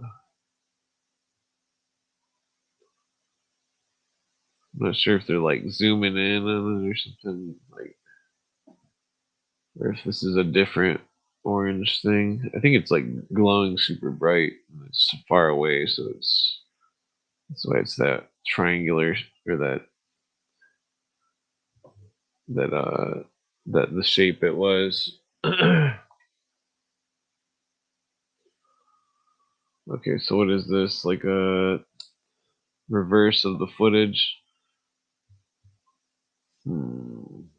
Yeah, so you can see a house there or something. Oh, I see. So they're moving through the sky, but I don't see them moving at some kind of incredible rate like what I seen. Uh, 'Cause what I seen was moving way faster than just cruising through the sky. It was fucking like hauling balls, fucking like fucking oh god damn it. Where did the oh there it is.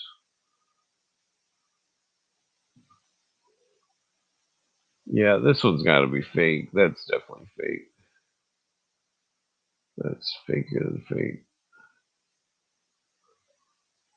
Orange UFOs.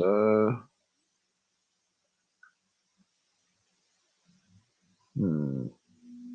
Yeah, I'm not seeing a lot of looks like good videos here. Maybe if I go to this orange orb Reddit, let's see if we can. So it's just YouTube. Strange orange light in the sky. Yeah, why is it always gotta be a YouTube short? Let's go to the fucking. I don't even think it's got the fucking. Alright, fuck that shit. Orange UFO 2014. This might be a good one.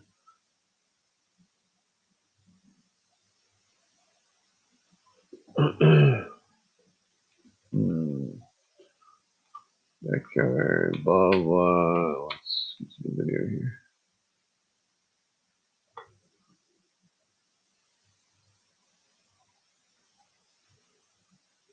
Same trajectory. Okay, so he's saying it's moving. Uh,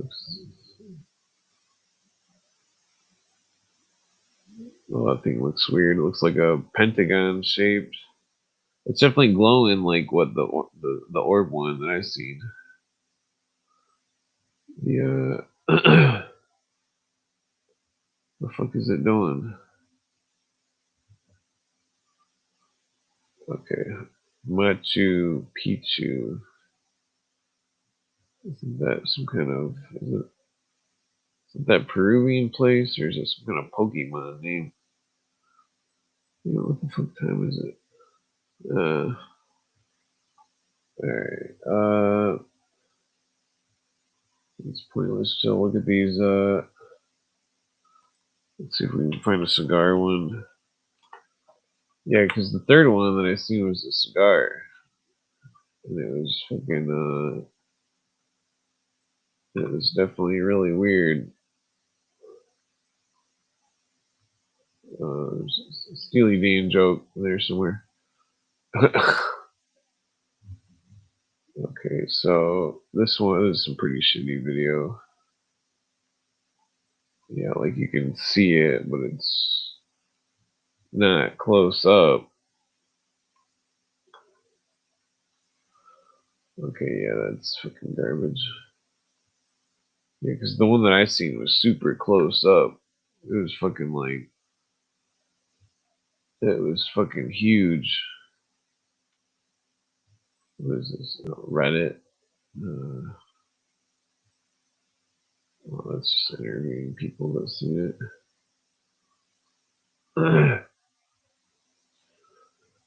Yeah, I mean, it was like fucking, it was like a fucking massive fucking like metal thing that was in the sky. Damn it. It was in Colombia. Let's see if I can change the one. The video is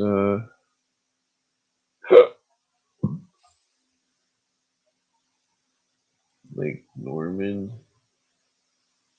Okay, we might have a good one here.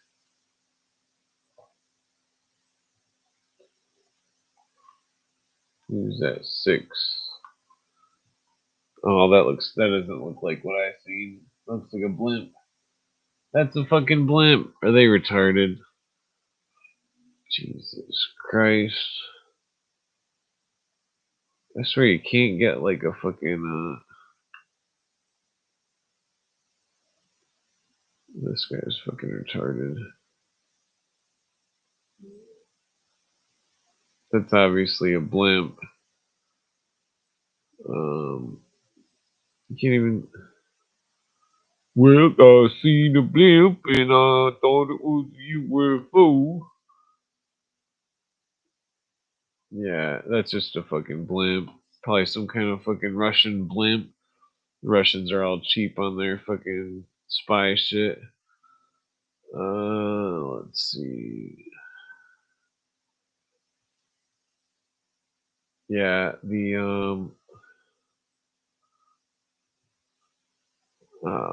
this one is. Damn, there's just no good fucking videos. CBS Pittsburgh. No, okay, never mind. That's not even real footage. God damn it! Like I swear the fucking internet is it's fucking like edited. There used to be so many UFO videos online and stuff. You can't find any of them. It's like so these are just some kind of saucer craft. It's definitely not what I've seen. Well, that what is that? A blimp thing right there? Looks like there's saucers and some kind of yeah cigar tube thing. Yep. Yeah, it looks shiny too. Yeah, that could definitely be one of those giant cigar tube things. Fucking why are they dark now? What's up with that? Whoa. Whoa. Yeah, this is I've seen other videos where the discs stacked up into the cigar tube. Uh that's freaky. That was definitely that was very similar to the other video I seen. Fucking with the cigar tube getting stacked up with the discs. Cigar shaped UAP.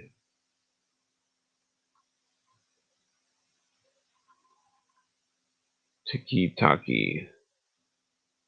Well, the way that's moving, that's definitely not real.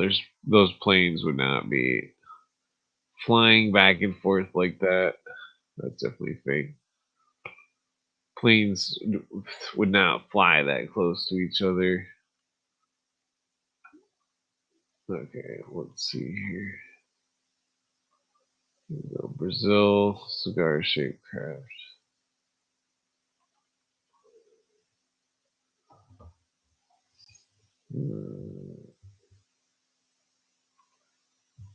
Okay, it's play or what? Come on. Okay, I don't know what's going on here. I might have to reload this. It's really mad that I have the ad blocker on. No ad zone. No ad zone. Yeah, that sounds stupid. The remix is good though. Okay, here we go. What do we got?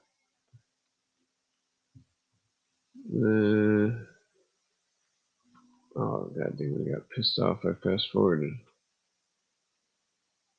Okay, it looks like it's in the clouds. It looks more like a giant fish. Oh god damn. Maybe I need to close some of these tabs here. Hold on. Well, I don't need that open. The fuck is that?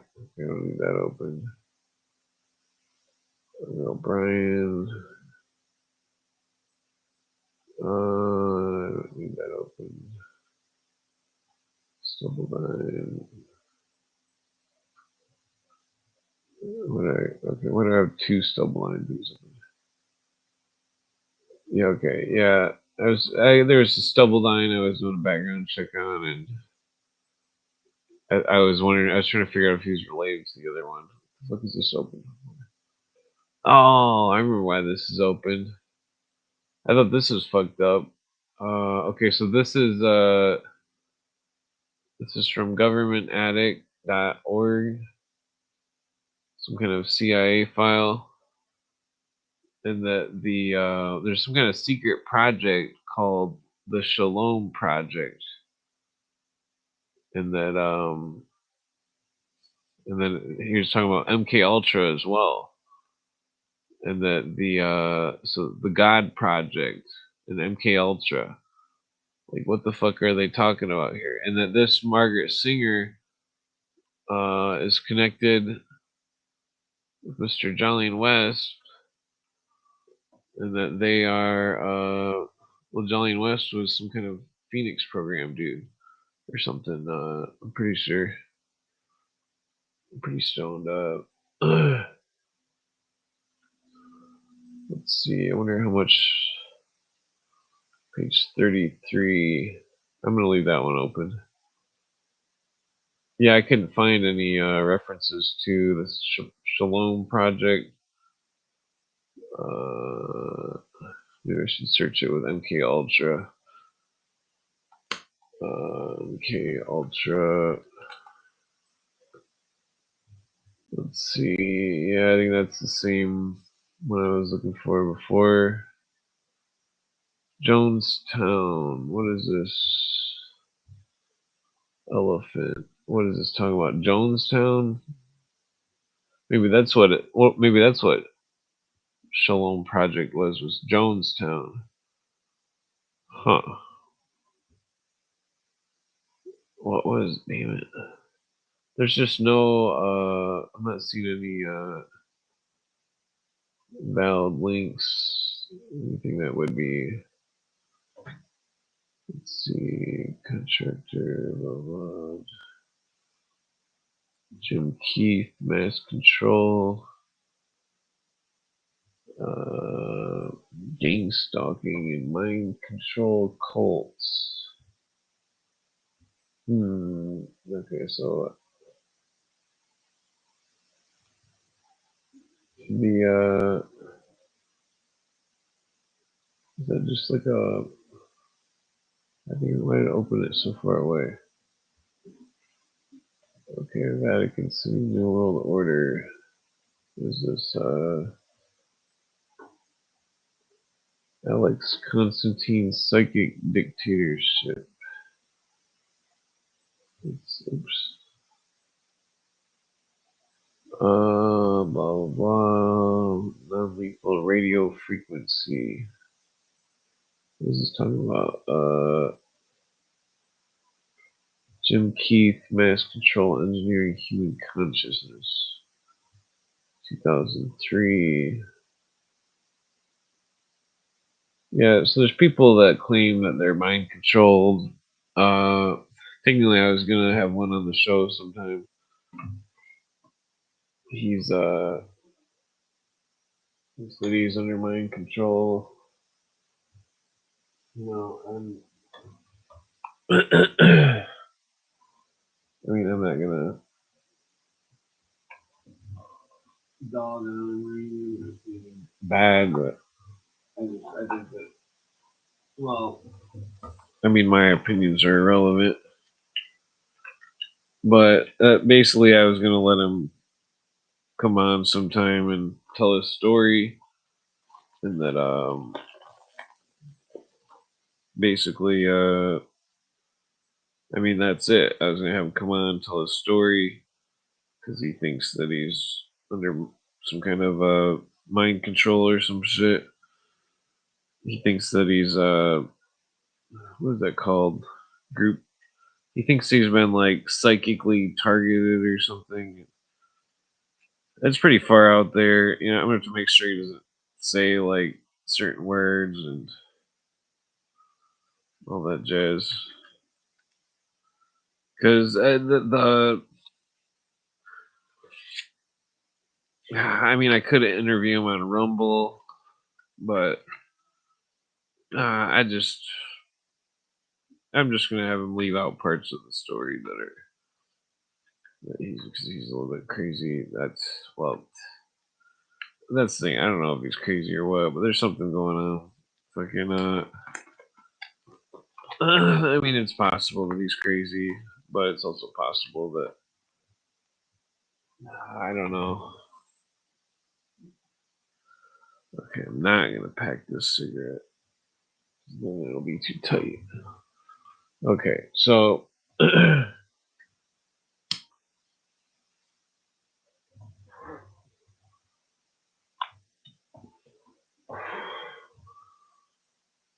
okay, I think that's better. I think I've been like rolling the cigarettes too tight.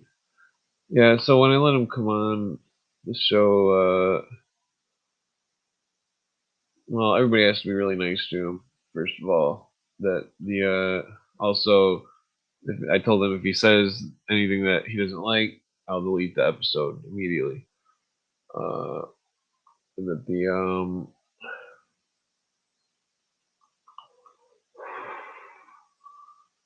well, I mean, his story is I'm not gonna.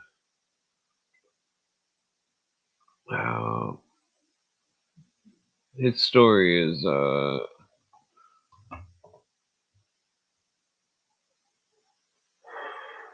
mean, basically, he thinks that he's being like psychically attacked. He thinks that uh, it's fucked up. It's hard to explain. He thinks that because I've heard him say it all before, and I think he's full of shit. But but I mean, it's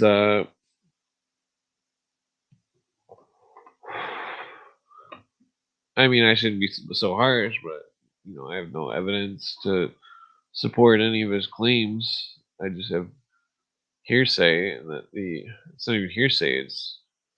I mean, it's he's the witness, but it's like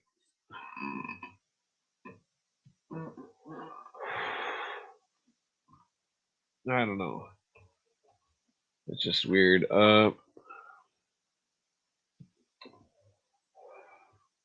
What's talking about English socialism? Okay, I'm going to have to leave this one open here. Well, nah, that's a lot to read. Well, maybe I should put the link in the description or in the comments, just in case anybody wants to read it.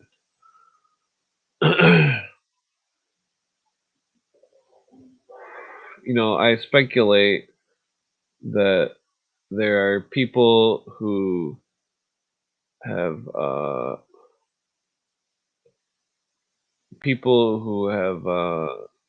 had implanted memories. That I think that he has implanted memories that are. This is definitely not a good UFO video. That are some sort of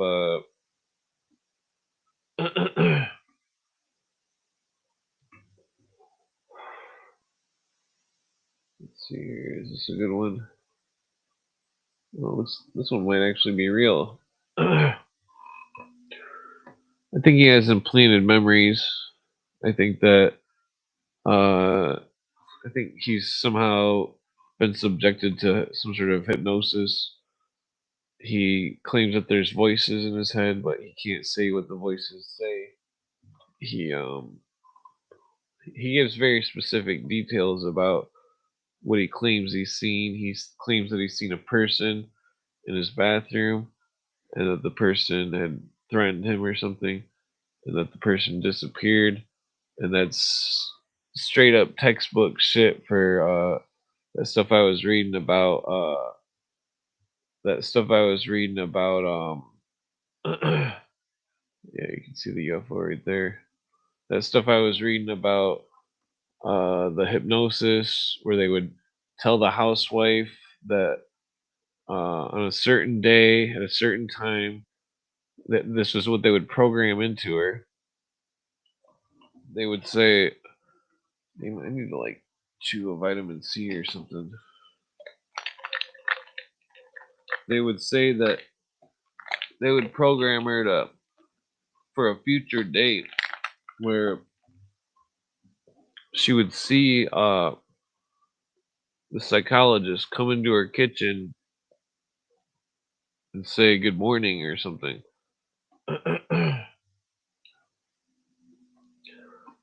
And that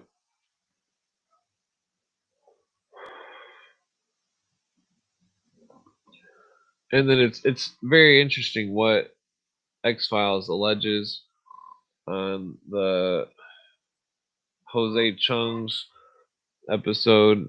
The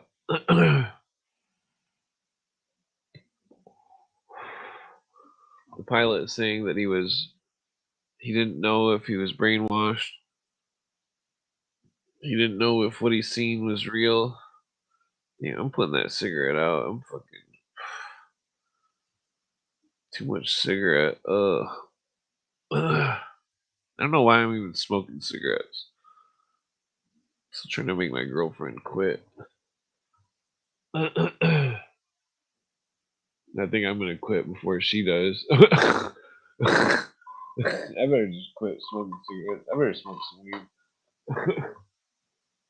Okay. But so that's not even half of it. My friend thinks that he thinks that there's some kind of psychic experiments going on, and that people are somehow walking into his mind or something. Uh, he thinks that, and then I'm not mocking him in any way. I'm just trying to discuss what he thinks, and that just so if he does come on, just so you know what you're in for. But so uh, what he's going to discuss or whatever, and so um, it's he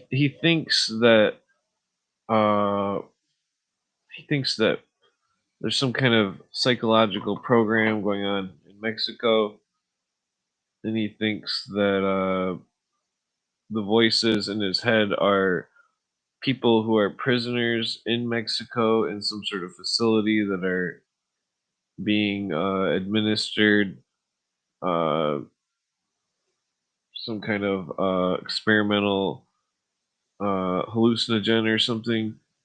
He claims that he thinks that they are hooked to an IV or something of a hallucinogen in some kind of Mexican prison. The allegations are very strange. I mean, technically, well, also a Colorado facility, which is strange because that's where there's some kind of giant base, and that I mean, Colorado's a strange place.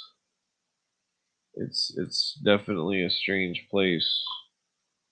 I've never been there, but I mean that weird airport with the horse, the mural, the possibility of some kind of giant underground, you know, laboratories of some nature.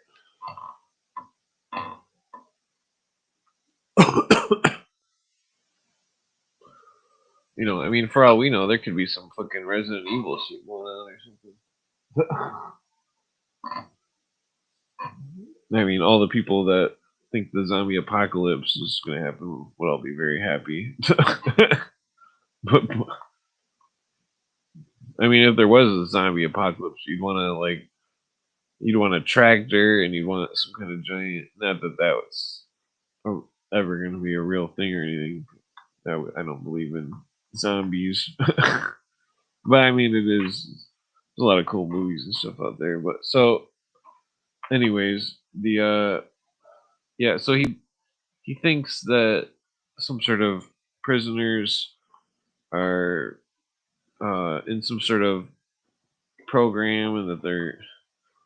I mean, he's probably not going to come on, so might as well just discuss it a little bit vaguely.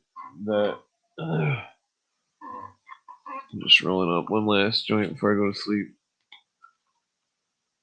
And that like the shrinks can't help him. They've given him medicine for years, and it's been like 10 years since he started this shit. Or, well, I guess I should. He believes he's been targeted or something, and that I mean, it could all be in his head. It could all just be an elaborate prank of some sort. That's what I believe it is. I mean, he would be very upset hearing me say that, obviously, but the it's very strange the links that he says that he goes to I don't know. Well, I mean, I probably won't interview him. It's just bizarre. I mean, he seems like he's. Oh, it's hard to say. I mean, because it's like he said something weird about when I was talking about there was an interview with one of those shrinks that was interviewing the UFO people, and then he said some kind of weird statement, and that uh, put a weird UFO spin on it. I mean, because technically he's seen the UFOs, but not with me. He's seen them with somebody else that I know that's a retard. Well, he's not a retard, but the other dude is a retard. But so Ryan, Ryan the retard. Okay, so just to clarify, in case he's listening, so I'm not that he knows I'm not talking about. I don't think he's listening anymore. So, anyways,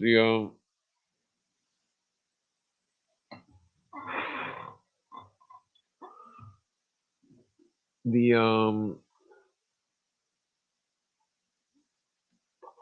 I mean, people have been studying the UFO stuff for like, I mean, there was a lot of money going to that scientist. What's his name? No, what the fuck was his name? Well, it's irrelevant. But so, and it was all coming from Rockefeller, and the Rockefellers uh, involved with this Nazi stuff and involved with all sorts of military stuff. Pretty sure Rockefeller was after Nixon. He was VP Rockefeller, because I mean the Rockefeller stuff's connected to the Nazi stuff, or excuse me, the UFO stuff, and that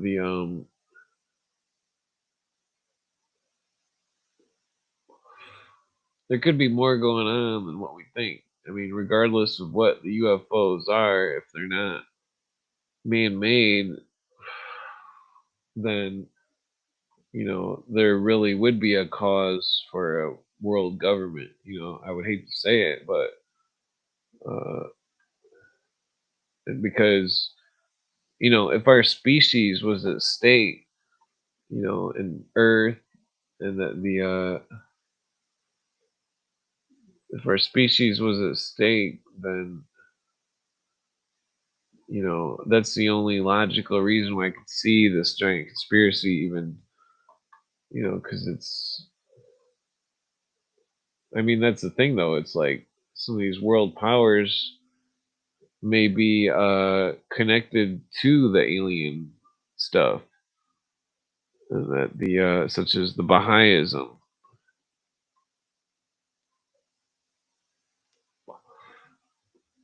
Cooper says that he says that the alien stuff, when he still believed in it, he said that he believed they were controlling religions.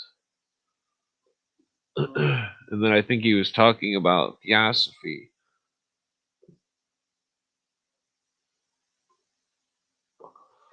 and that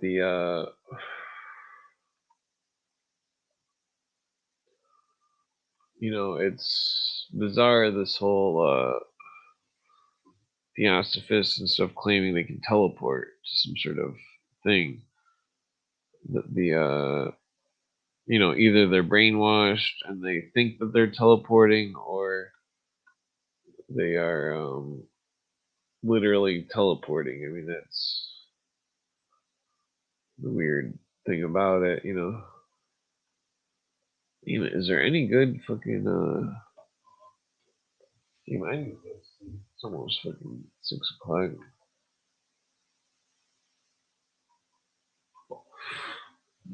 You can tell that footage has been stabilized.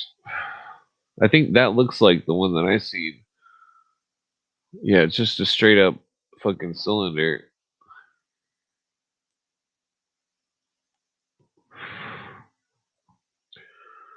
Yeah, just a straight up cylinder that's fucking shiny.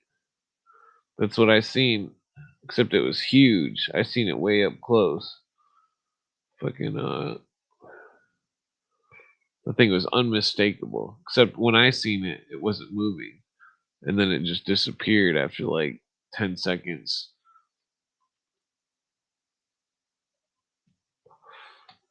And it was huge. It had to have been really close to the ground or something. Because I mean, we could see the fucking we could see reflections off it and shit.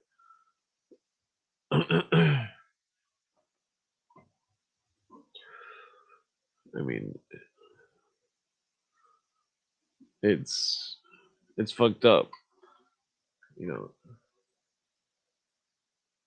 the it's definitely because I mean, if you haven't seen a UFO, it's like it all just seems kind of silly.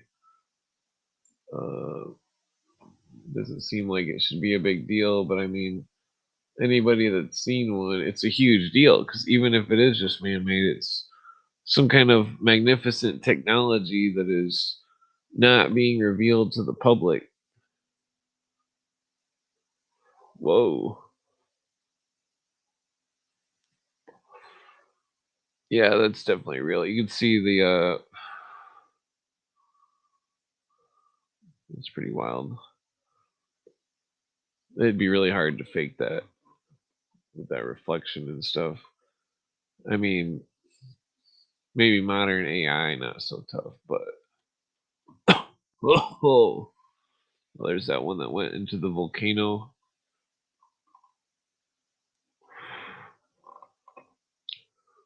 I mean, if they're fucking going into volcanoes and shit.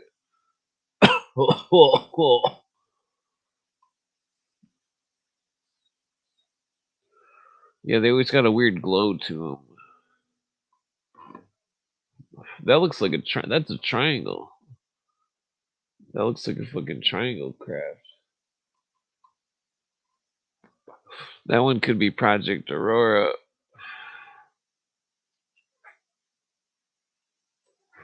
You can see like an invisible triangle. Uh, that could definitely be Project Aurora. Looks like there's a second triangle too. Yeah, that could be Project Aurora. Any of the triangles are most likely Project Aurora. I mean, it could just be a glare on the camera lens, but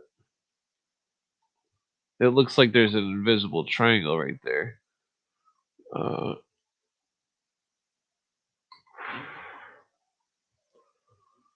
yeah, it could be having some kind of malfunction with one of its lights or something. Where's the next one? What do we got here? Looks like it's going to show the Black Knight satellite next, I think. No, that's not the Black Knight satellite. I don't know what the fuck that is. Looks like a fucking, I mean, that could just be a weather balloon or something. Some kind of kite or parade float or piece of a parachute or something. I mean, that one's not really. I mean, have seen a lot of videos of stuff that looks like that, where it's some kind. It looks like some kind of weird garbage or something. I mean, that's pretty weird. Almost looks like a giant bird or like a fucking penguin or something. Yeah, that's. Yeah, who knows what the fuck that is? That could just be a. Well, that's pretty weird right there. Yeah, there's some weird shit going on. Is that like some kind of airfish or something?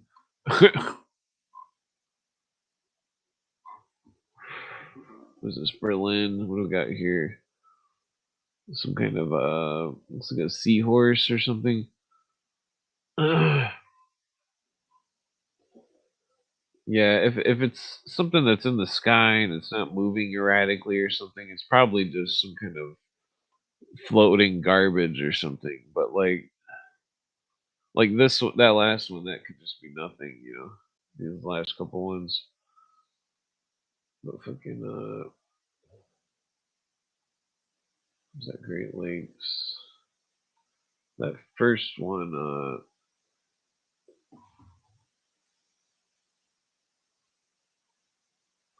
yeah, that thing.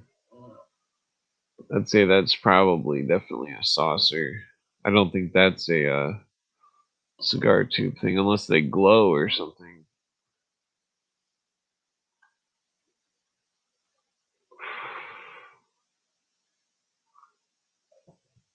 Let's see, what is this? South Africa, Cape Town.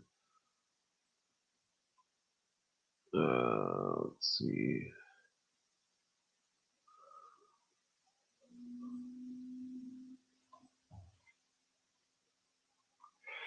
Okay, so hmm. Well, that's not really moving fast or anything. That could just be some kind of blimp or something. Yeah, I should probably put UFO stuff in the title or something.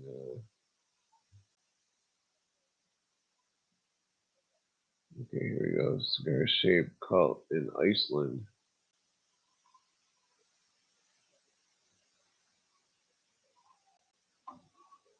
Oh, come on, go away, full screen. Okay, where's it at?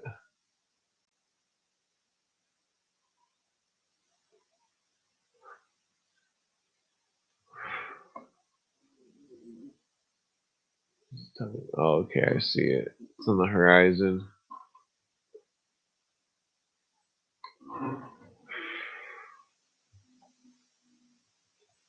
Yeah, that could be one. I mean, that's the problem with it's so hard to like fucking film one of those anything. You could like see a fucking bald eagle and try to take a picture of it and fucking good luck with that. You know, I mean, like, because there's bald eagles in Michigan. I've tried to take pictures of them going down the road and stopping and all sorts of stuff. Trying to get a picture of a bald eagle. I mean, I've got really shitty pictures of them, but and like, there's a pretty good lens on my phone. There's, one of my friends. He lives in Indiana, and he was kept sending me videos of stuff that he thought was UFOs. I mean, half the time it was just planets, but some of the videos it was moving and stuff. That just looks like space debris. What the fuck? No way. Uh, no way. Uh. Well, that's pretty bizarre. Where did it? Okay, so here it is. Before it zooms in, so it just goes and then it just zoop. Or wait, are they zooming in? Uh, looks like there was a cloud. No way. That's gotta be fake. It looked like it looked like there was a cloud in space. I mean, it could just be the light. I mean, you can kind of see like there's just no way. It's so like some kind of graphics you would see in a movie or something. Uh, there's no way something would travel like that. It just kind of like implodes on itself. I mean, unless that was some kind of capsule and then the seal broke and maybe it imploded from the pressure or something, and like fucking because I mean, if that was like an aluminum tube and it imploded from pressure, it could turn into what looks like nothing. I mean, that's especially if space is a vacuum. Was this Scottsdale, Arizona? Let's see what we got here. Oh, that's weird. That's definitely interesting. Some kind of weird giant blue shit in the sky.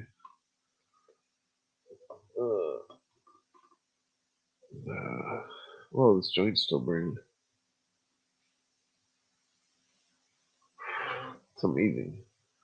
Whoa, what the fuck? Is he zooming in or what the fuck's going on?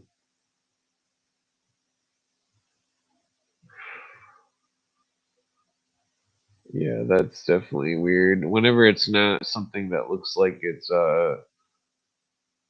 uniform in shape.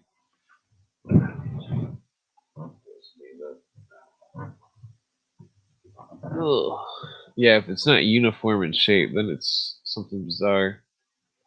Because I mean, like, there's a ton of those videos of some kind of. It's like some kind of giant space worm or something. Like a giant worm that's like just floating in the sky. And like fucking, I mean, that's what that looks like. Some kind of giant fucking caterpillar or something. Uh, I mean, it could just be like some kind of weird orb electrical buildup from, it could be like spherical lightning or something that's somehow perfectly balanced in the sky or something.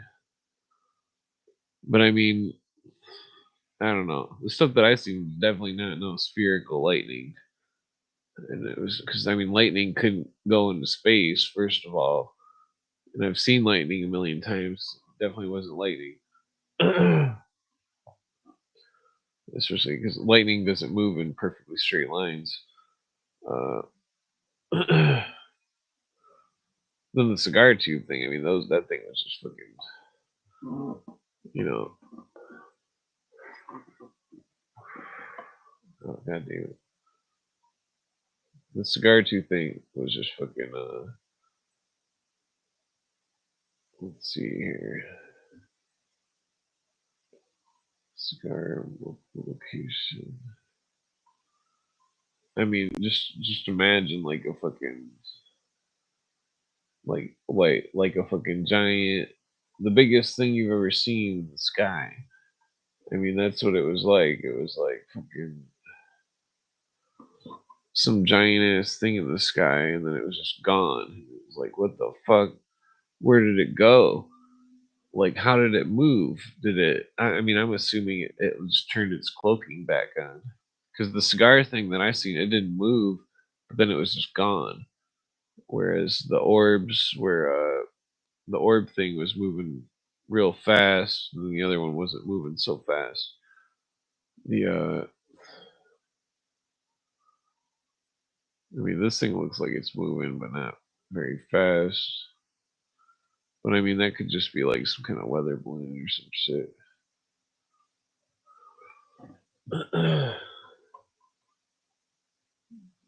Yeah, because I mean, the thing that I seen was definitely not moving at all. It was like, but it was, and it was so shiny. It was like fucking, and I didn't see any rivets, no like edges of any kind. There wasn't any like stitching or anything. There was nothing. There was no texture. It was just like it was like fucking a giant chrome fucking cigar tube that was fucking it was like and I've never seen a picture of it basically. The I mean I've seen pictures similar, but like not there's only like two of them. Like I think this is one. No, I mean that's. I mean I would say that's probably the same thing, but like these other ones, like it didn't look like this. It didn't look like that. It didn't look like. Well, that's too far away. It didn't look like. Didn't look like that. It didn't look like that because this one has an oblong end. Let's see. I think there's this picture. No, because that one looks like it's got some kind of. That could just be a reflection or something. There's only like two pictures. One of them is like a black and white picture of like a submarine periscope or something. That's yeah.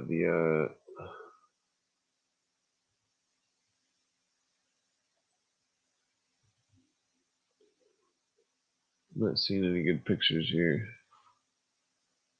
Yeah, because that's got some kind of thing coming out of the bottom. That's not man. There's got to be like another one that's similar. Damn, I'm all out of fucking UFO pictures here. Let's see. Well, what was I remember what I was going to bring up. One last thing here.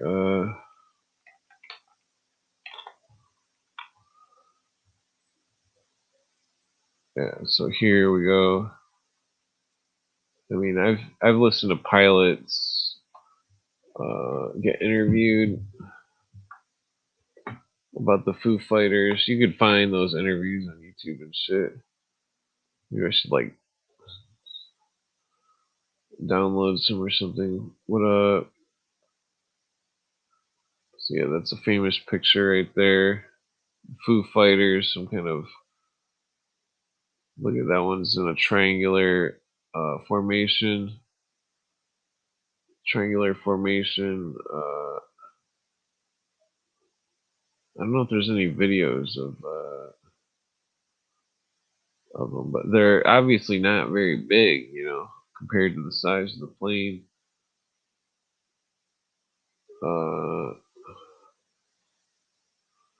That's not a real.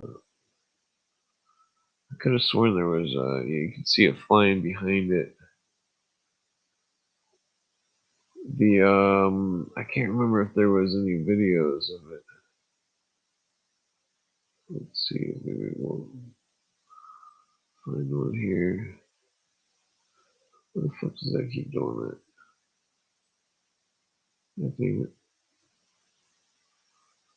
looking for YouTube. Okay.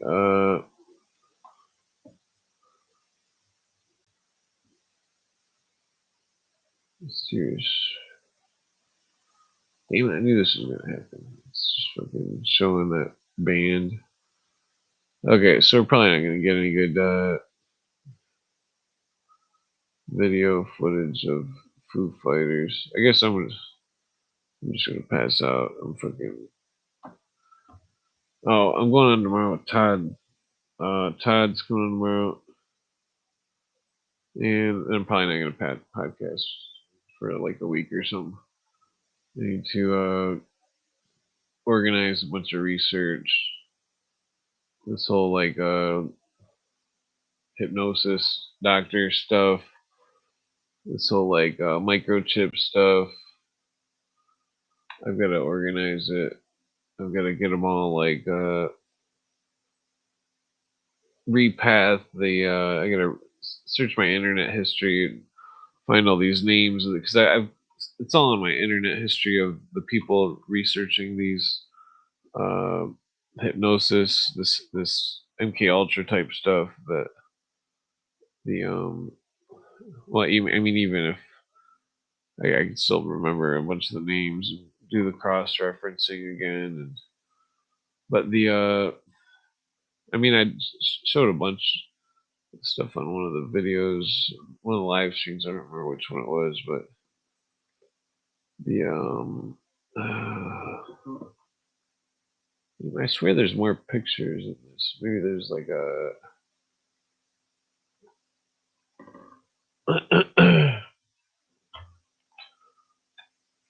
interview pilot. There's because I know I've seen like old TV shows and stuff. Where's a pilot interview? Oh damn, they got no World War II. Let's see. Okay, yeah, they're interview. I mean, if I put in like retirement home, I've seen the videos before, but this is fucked up. Okay, hold on here.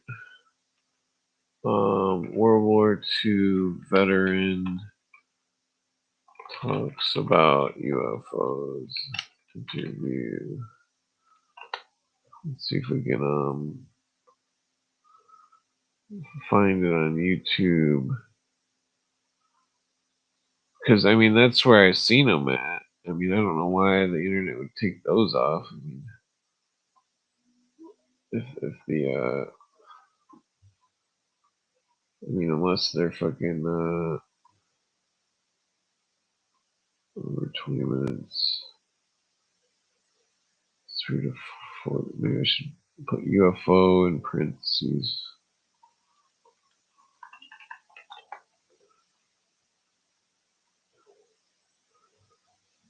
Hmm.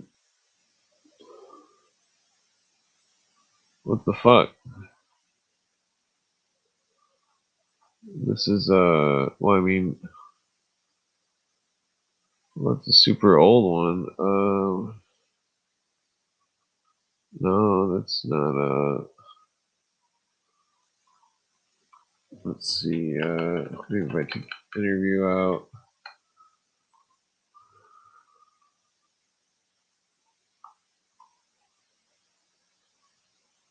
Okay. I'm just trying to see if I see any of them that I recognize. Yeah. So they're calling, but it's stock footage that might be person good. Foo Fighters. No.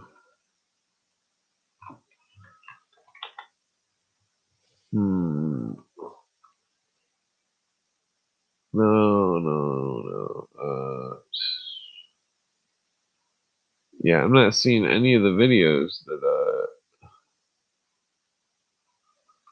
I've seen on the. I don't know why they would take those off. Maybe I'm just not searching the right words here. UFO. There's Foo Fighters.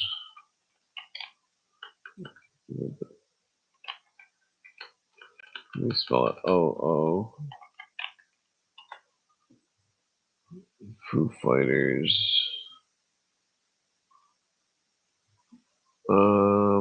So that's a French one 4 years ago.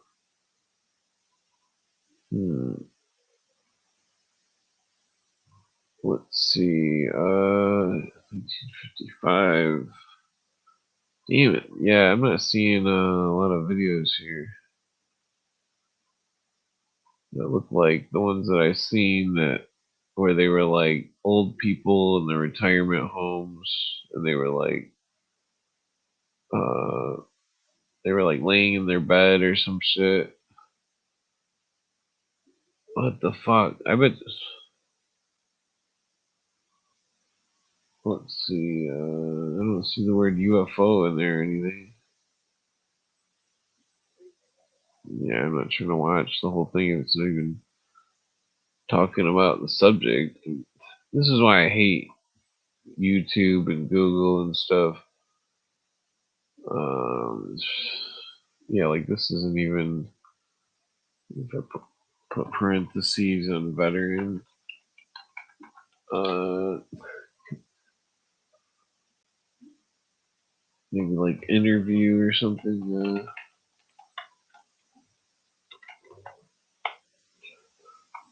Yeah, that's not definitely not the one. Yeah, I bet you they're deleting them off the internet. Let's see.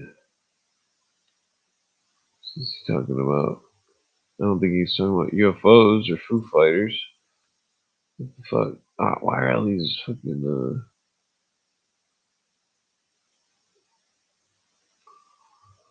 okay, let me see. Um yeah, this doesn't say anything about Foo Fighters. This bullshit. They use specifically the term Foo Fighters. It's gonna be garbage here. No more results. What the fuck? This is bullshit. Okay. I was gonna go to sleep, but I could do one more search here. Let me search on BitChute. Let's see. Paste, go. None. What the fuck? This is bullshit. Um, what is that other one? Rumble. Okay.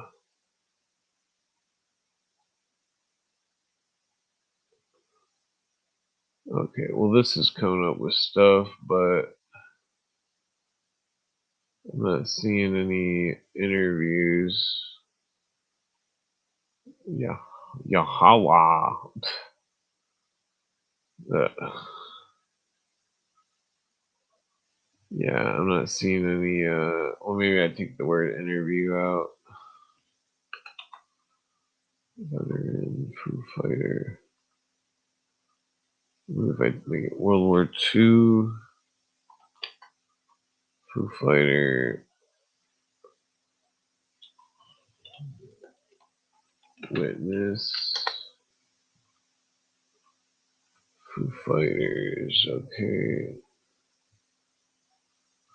Yeah, I'm not seeing any like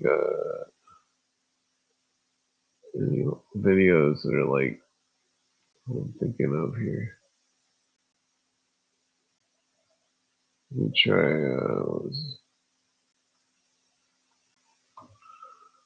Pick off.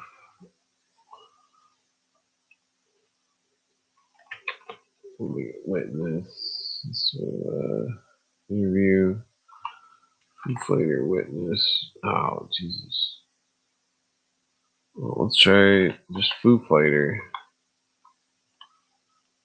Okay, let's see here. That's it? What the fuck? This is bullshit. There's way more Foo Fighter fucking I've seen so many fucking videos on that subject. Foo Fighter. Okay, let's see here.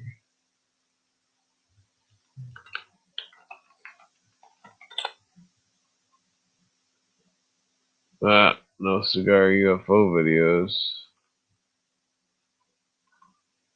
Let's see.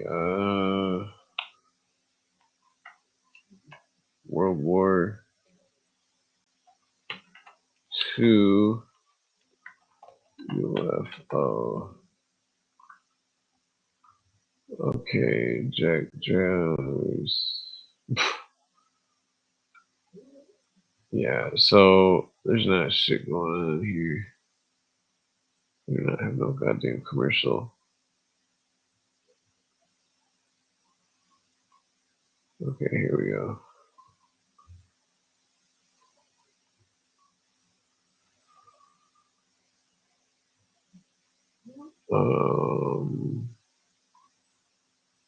Is there more to it? Okay.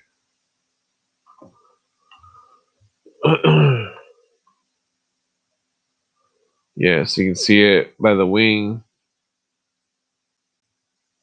and then it comes close and then goes away.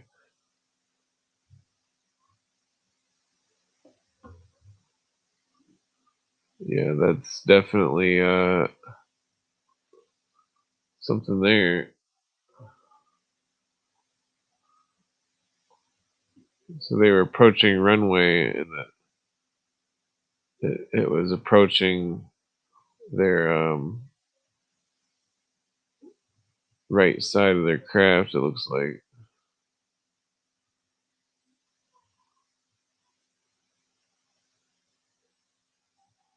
Yeah, that's definitely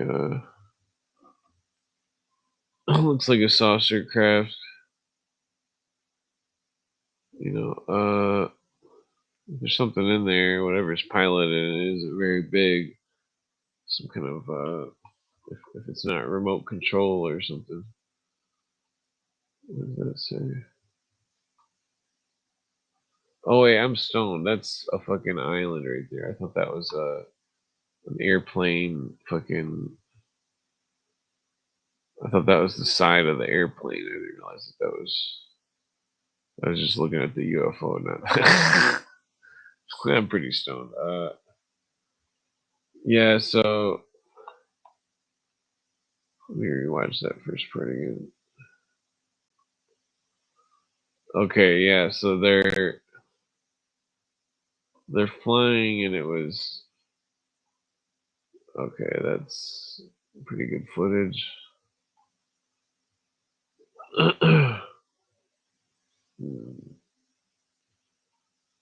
That looks like some interesting videos. I'm definitely going to sleep.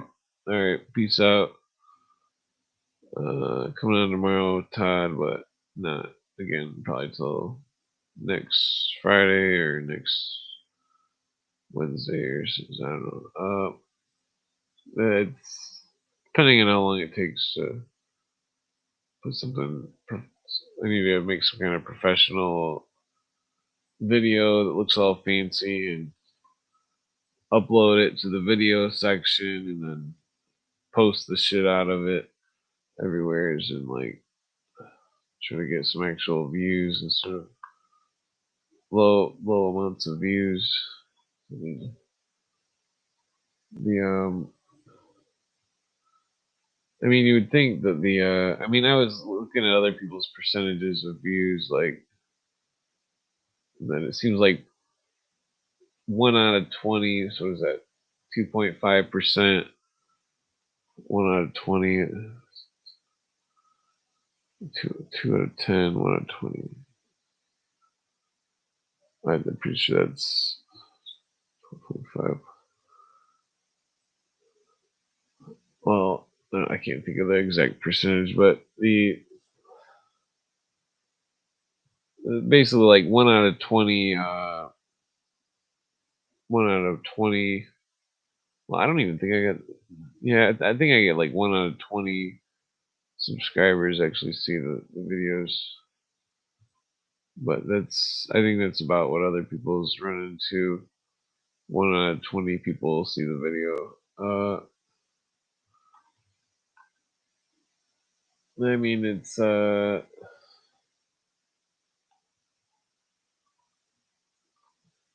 mean, my YouTube's so old. Who knows how long fucking.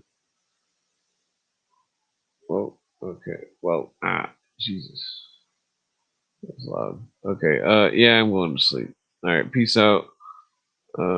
Push the like button, or you don't have to. You can push the dislike button if you want. Free country here. Well, hopefully. Uh, also, listen to Wayne Cooper, read books,